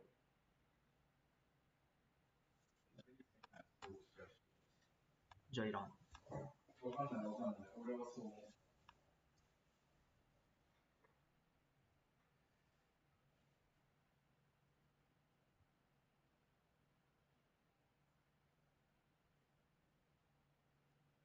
UI は、ベースローの方が。はい。情報がないですね。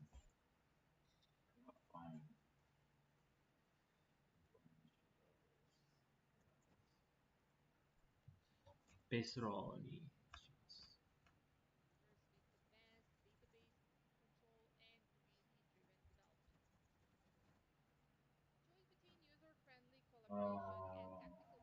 そうですね。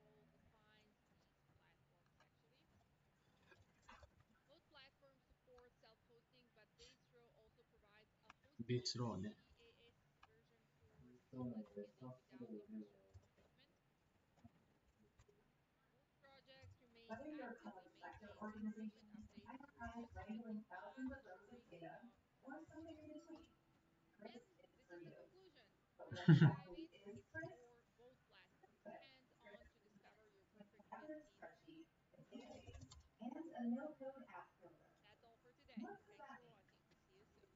What does that mean?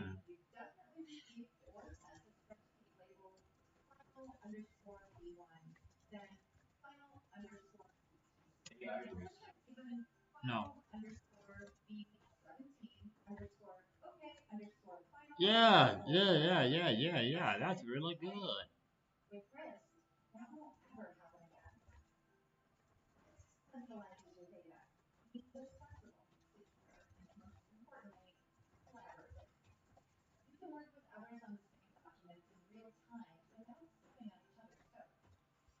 너めっちゃ ブスサイクだよね。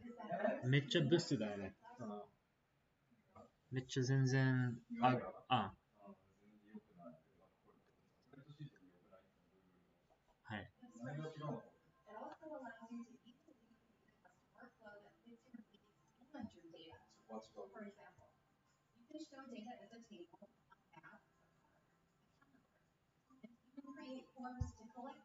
Porn?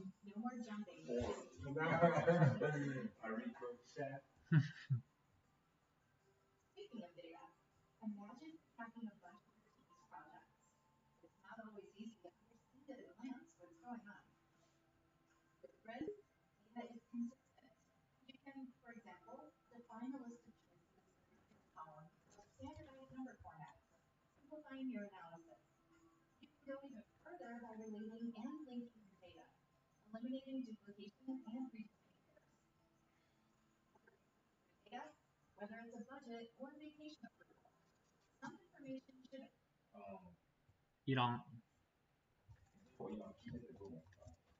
いらん。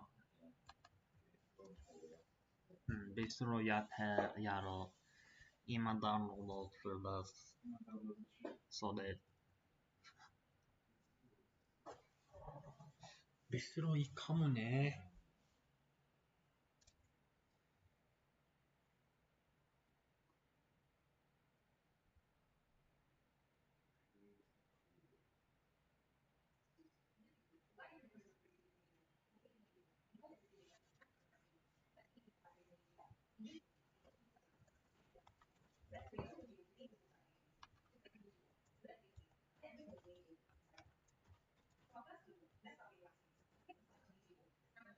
おお。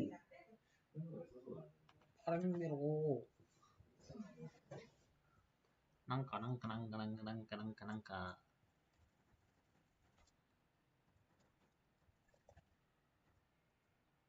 ね、いいかもね、これ。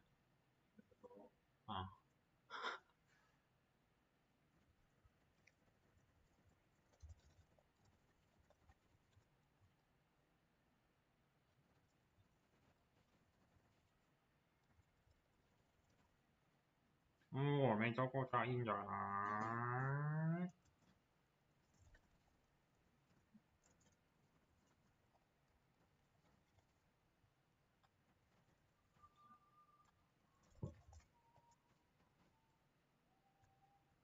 I know. Fucking motherfucker. What the fuck is wrong with guys?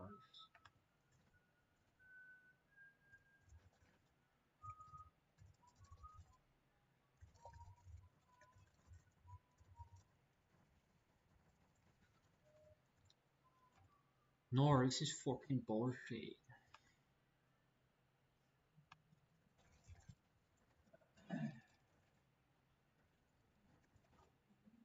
No, alright, what the fuck is fucking wrong with this?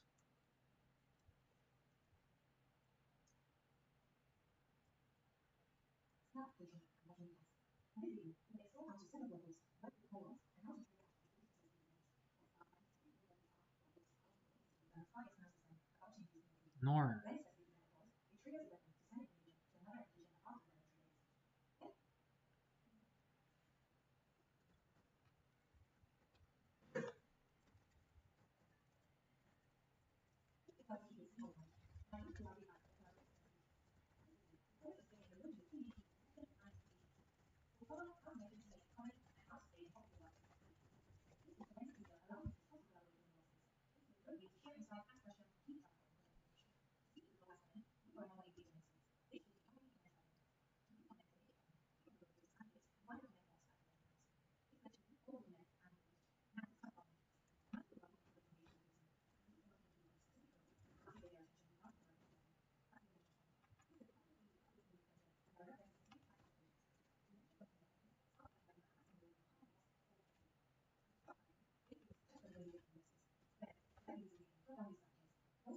Yosaso?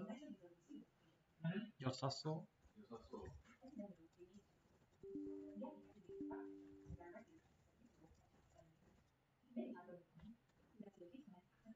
No, commit your economy.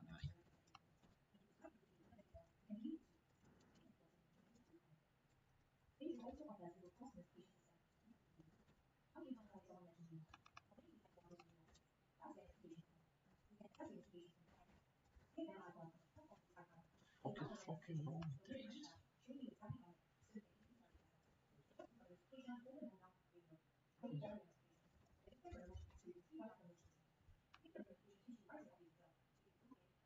Non go taking no economy.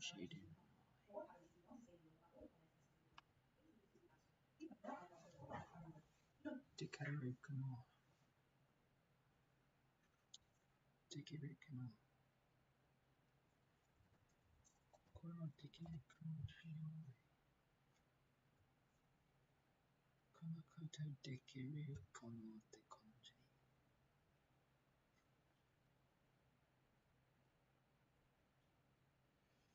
できればいいね。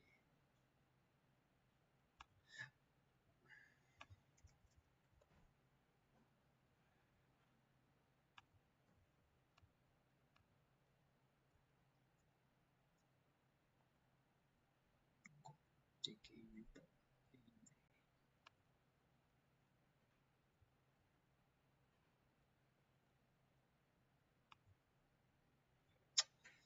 なんかできればいいね。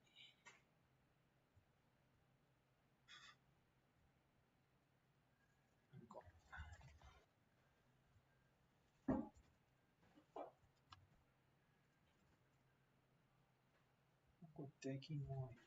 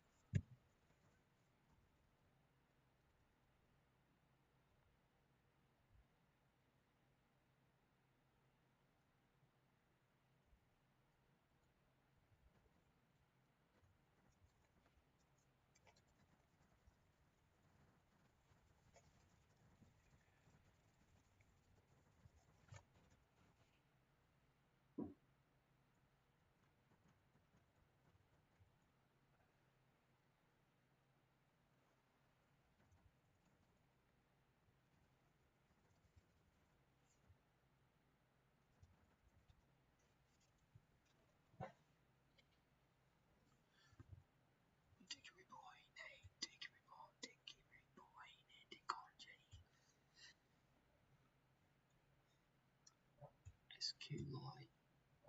What is SQLite. Let's get SQLite in here.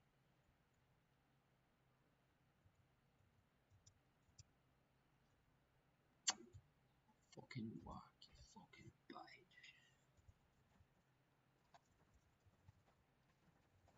Hikaru Konoha.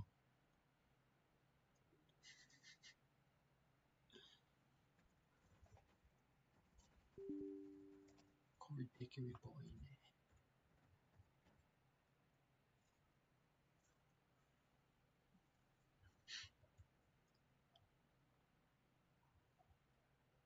Corey Dickery boy in there.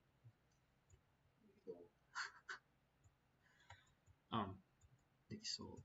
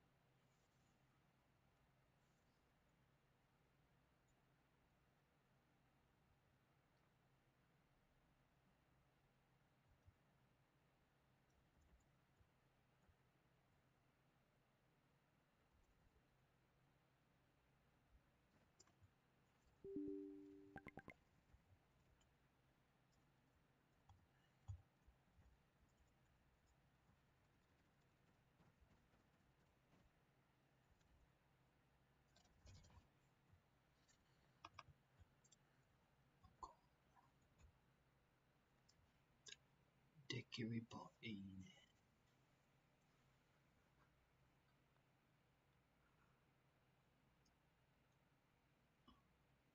絶対なんか違う。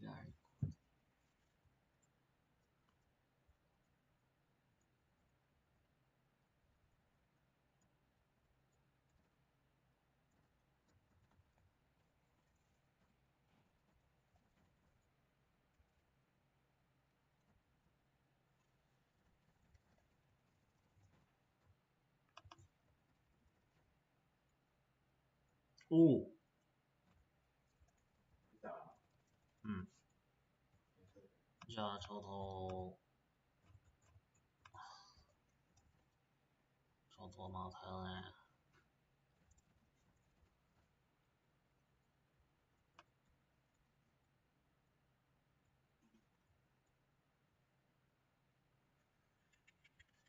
じゃあできるかもしれない。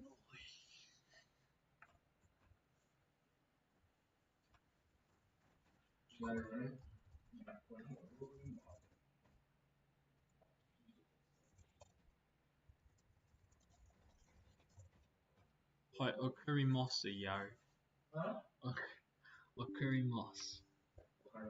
わかります。はい。あ、はい。これはクラウドで動いてる？何？あ、ちょっと待ってください。確かに、それは間違いだろう。Docker PS, Docker. Running by your computer? Yeah.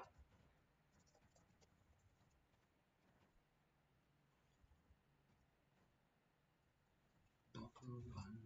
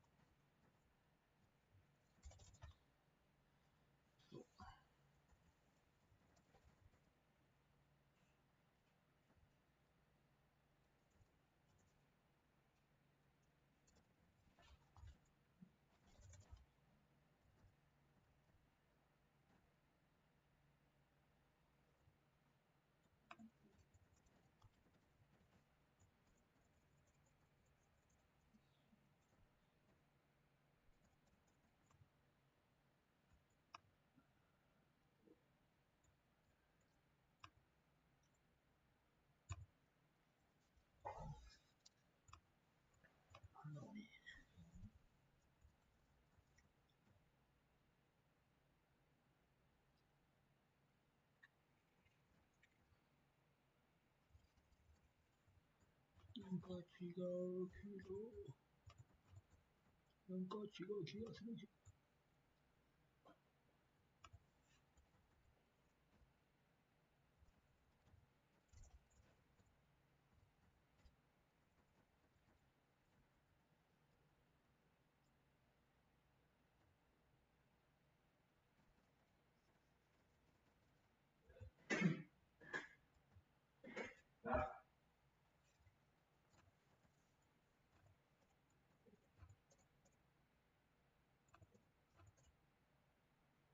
なんだこら。なんだこれ。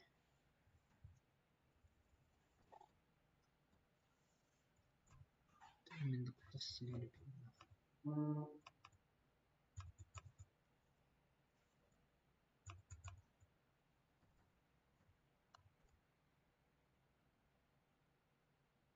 あ、できた。はい。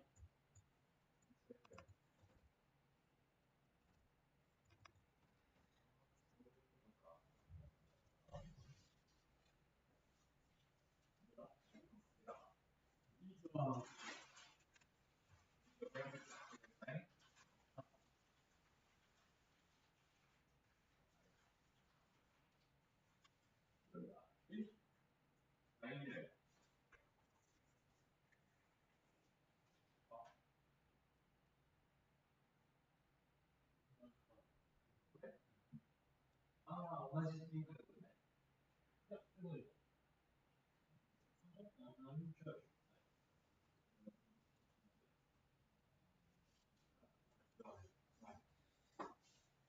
同じ。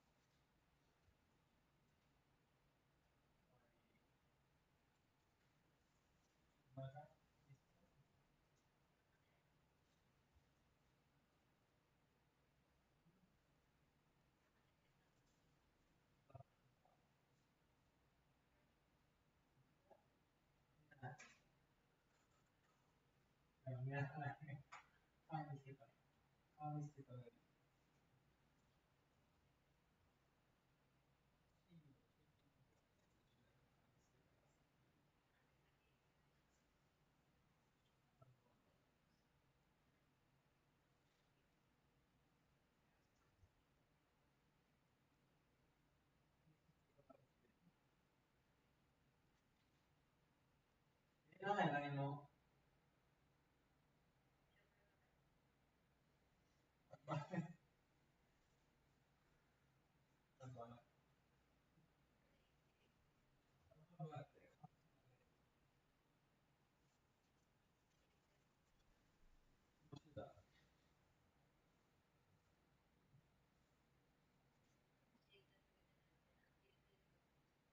あれも悪だ。教えた。じゃあ。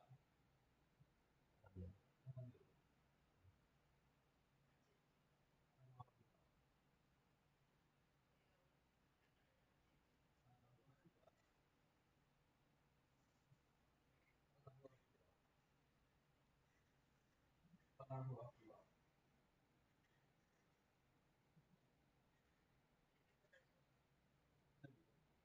あ、なるほど。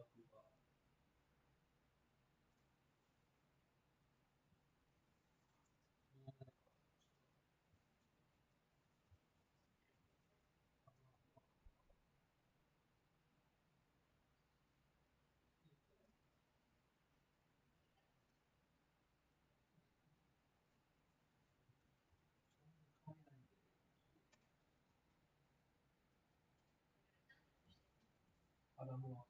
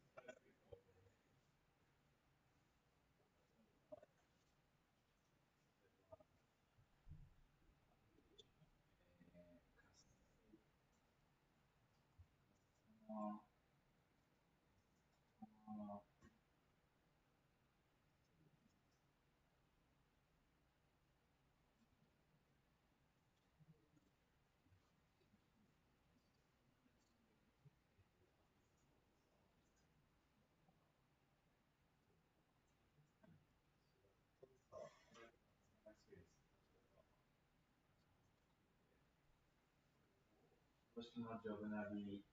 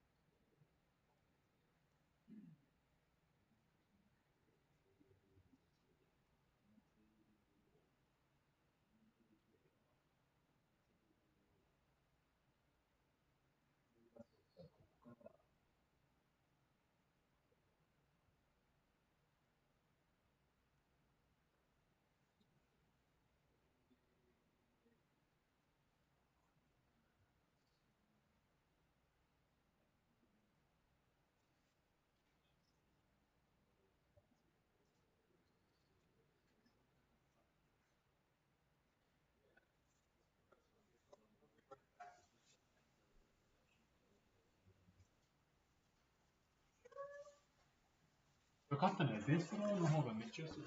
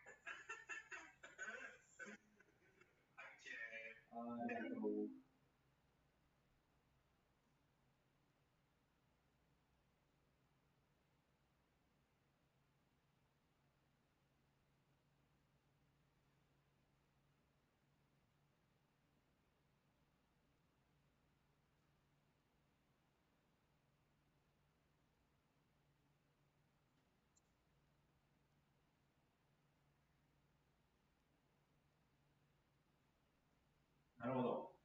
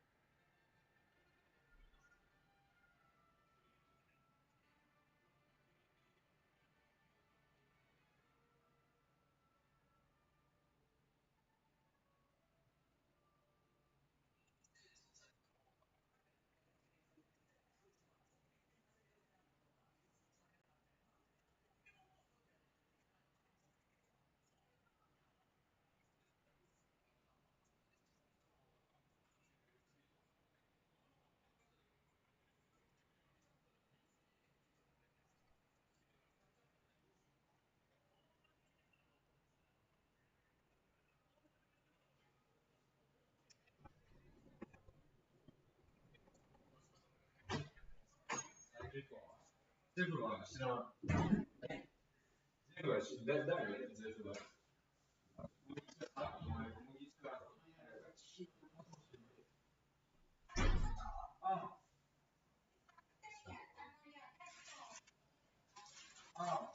でもなんか最近ずっと西条にいるから、まあ正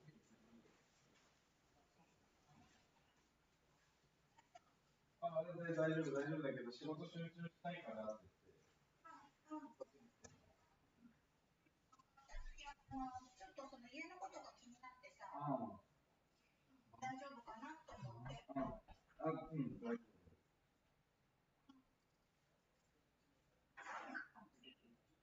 なんでカメラにするあこ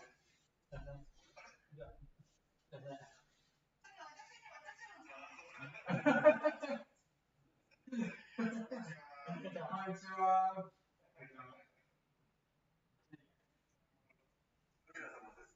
どちら様ですかって。はい、こんにちは。私は藤です。ちょっ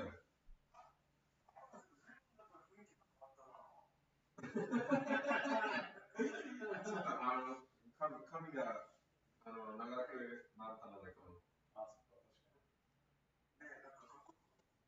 ありがとうございます。まだ彼女できてないけど。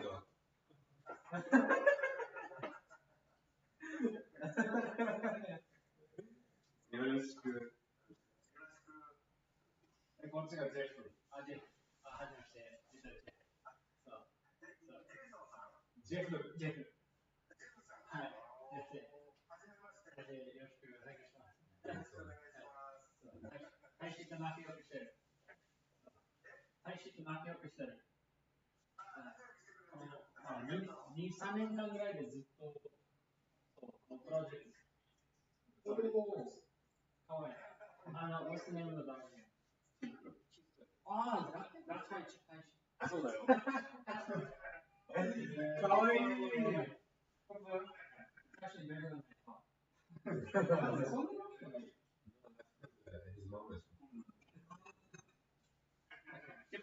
そんなわけない。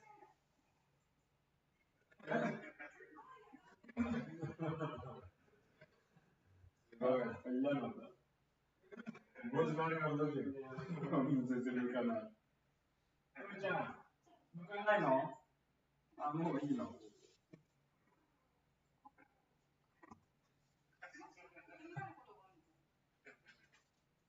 Oh, you're in Singapore. そうだよ。Oh my gosh. Wow, すごい。どう？シンガポールの天気はどうですか？あれは毎日じゃん。毎日あるんだね。そう。これがある。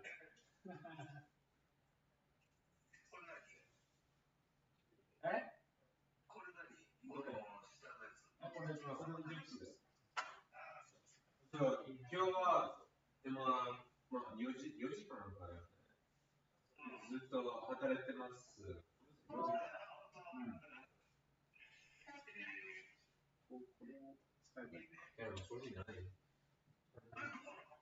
これ大学の中のなんかコワーキングスペースみたいな。僕はアメリカの人です。アメリカの人だ。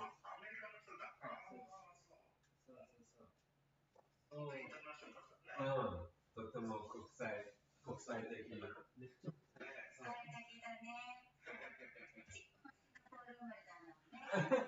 本当ですか？シンガポールでシンガポールやんだもん。だから今シンガポールでこんなに楽しんでるね。面白いね。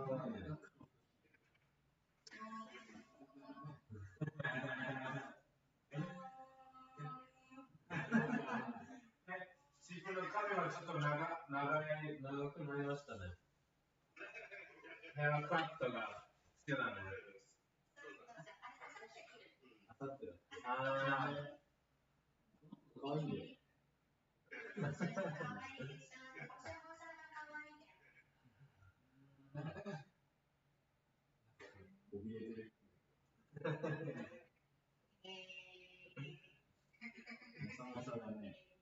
Baby teeth. Look at him, such a baby.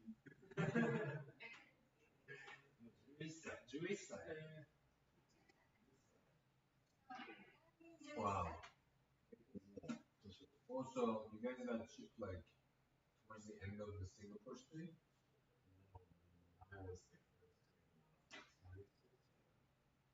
Everything is in Japan? No. Like that? Yeah. Wait, so when did you come to Japan? 7 years ago? 6 years ago? And I was first year. So, 7 years.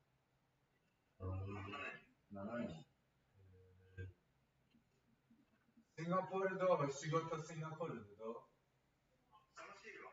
本当シンガポール人は仕事はどうですか日本とずっと働いてるんですか朝から夜まで。残業もよく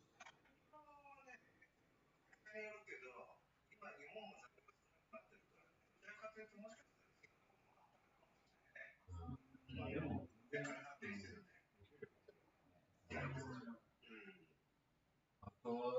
今、シンガポールの生活費はどう前より、前比べたら、だから、その本当ですか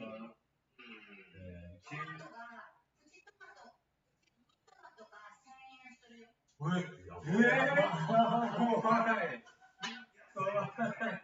ガソリン、ガソリンさ、1リットルあたりいくらするんだっけ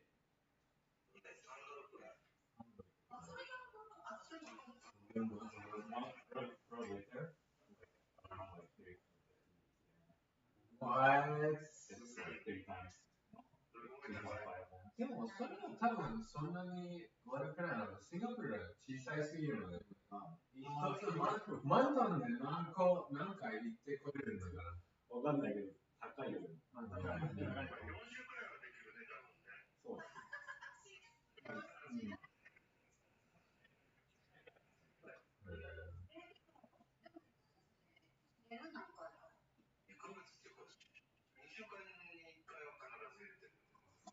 1週間 ?2 週間 ?2 週間全然そんなに高くないじゃん。そうなら。日本の方が偉いだからね。そう、まあ、日本で、毎日使ったら、多分、1日で、2日で1回。でもそれ軽自動車だから。でもまだだよ。Every 3 days you have to do one time. どのくらい走るかにあんだけ。満タンにしたら300キロくらい、300キロ、400キロくらい走るんでしょ。軽自動車で400キロ。そう。なんかすぐなくなるよね。そう、今もう冬だから、そう、ギターが結構よくガスに使う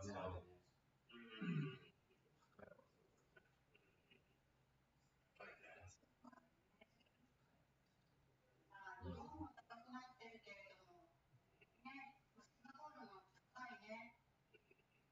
イランはどんぐらいなんだっけイランガソリンなんで超安い。1リットルは多分30、50円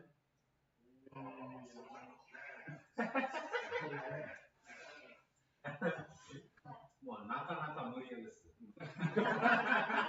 ほとんどだよ。そうだね。リットルは入ってない。確か250とか。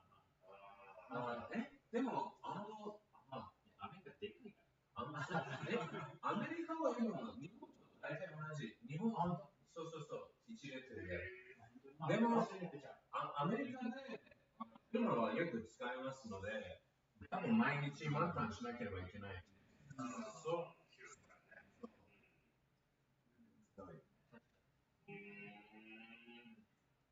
アメリカで電車とバスがあんまりないです。乗りたくなかったもんだって、アメリカの電車怖いから。そうですね。怖かったの、普通に。まあ、乗ってるよね。乗ったよ、俺。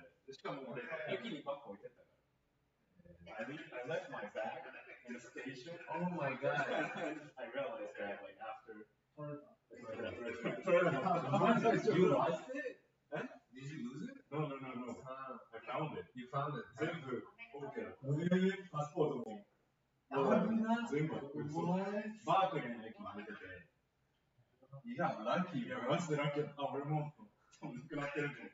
めっちゃ変なやついっぱいいたんだもん。めっちゃずっと叫んでる人とかいるから。乗りたくないな。ね、アメリカの、まあ、電車の文化が全然怖い。怖い、本当に。ニューヨークとか。ああ、やばい。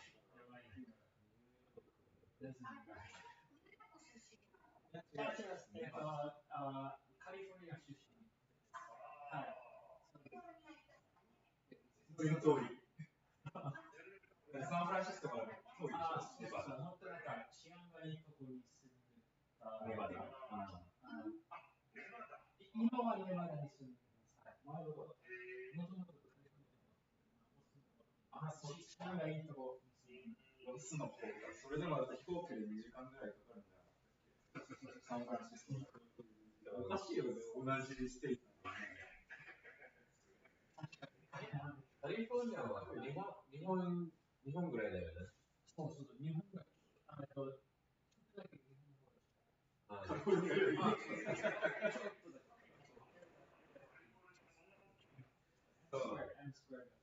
Was it called West Coast? The whole West Coast, right? West Coast. 近いよね。めっちゃ出なかったな。ロス行けるかと思ってた。早く。なんか、電車がなんか通ってるかと思ったらさ、飛行機か車で8時間とかってから、無理だわ。I was planning to, I hope that I could go to Los Angeles.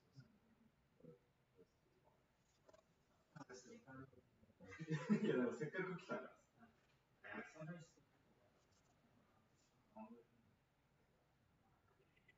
サンフランシスコでもよかった。いや、もう気温がめっちゃいい。気がすごい。あ、そう。ゴールデンゲートブリッジに。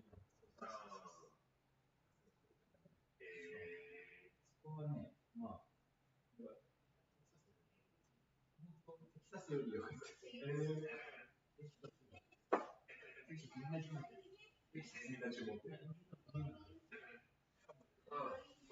僕はイラン人なので、アメリカに絶対に行けないんです。そうですね。そうだね。結構リストリクション。そう、最近のトランプの方で、まあ、イラン人だから、大体無理です。そう。とても厳しいです。厳しすぎる。そう、まあ、今年も、イスラエルとイランの中で、まあ、戦争も始まったので、あとアメリカは、イランで、they dropped a bomb on Iran. イランが、爆弾を落としてるから。そう、まあ、6月からもっと厳しくなりました。そのせいで。そう。でも、日本とイランの中は全然大丈夫です。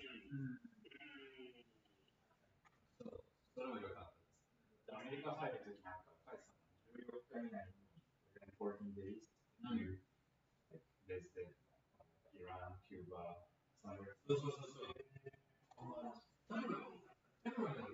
まあ、ジェフがイランに来たら、if you come to Iran, you need to, the government will assign a tour leader who needs to be with you 24 hours. Yeah. But because you probably have it on your visa, on your passport, you have America, they probably like ask you questions. So, なぜアメリカに行ったんですか？絶対あるよね。なぜ今、イラン行きたいんだけどね。ぜひ来てください。大丈夫です。来年行こう。いや、大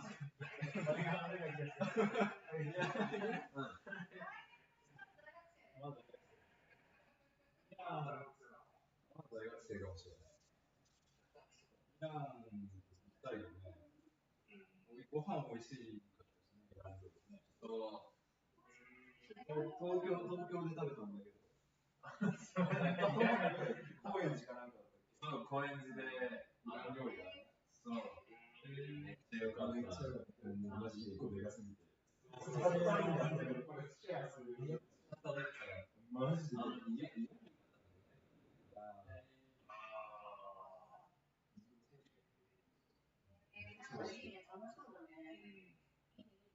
エビのそうそう、ルリの家に。将来で、まあ、みんな一緒に行こう。ね。いやね、ぜひ一緒に。イラン入ったらシンガポール帰るの。あ、大丈夫よ。シンガポールは大丈夫。本当に？そうそうそう。シンガポール、マレーシアとかインドネシアとか、あれ。そうか、マレーシアに入れたのか。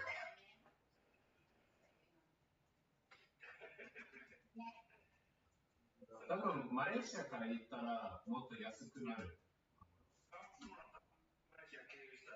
そう。ああ、ビザが必要なの。うん。でも、ビザ取ることはそんなに難しくない。日本からだったらいらない。そう。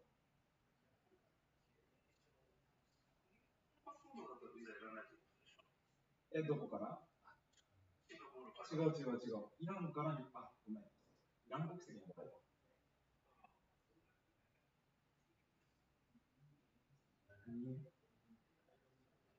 多分シンガポールは大丈夫かな。シンガポールは大丈夫。関係はなさそう。あと、日本人だから全然大丈夫。だけどアメリカには入れないから。入れるかもしれないけど、めっちゃ質問されると。まあ、怖いもんだってアメリカ人からさ、自分の部屋みたいなんでさ、質問されたら答えられないよ。怖いよ。でっかいね、おっさんが。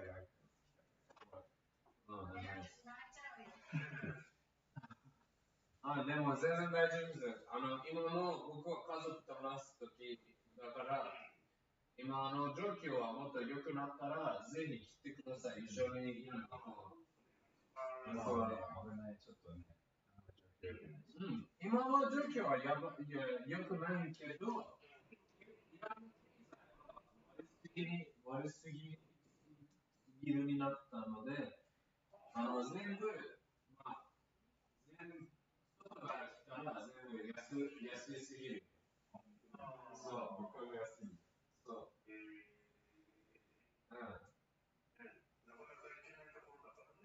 ってみたいよ。そう。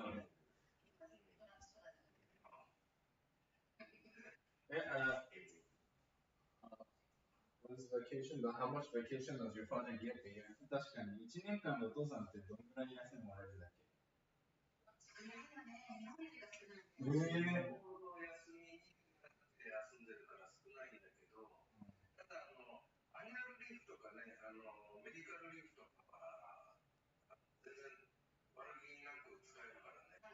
あ、そういうこと？病気ですっつったら休めるの？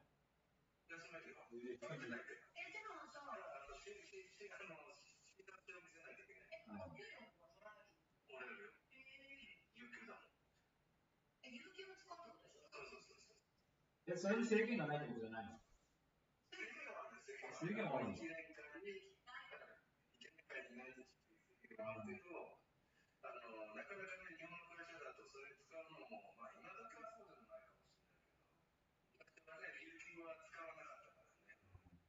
で、1年間でどのぐらい取れるの？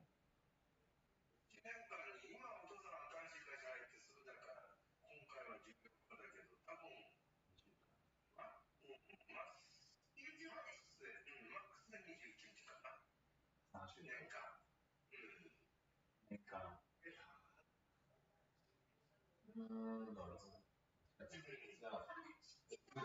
because by the time your dad is a senior in the company, then probably the situation is better too. そうかね。聞こえてたね。そうでしょ。いや、それ多分、その頃にはポジションが上になってるからまだ良くなっていくんですけど、それなりにポジションが上なんじゃないの？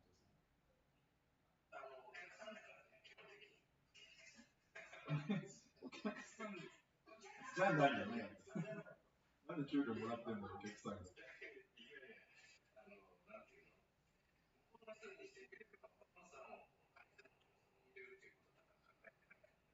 ああ、まあそういうこと、外国人ですね。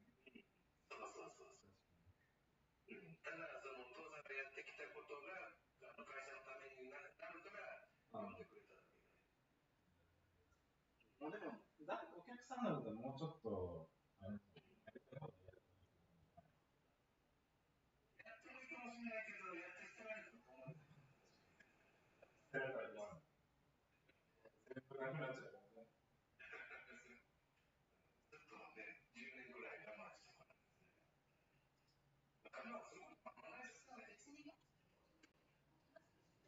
3週間あるんだったら全然いけるでしょ。全然いいよ。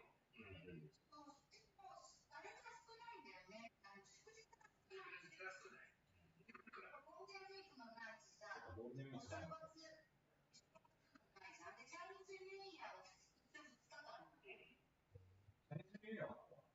うん、あった。マレーシアで休みの期間は多かった。ディパワリとか、クリスマスとか、クリスマスがぐらいそう。あ、そうなんだ。そう。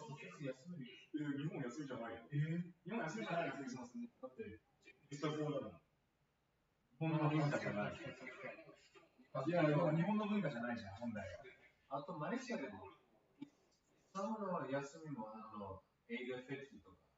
そう、イスラムのフェスティバルの、休みだって1週間、2週間ぐらい。ラマダンの中なんだっけ？そうそう、ラマダンの後に、ラマダンの後に1週間、2週間ぐらい。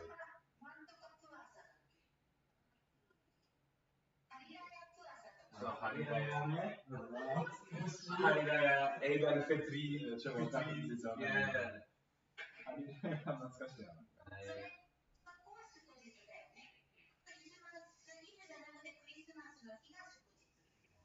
いいね。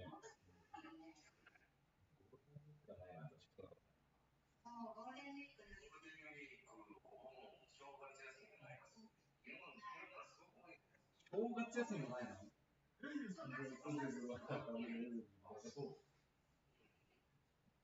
月休みないの？ニューイヤー。Or in Malaysia? Japan? Malaysia. Yeah, there's New Year's. It's like December 31st. There's like 5 days or no. In Singapore, I think it's only Chinese New Year. Yeah, I think in Singapore it's only Chinese New Year.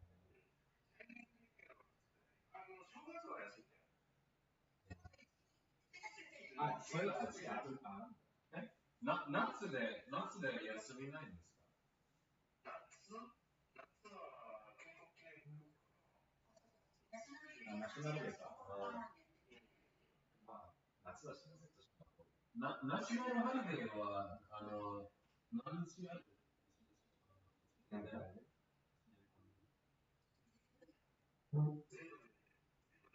い、全部で。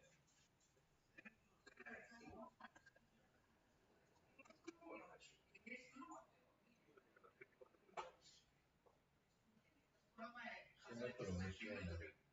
今ワインなんだね、確かね。シンガポールで。へえ。インド人が多い？シンガポールで。ナショナルデー、リパブリック、クリスマス、ニューイヤー、チャイニーズニューイヤー、ハリラヤとかさ。ハリラヤもある。グッドフライデー。キリスト教って書いてある。3月。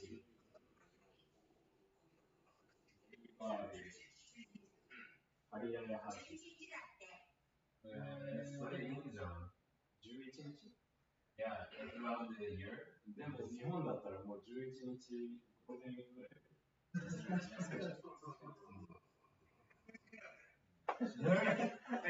でも、こういう人が日本を悪くするんだよ。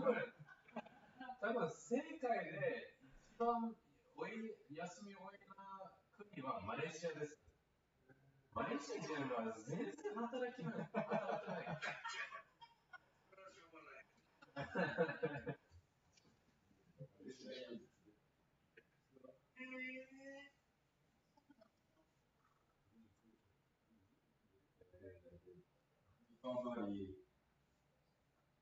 スラングル、スラタン、誕生日、スランゴー州のクリスマス、ニューイヤー、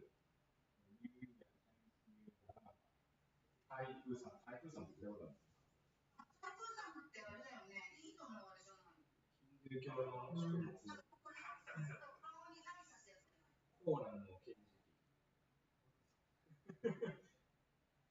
コーラン。クーランイスラム教のこと多分ね。3月7日、ハリラヤプアサ。ハリラヤハジ。ウェサックで、バイボル誕生日ね。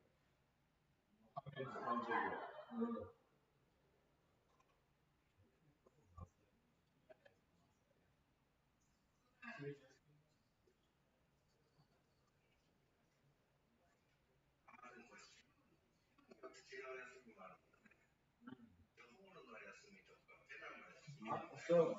あと、マレーシアで、いろいろおさま、there's a lot of royal family, right? In different states. So their birthdays will also get like holiday. So, depending on what state you're in, you also get different holidays. 働かないんだ。そうそう。全然、マレーシアで何も動かないんです。そうだからシンガポール人はマレーシア人のことがそんなに好きじゃない。逆にじゃない。そう、逆だから。マレーシア人もシンガポール人のことあんま好きじゃないです。そうですね。お互いに好きじゃん。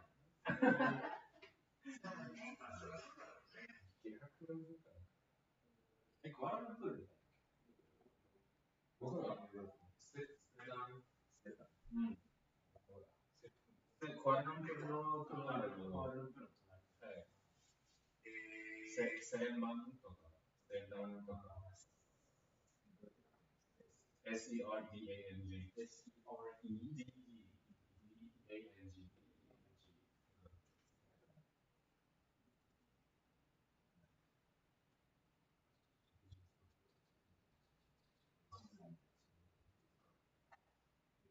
あれだよな。4がある。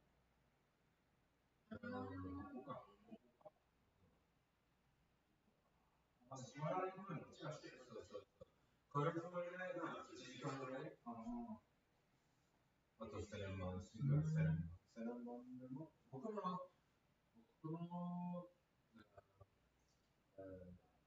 ットは多分セレマンでありました。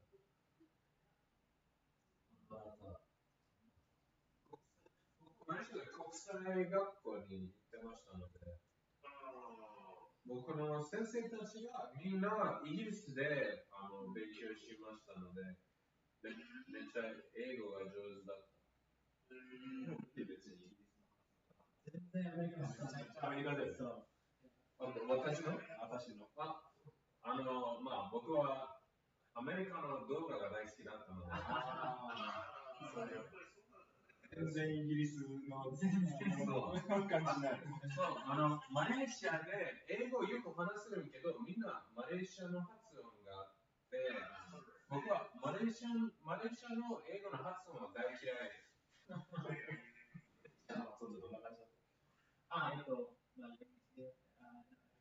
What are you doing, Lara? What are you doing, Lara? I told you not to do that, Lara. I'm like, what is this guy saying? Stop. They always say la, ma, la. Can to can じゃない。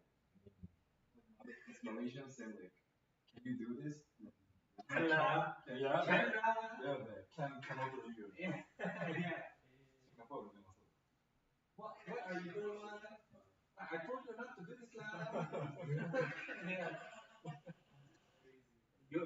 You lunch? Did you eat lunch? You lunch eat?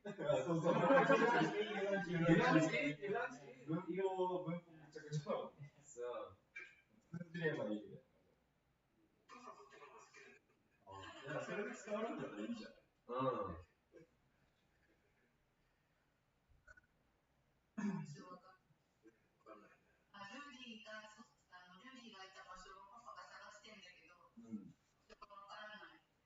スランゴルってやったら多分出てくる。スランゴルってやったら出てくる。スランゴル。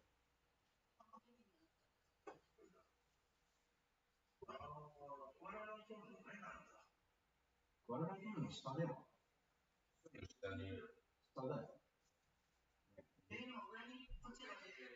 So Selangor is different area, bro. But this Selangor, where? Here. Selangor, eh?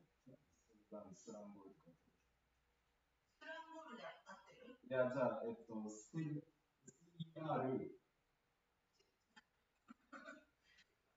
待ってね。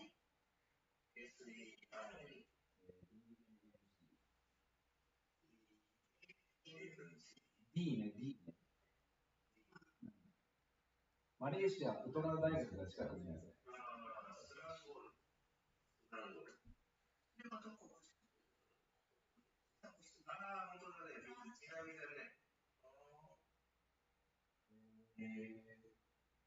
目視がある。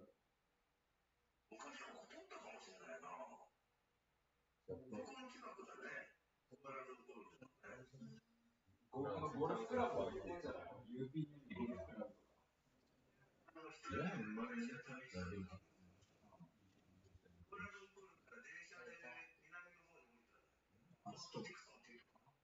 何 I think you're missing フォートディクソン。フォートディクソンとして。フォートディクソンして。うん、してるしてる。はい。ここにコアラルンプールから電車で行って、一人で泊まって帰っていったんだけど。あー、お父さんが言ったんだけど。そう、まあ、マレーシアの電車もいいだと思うね。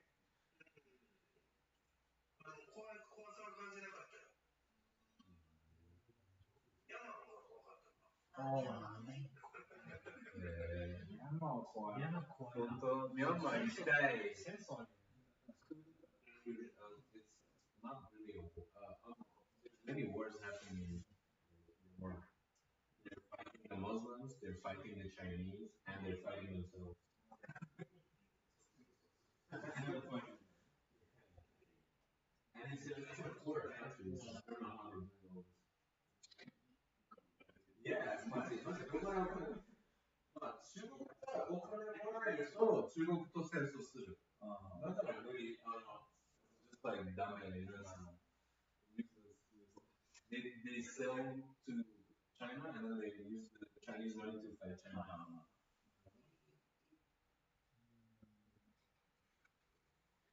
And then politics. I don't know. Bro, this is just robbery. Politics. それはポリティクスじゃない。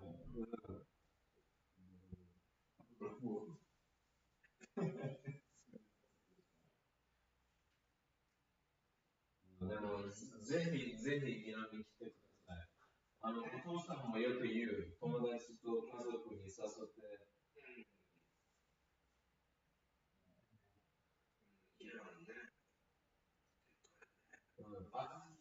暑いの天気はどう思いますか？イランね、雨期だから、北はロシアの近くなので、まあ寒いと寒いところにあると、あと僕たちのエビの養殖のところは会社は一番南のところなので砂漠です。砂漠の中にだ。そうそう。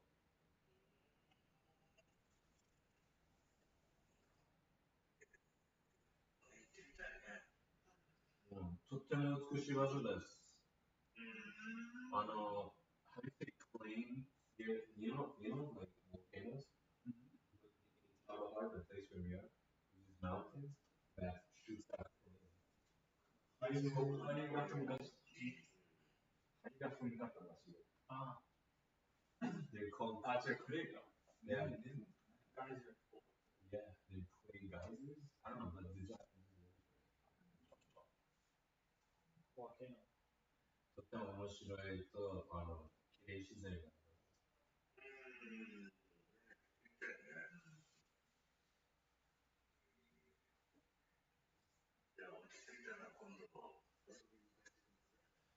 お願いします。ピラミッドから、how do you say airplane? 飛行機のチケットだけ払っても大丈夫です。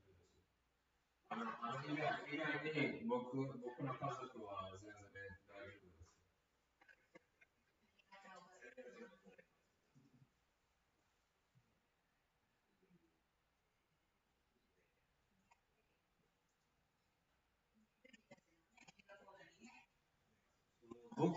僕は8年マレーシアに住んでたけど、1回もシンガポールに行ってないんですよ。そうですよ。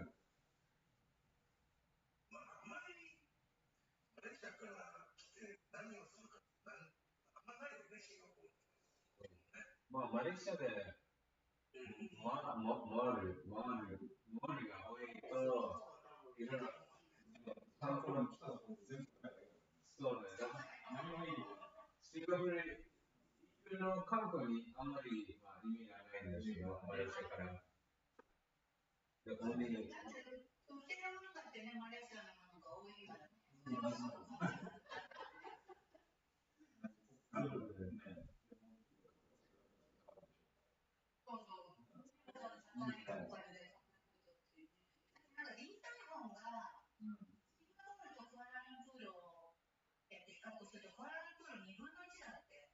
そう。Chinese restaurant? Okay.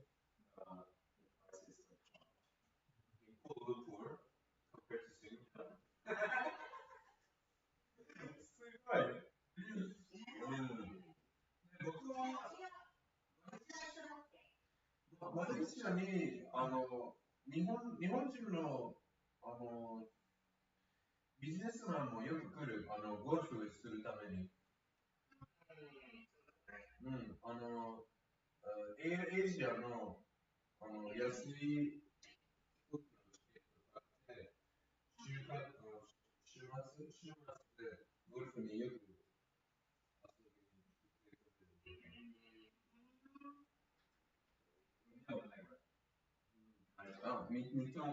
見たことあるけど、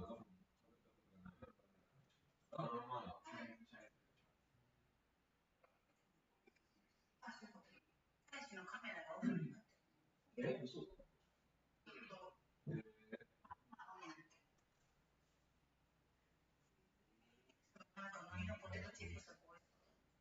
これ、美味しいね。出たい方が払うですか？多分だから言いたいことがなかった。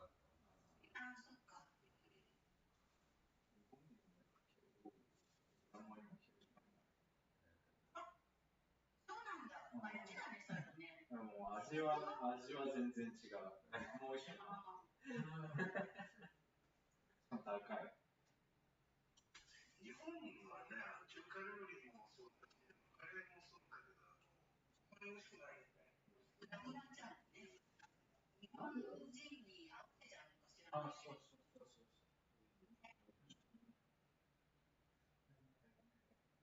めっちゃ甘いね。めっちゃ甘い。そう。味が変わっちゃうからね。やめてほしい。日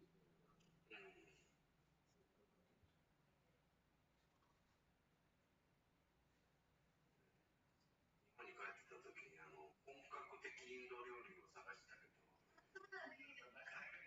本格的インド料理。カレー。エチオピアっていう。あれはでもじとしては美味しかったです。美味しいのは美味しいんだけど、でもまだちょっとパンチが足りない。あれはまあ、その別物っていうカレーの感じですかね。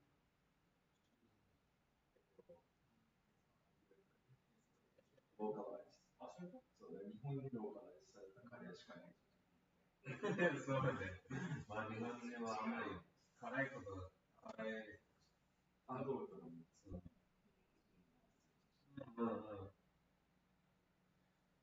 But white people love Japan.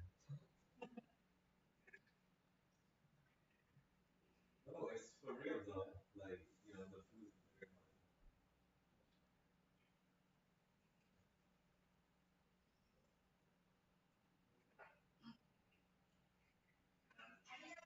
Hi. おやすみなさい。バイバイ。見てください。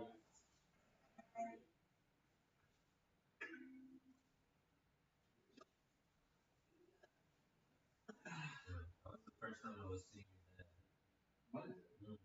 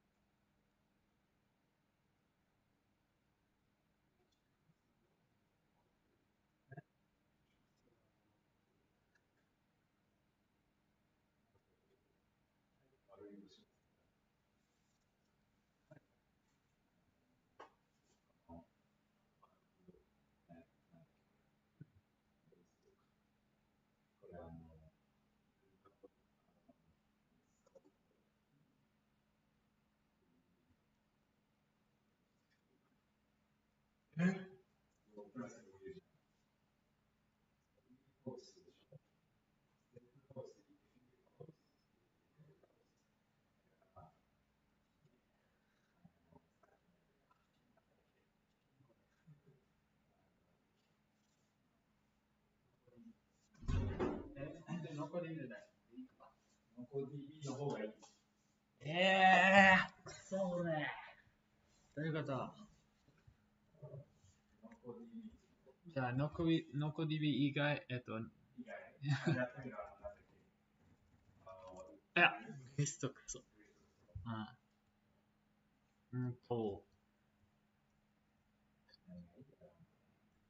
絶対、ピンステーブルでいいかな。おお、よさそう。ティーブル。これがいいんじゃないか。とりあえずこれやってみるね。ちょっと。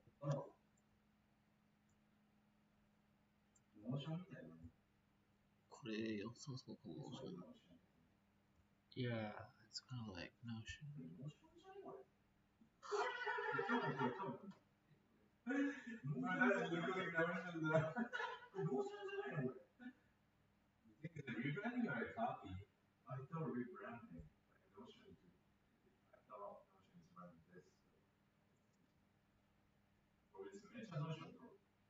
やば。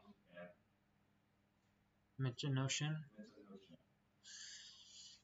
That's just like threads and X. これも多分、ポストでも、嘘。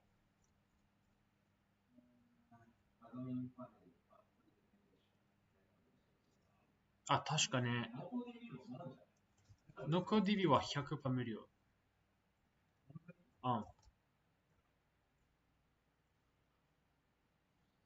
で、もう一つのノコベースっていうのもある。これは、そう、100% 無料。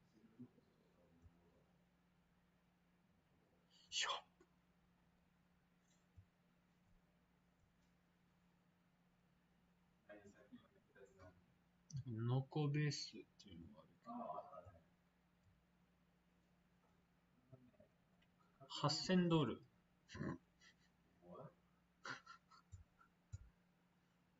ね。それはあかんね。API テーブル。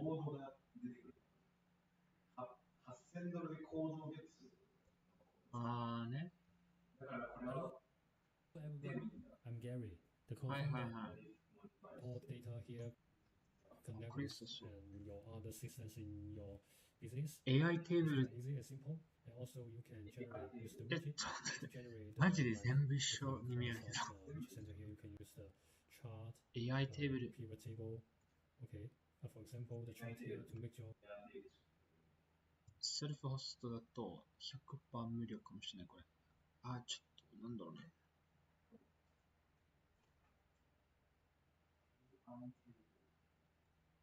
なんだろうね。ちょっと違うけど、なあ、ちょっと違う気がするんだけど。じゃあ、ローウィっていうの。ローウィ、RRROY、WY。ちょっとこれは、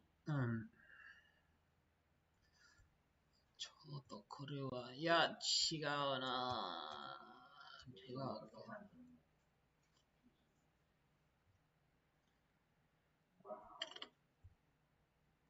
アンディビ多すぎ。そう。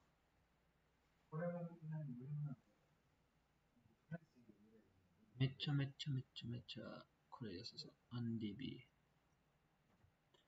アンディビダウンロードします。これ良さそうなので、アンディビあ、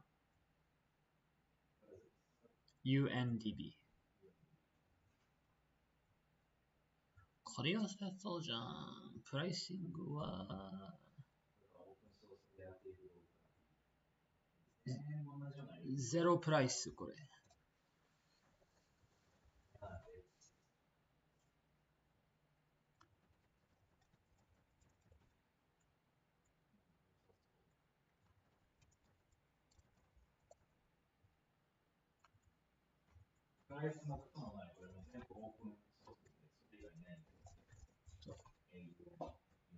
うん。これ良さそうなので、ちょっと、な、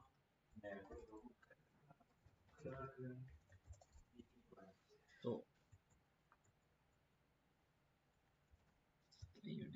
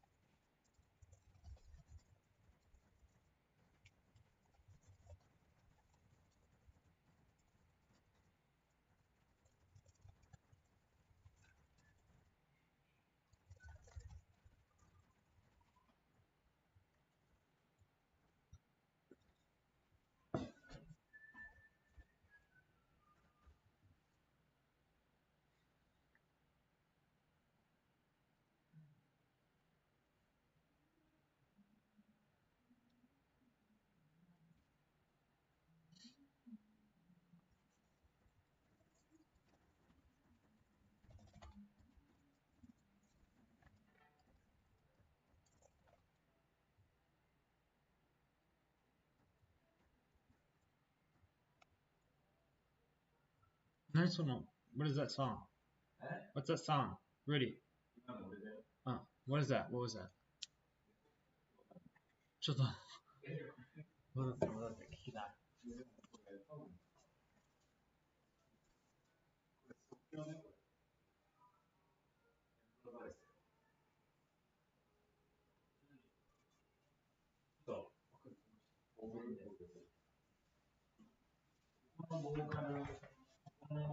ピアノがめちゃめちゃ綺麗、それ。そ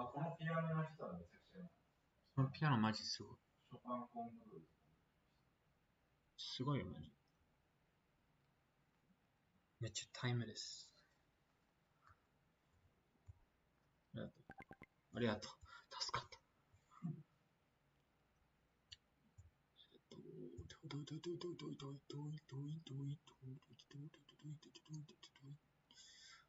あ、これ良さそうですな。これいけるかな。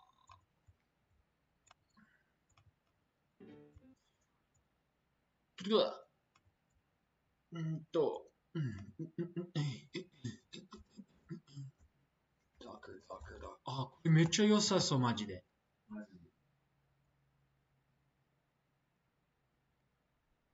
やばい、絶対これじゃないといけない。うん。もしかしたら動画も入れる、入れれるよ。うん。あー、これお願いします。please これ。絶対これ。絶対これ。絶対これ。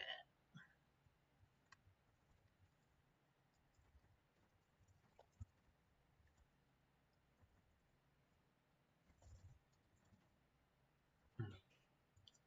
これかもね。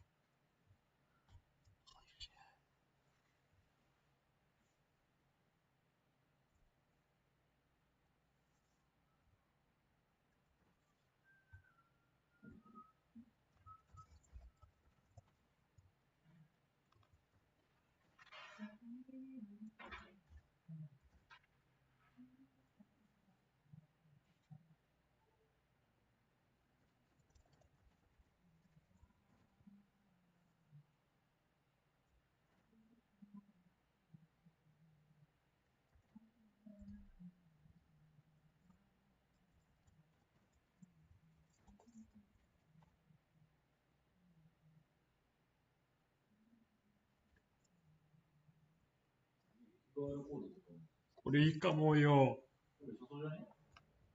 そう。マジですごそう、これ。OK。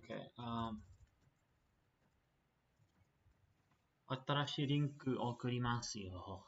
はい。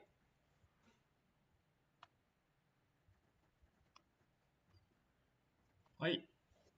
これです。マジこれ。早くに。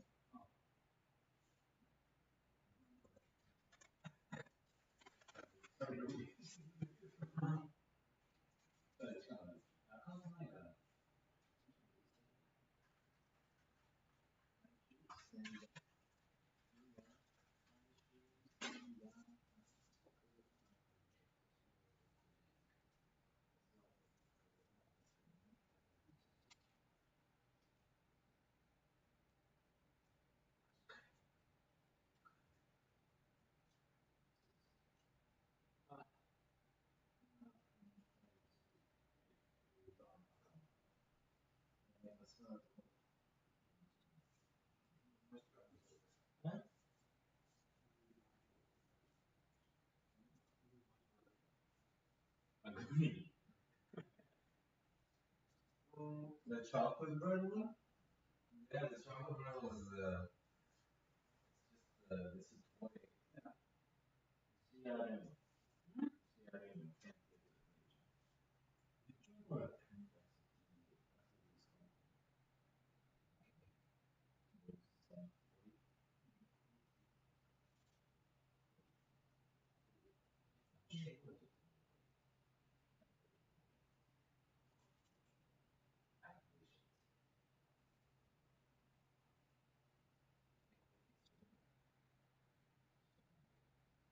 Oh, sì.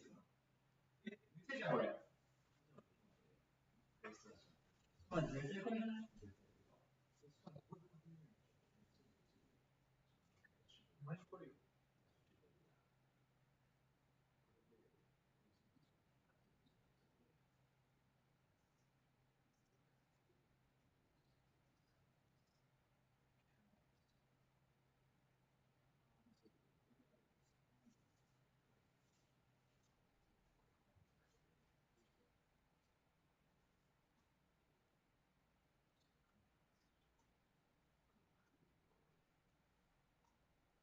ID 作れる。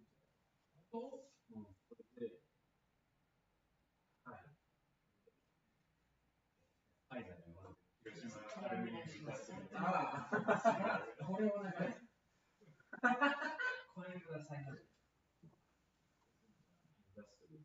れじゃないとマジで。これじゃなかったらもう、マジで。絶対これ。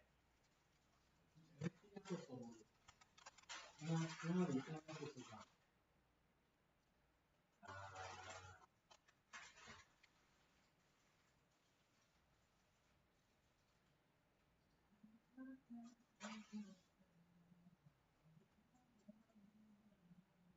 リンクレコードできる。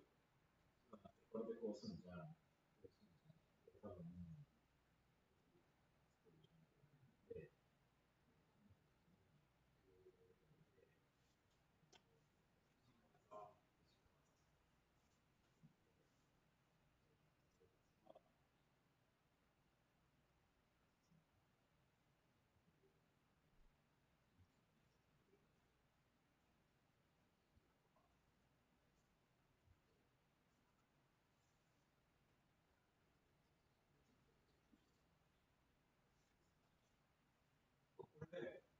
カンパニーリンクできるこれ。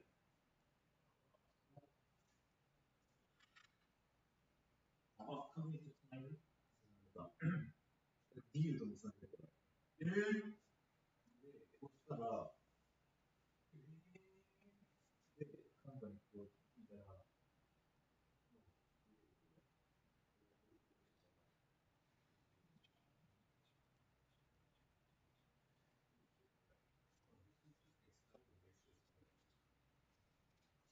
あ、それはそう。でも、ません。このままできる。本できる。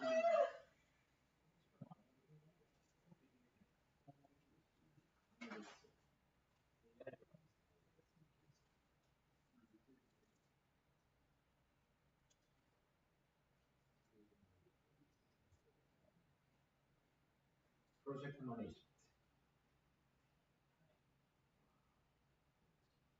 メント。看板は。で、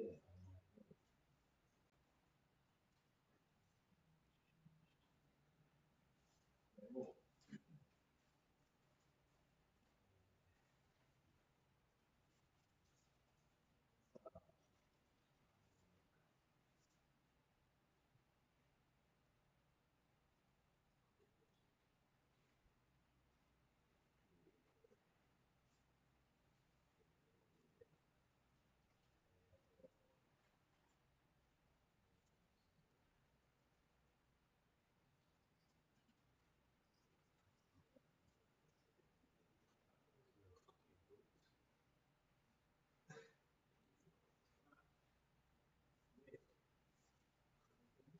看板じゃなく、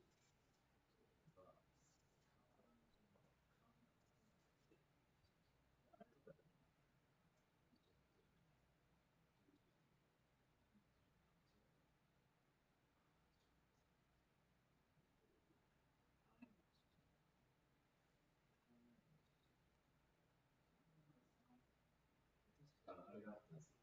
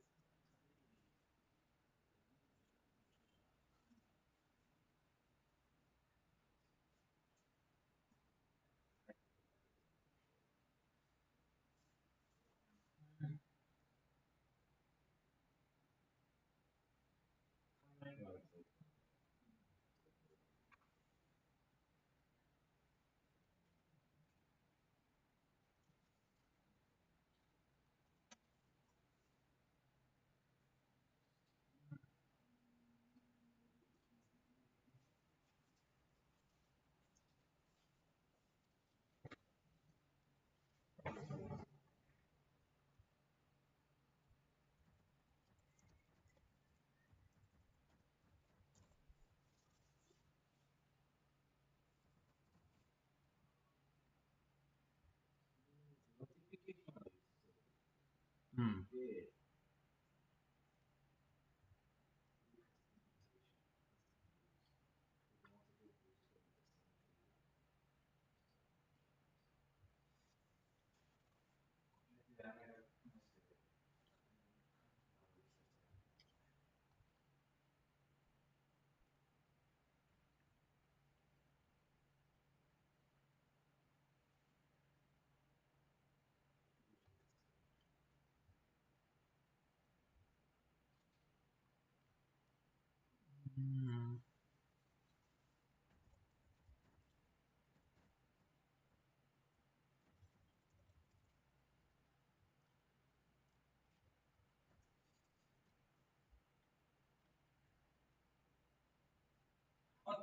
マジ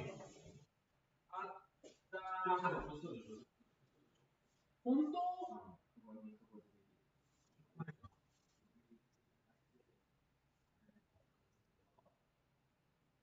これできるやん。やば。しかもこれマウスじゃなくて、アンディビが一番いいじゃん。ワイトランドができるかな。ワイトランドじゃなくて、ワイトランド。ワイトランドですね。できる人が、まあ、別にできなくてもなんかあんまりなんか意外にとか書いてない。書いてない。だからめっちゃ売れるじゃん。ここだけ変えれば。そうだね。それだけ変えればいいんや。ここが適当に。やばいよ。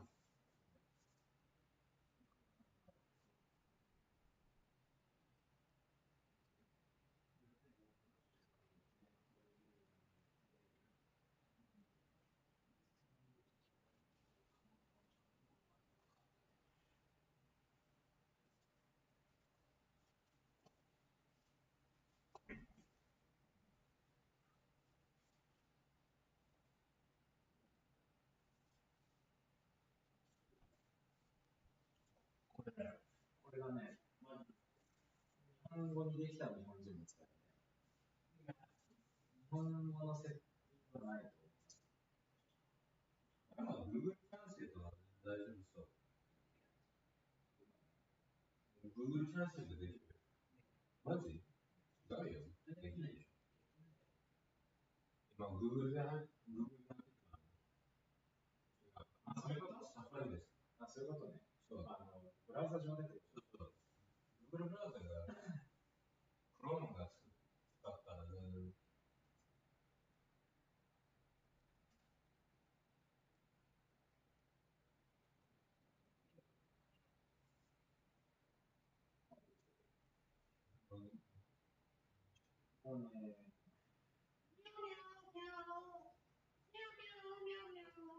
Terrible, you have no ass. Actually, your ass is bigger than Taishi's. Taishi got no ass. お得な情報。なんだろう、お得な情報って。なんだろう、お得な情報。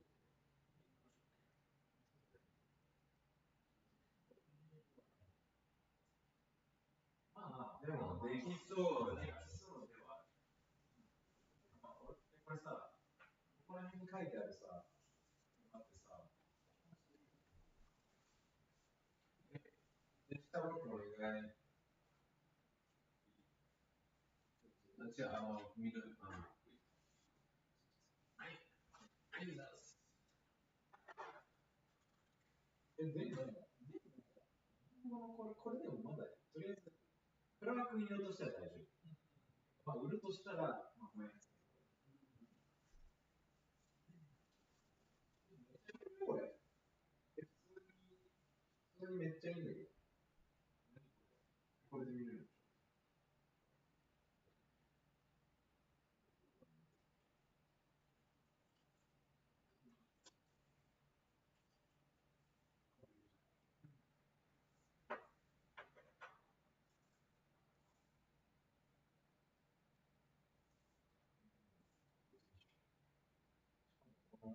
あれを作れるか。プロジェクトをこうやってベースに入れて、こうやって分けられるから。こういうだったら、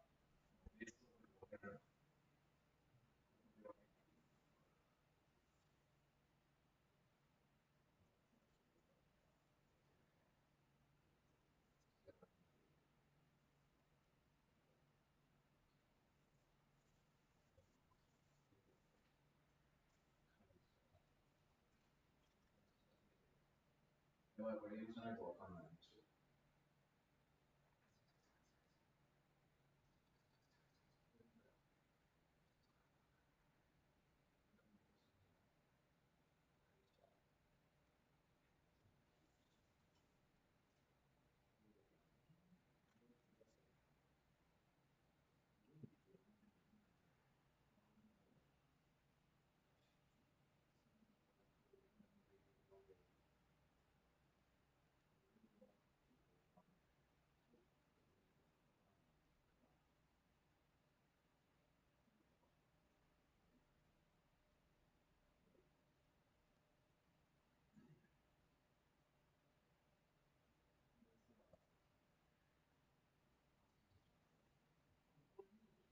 ここに人を呼ぶ場合はどうなの？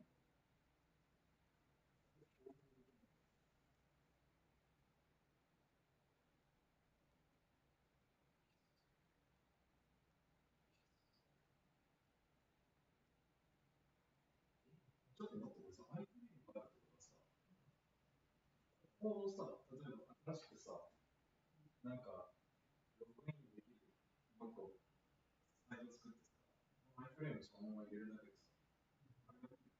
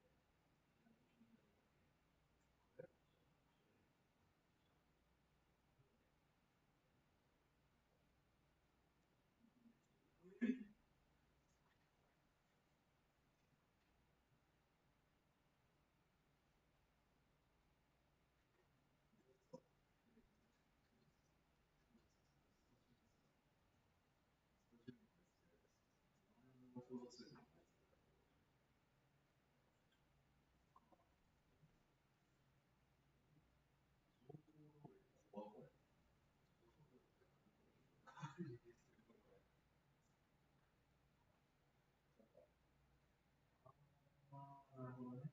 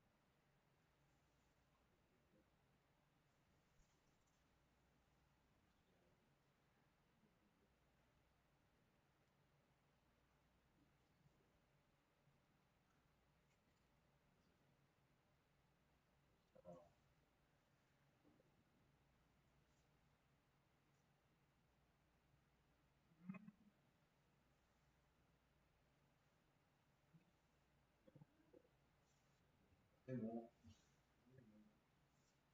出てこない。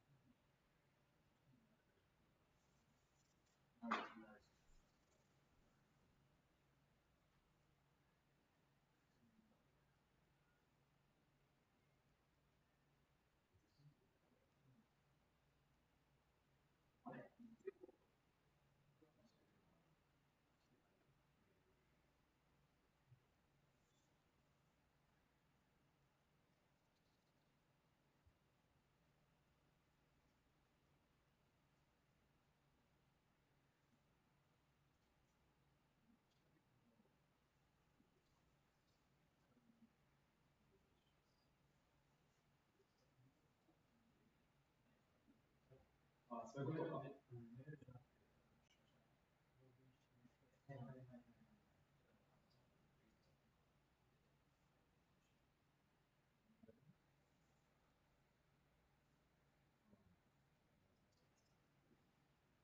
めっちゃよくないこれ。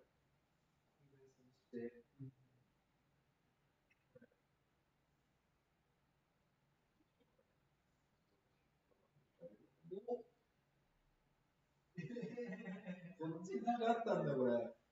完璧すぎ。これプレイグラウンドモードですね。あれ、ダブル翻訳してる。これ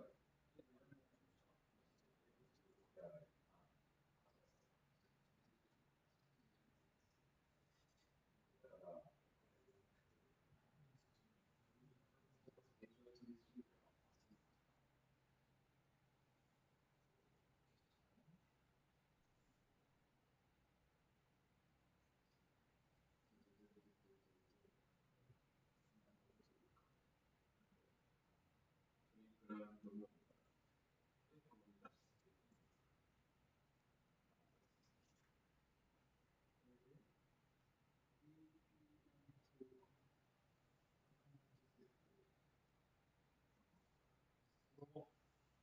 すごいね。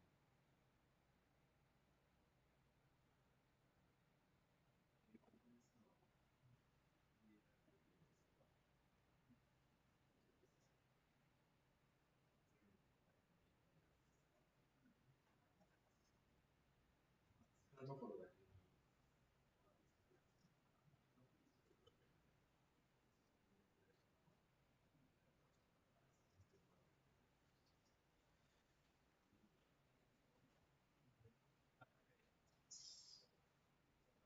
ここにエージェント全然で AI 百科で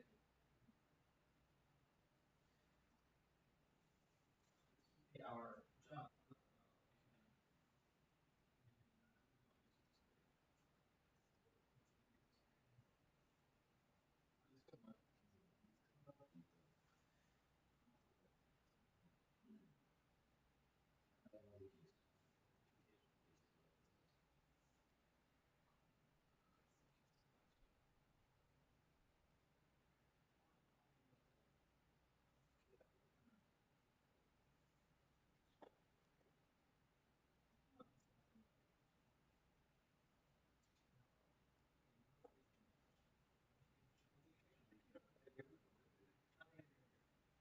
ノーティフィケーションできる。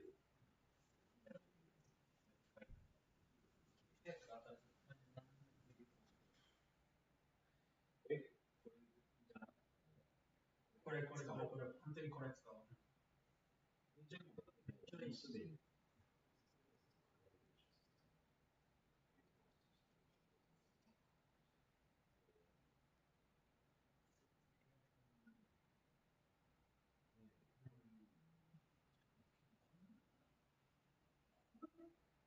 無理をする。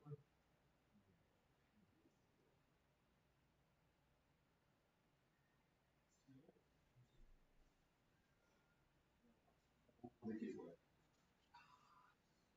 素晴らしい。もうできた。ファイルアップロードできない。ファイルアップロードできない。うん。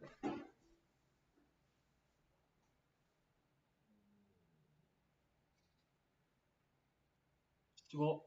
すごいわ。じゃあ、だいたいこのビデオクリエーションでだいたいオートメーション。僕は、うんこするために行ってきます。はい。うんこに行ってきます。全然、オートメーションもできると思う。オートメーションできる。うん。はい。Yeah, we can automate entire. We only need to edit and send email. That's it. Yeah, we don't really have to do. We can do a lot less thing. Yeah. So. ああ、ちょい。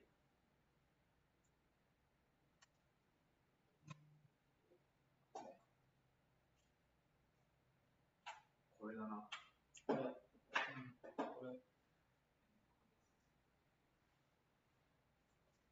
これ早くクラウドの専用にしたいな。ビジュアルも。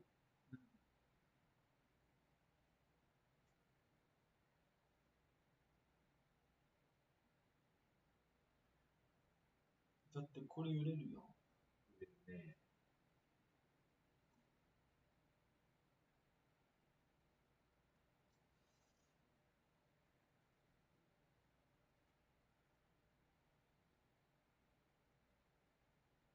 何ライセンスだね、これ。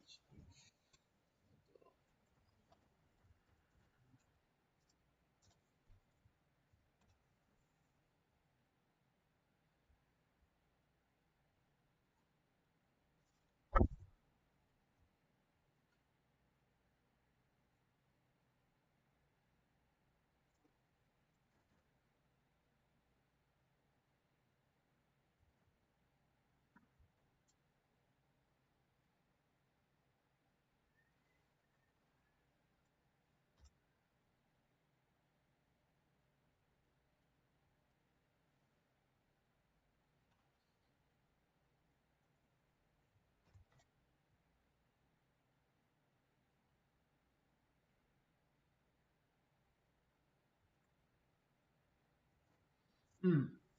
売れる。これ。うん。No restriction. すごい。Google オーセンティケーションできるよ。マジか。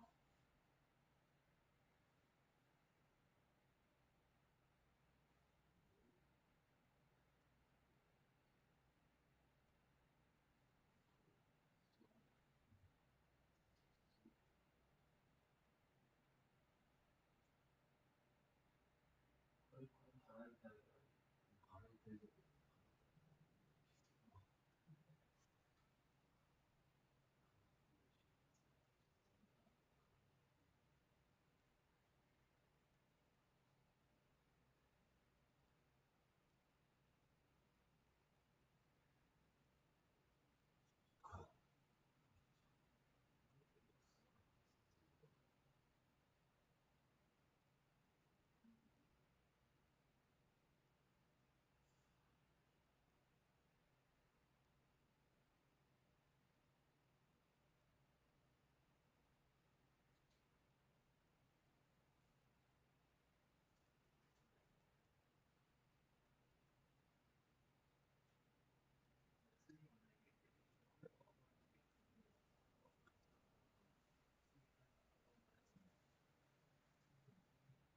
えっと、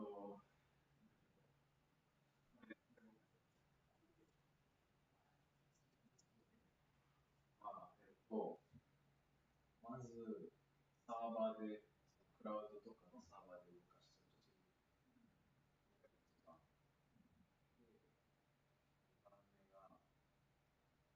てるときに、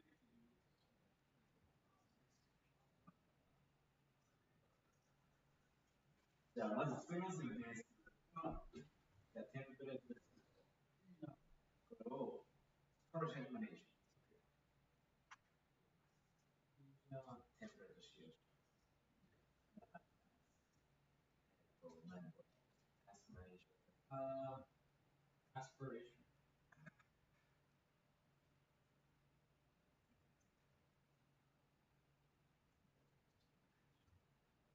Aspiration. It's like aspiration for the tasks. タスクマネー、これでもプロジェクトマネージメント。タスクマネージャーのマネージャー。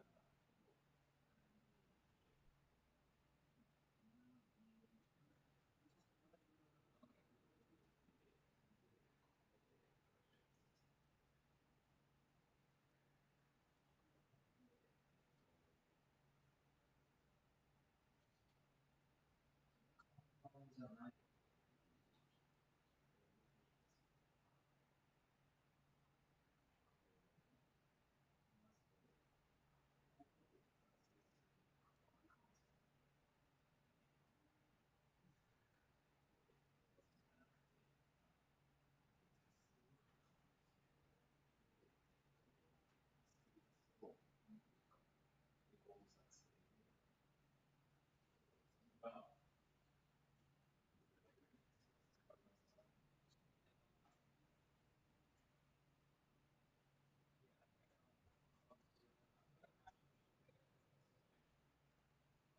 server. Put UnDB on the cloud.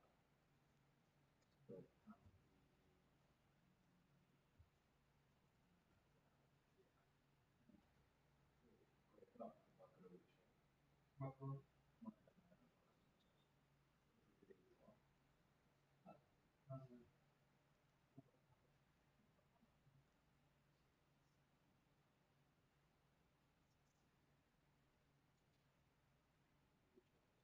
What else?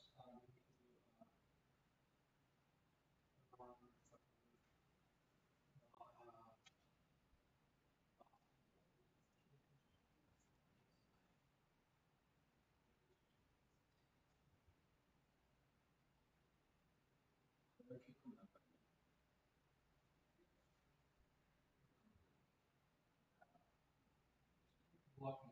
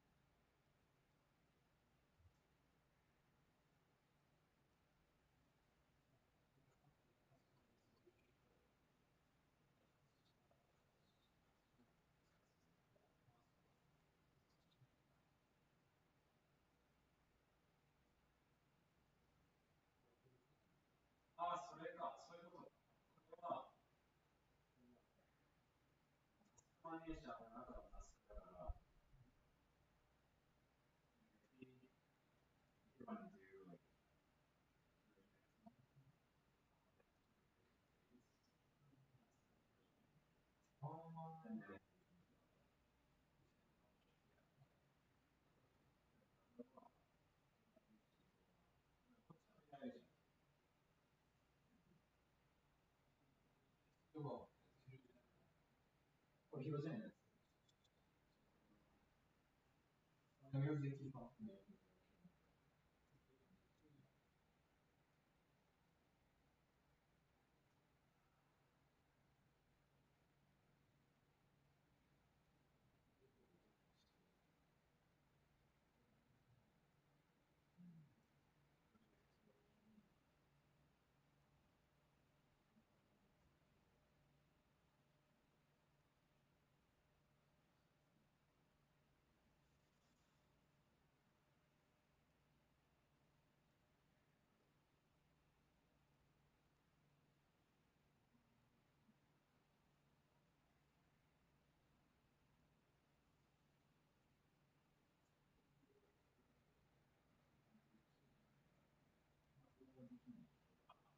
ID.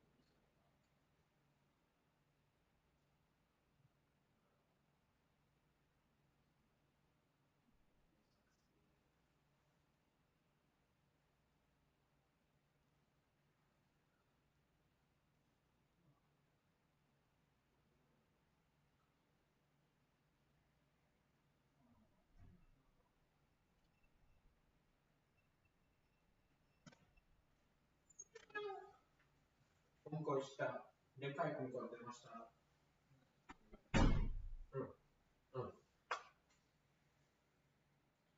どう今勉強する使ってみてる使う方法がわかる簡単だよ。じゃあ、intuitive design. Bro, what are you looking for? Did you find it? I don't know, you're the one digging. Bro's looking for treasure like a pirate. Arr!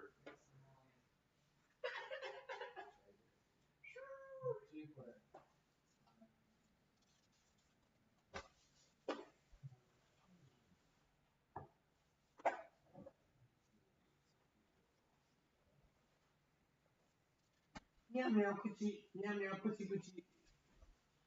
でも、ちょっと、充電したいので。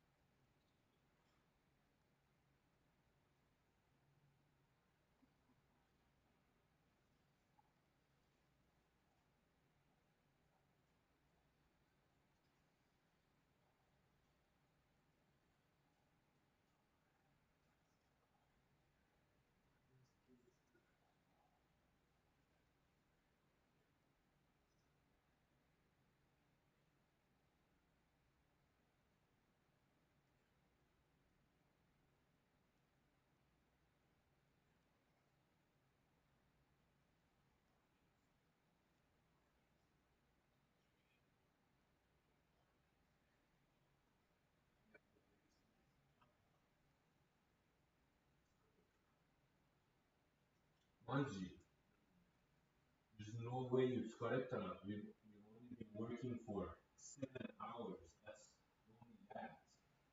What do you need to correct up?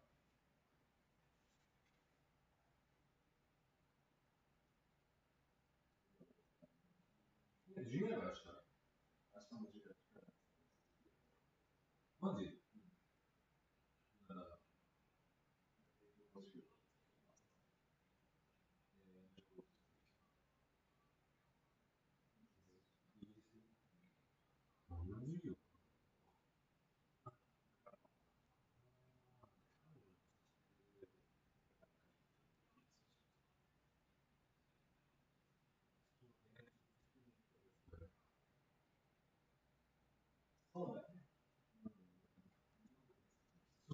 そうそう。ああ、知ってるあれ。そうそうそう。多分僕も去年が、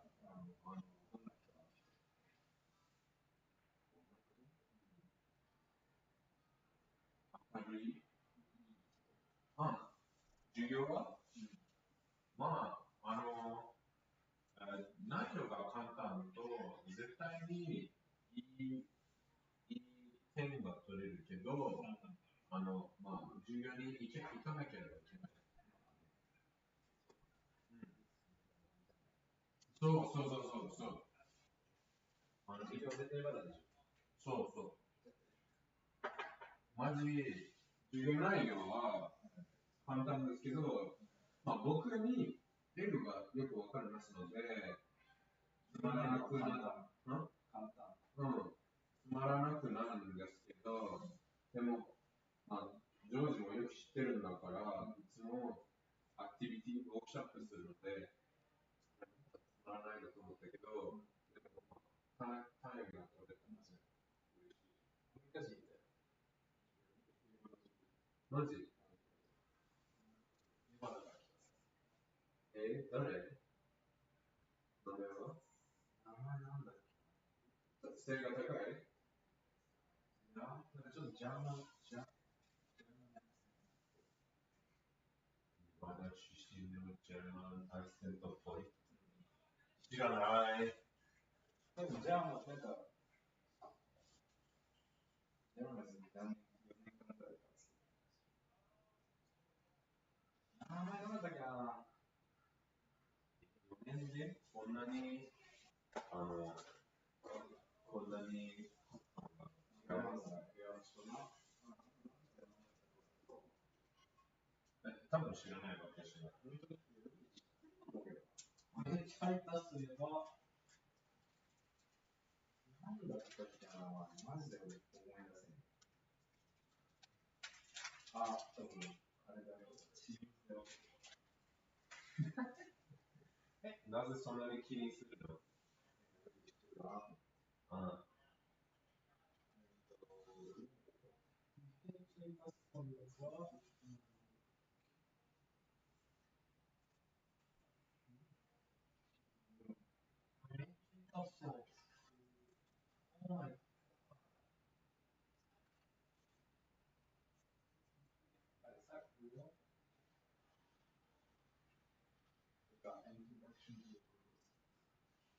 また別のチーム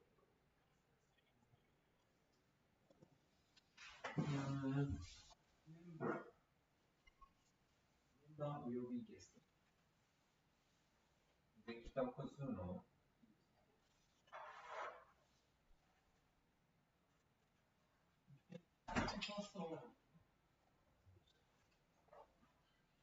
何見るの明日です。送ってないよ。まあ、見つけ、Hey! Oh! That shit. Bro, that's definitely broken ribs, bro. Wow. That was the engine part, bro. Yeah. No, wait, I think it was a differential. I don't know. I don't even know if it's. But it's definitely like 70 kg, like 100 pounds. Broken. 140 pounds or something, bro.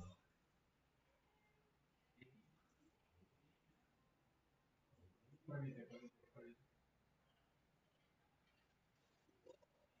そうなってないんじゃなくて、もっとインスタで交換していいとか人、ばっかやろ。なんの Dream of better human connection ですけど、自分で全然そういうことはしません。俺らもいい。ダメよ、そんなことはないじゃん。ヒューマンコネクションそんなに。ダメよ、将来ね、こんなにいろいろことをやりたいので、自分のヒューマンコネクションをもっと上手しなければいけないじゃん。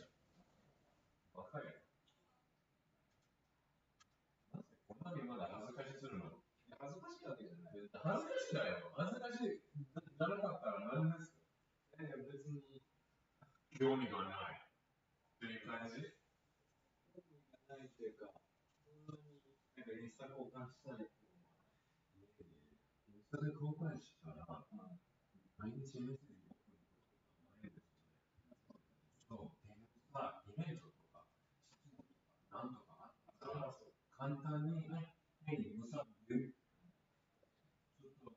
Actually, some is for a project. Hey, what are you doing this weekend? I got an event. You want to come?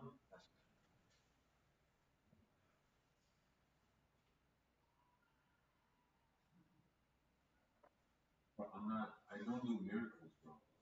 We should like this. That's it. すごいじゃないよ。簡単だよ。自分もやってよ。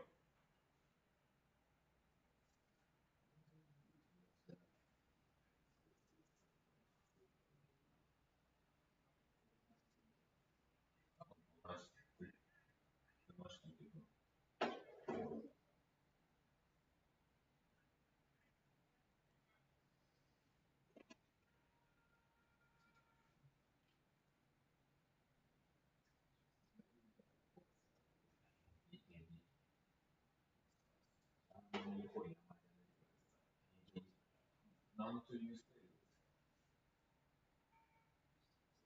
タイルです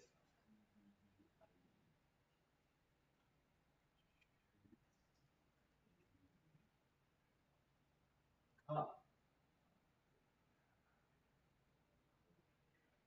あ、何を頼む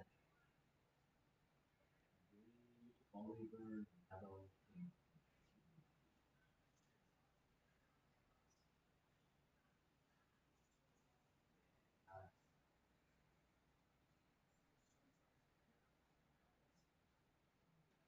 多分さ。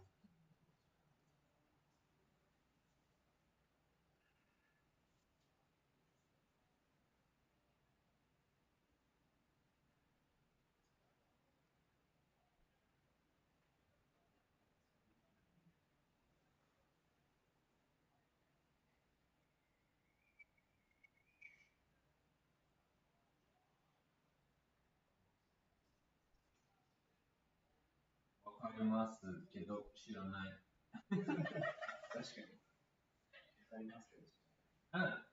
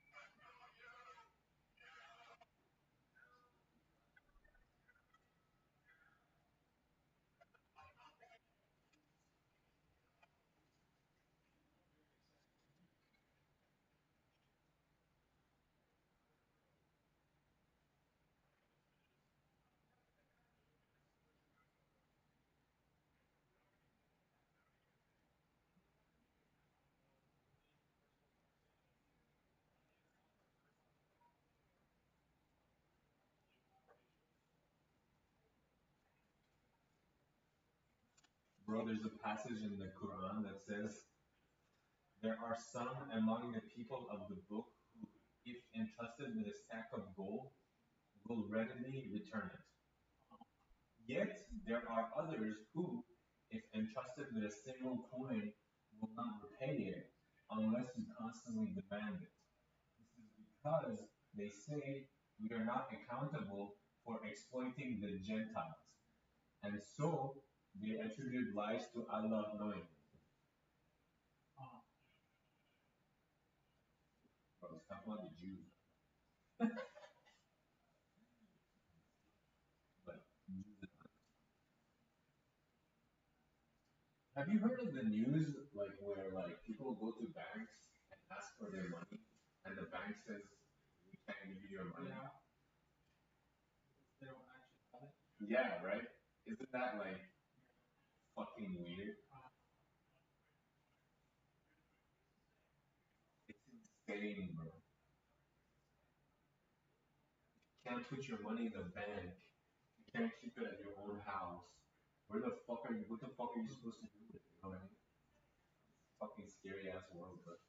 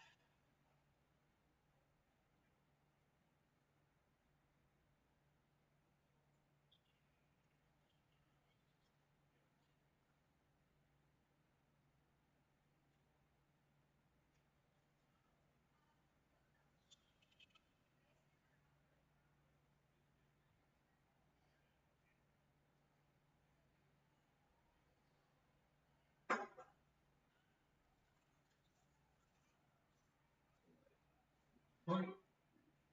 I don't know.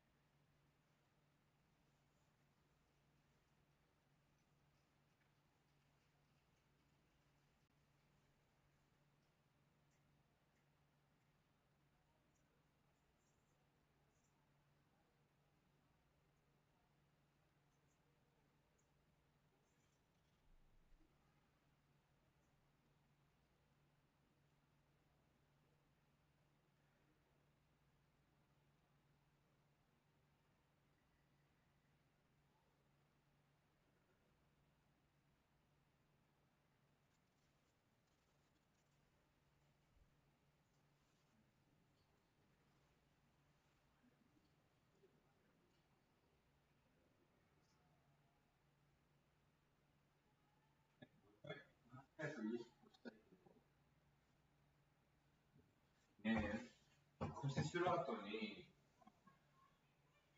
してないけど、多分行く後にいろいろ問題が上がるよ。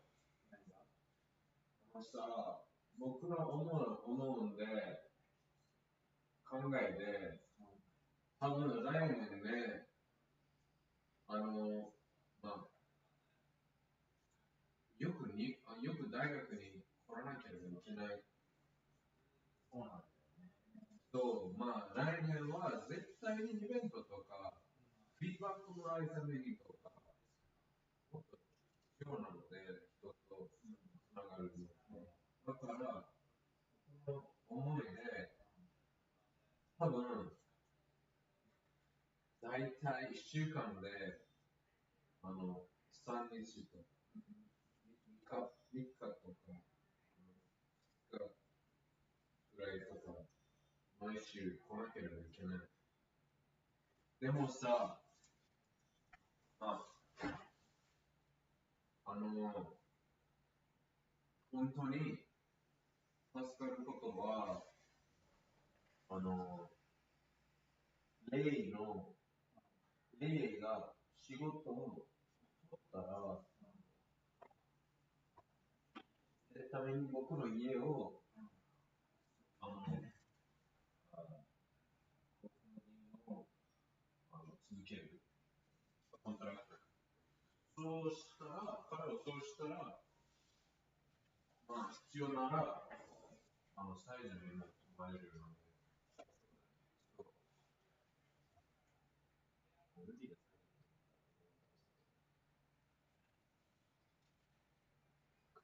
理です。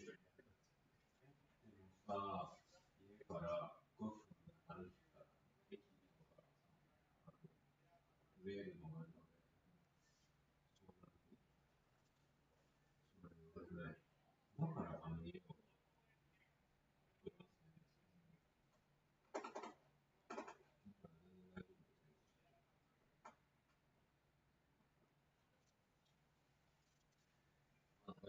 Something super necessary. Of course, I'll have a car, so I can just easily.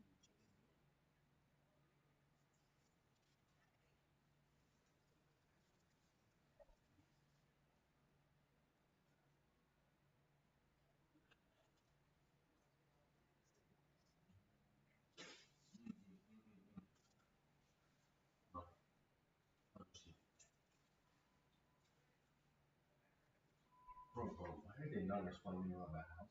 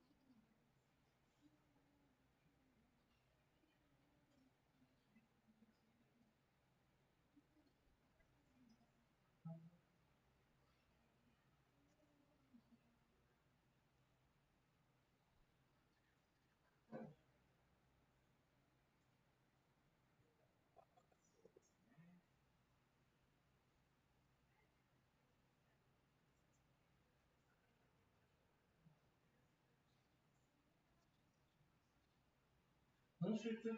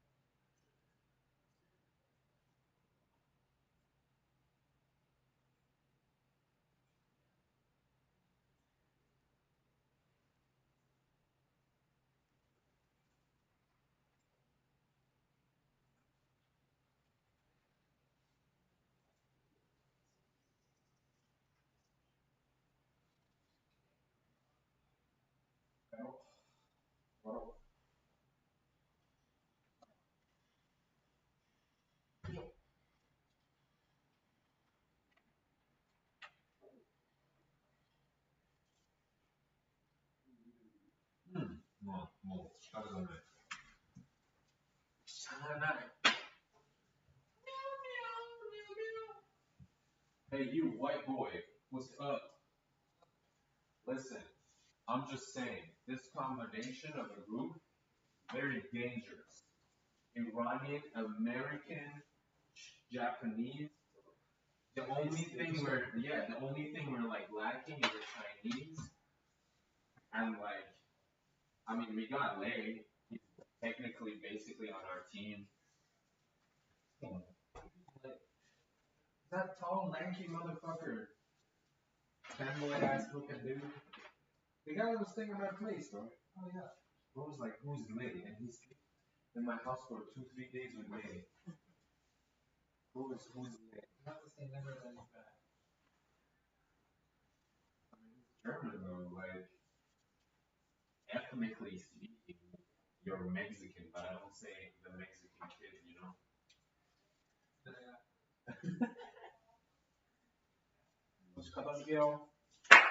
Get the fuck up, you white boy. Time for reparations. Bro,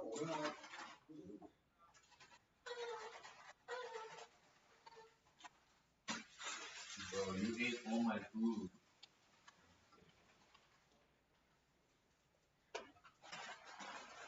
I ate my food.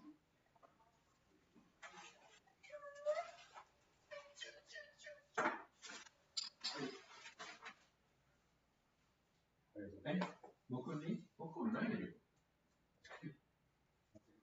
うん。まあ、多分途中で行くついたり。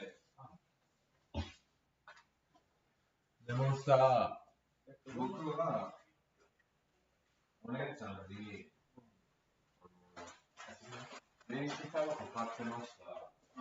でも多分、彼女は一回も使ってないんだから、今回東京に行った時、多分、まあ自分にもできます。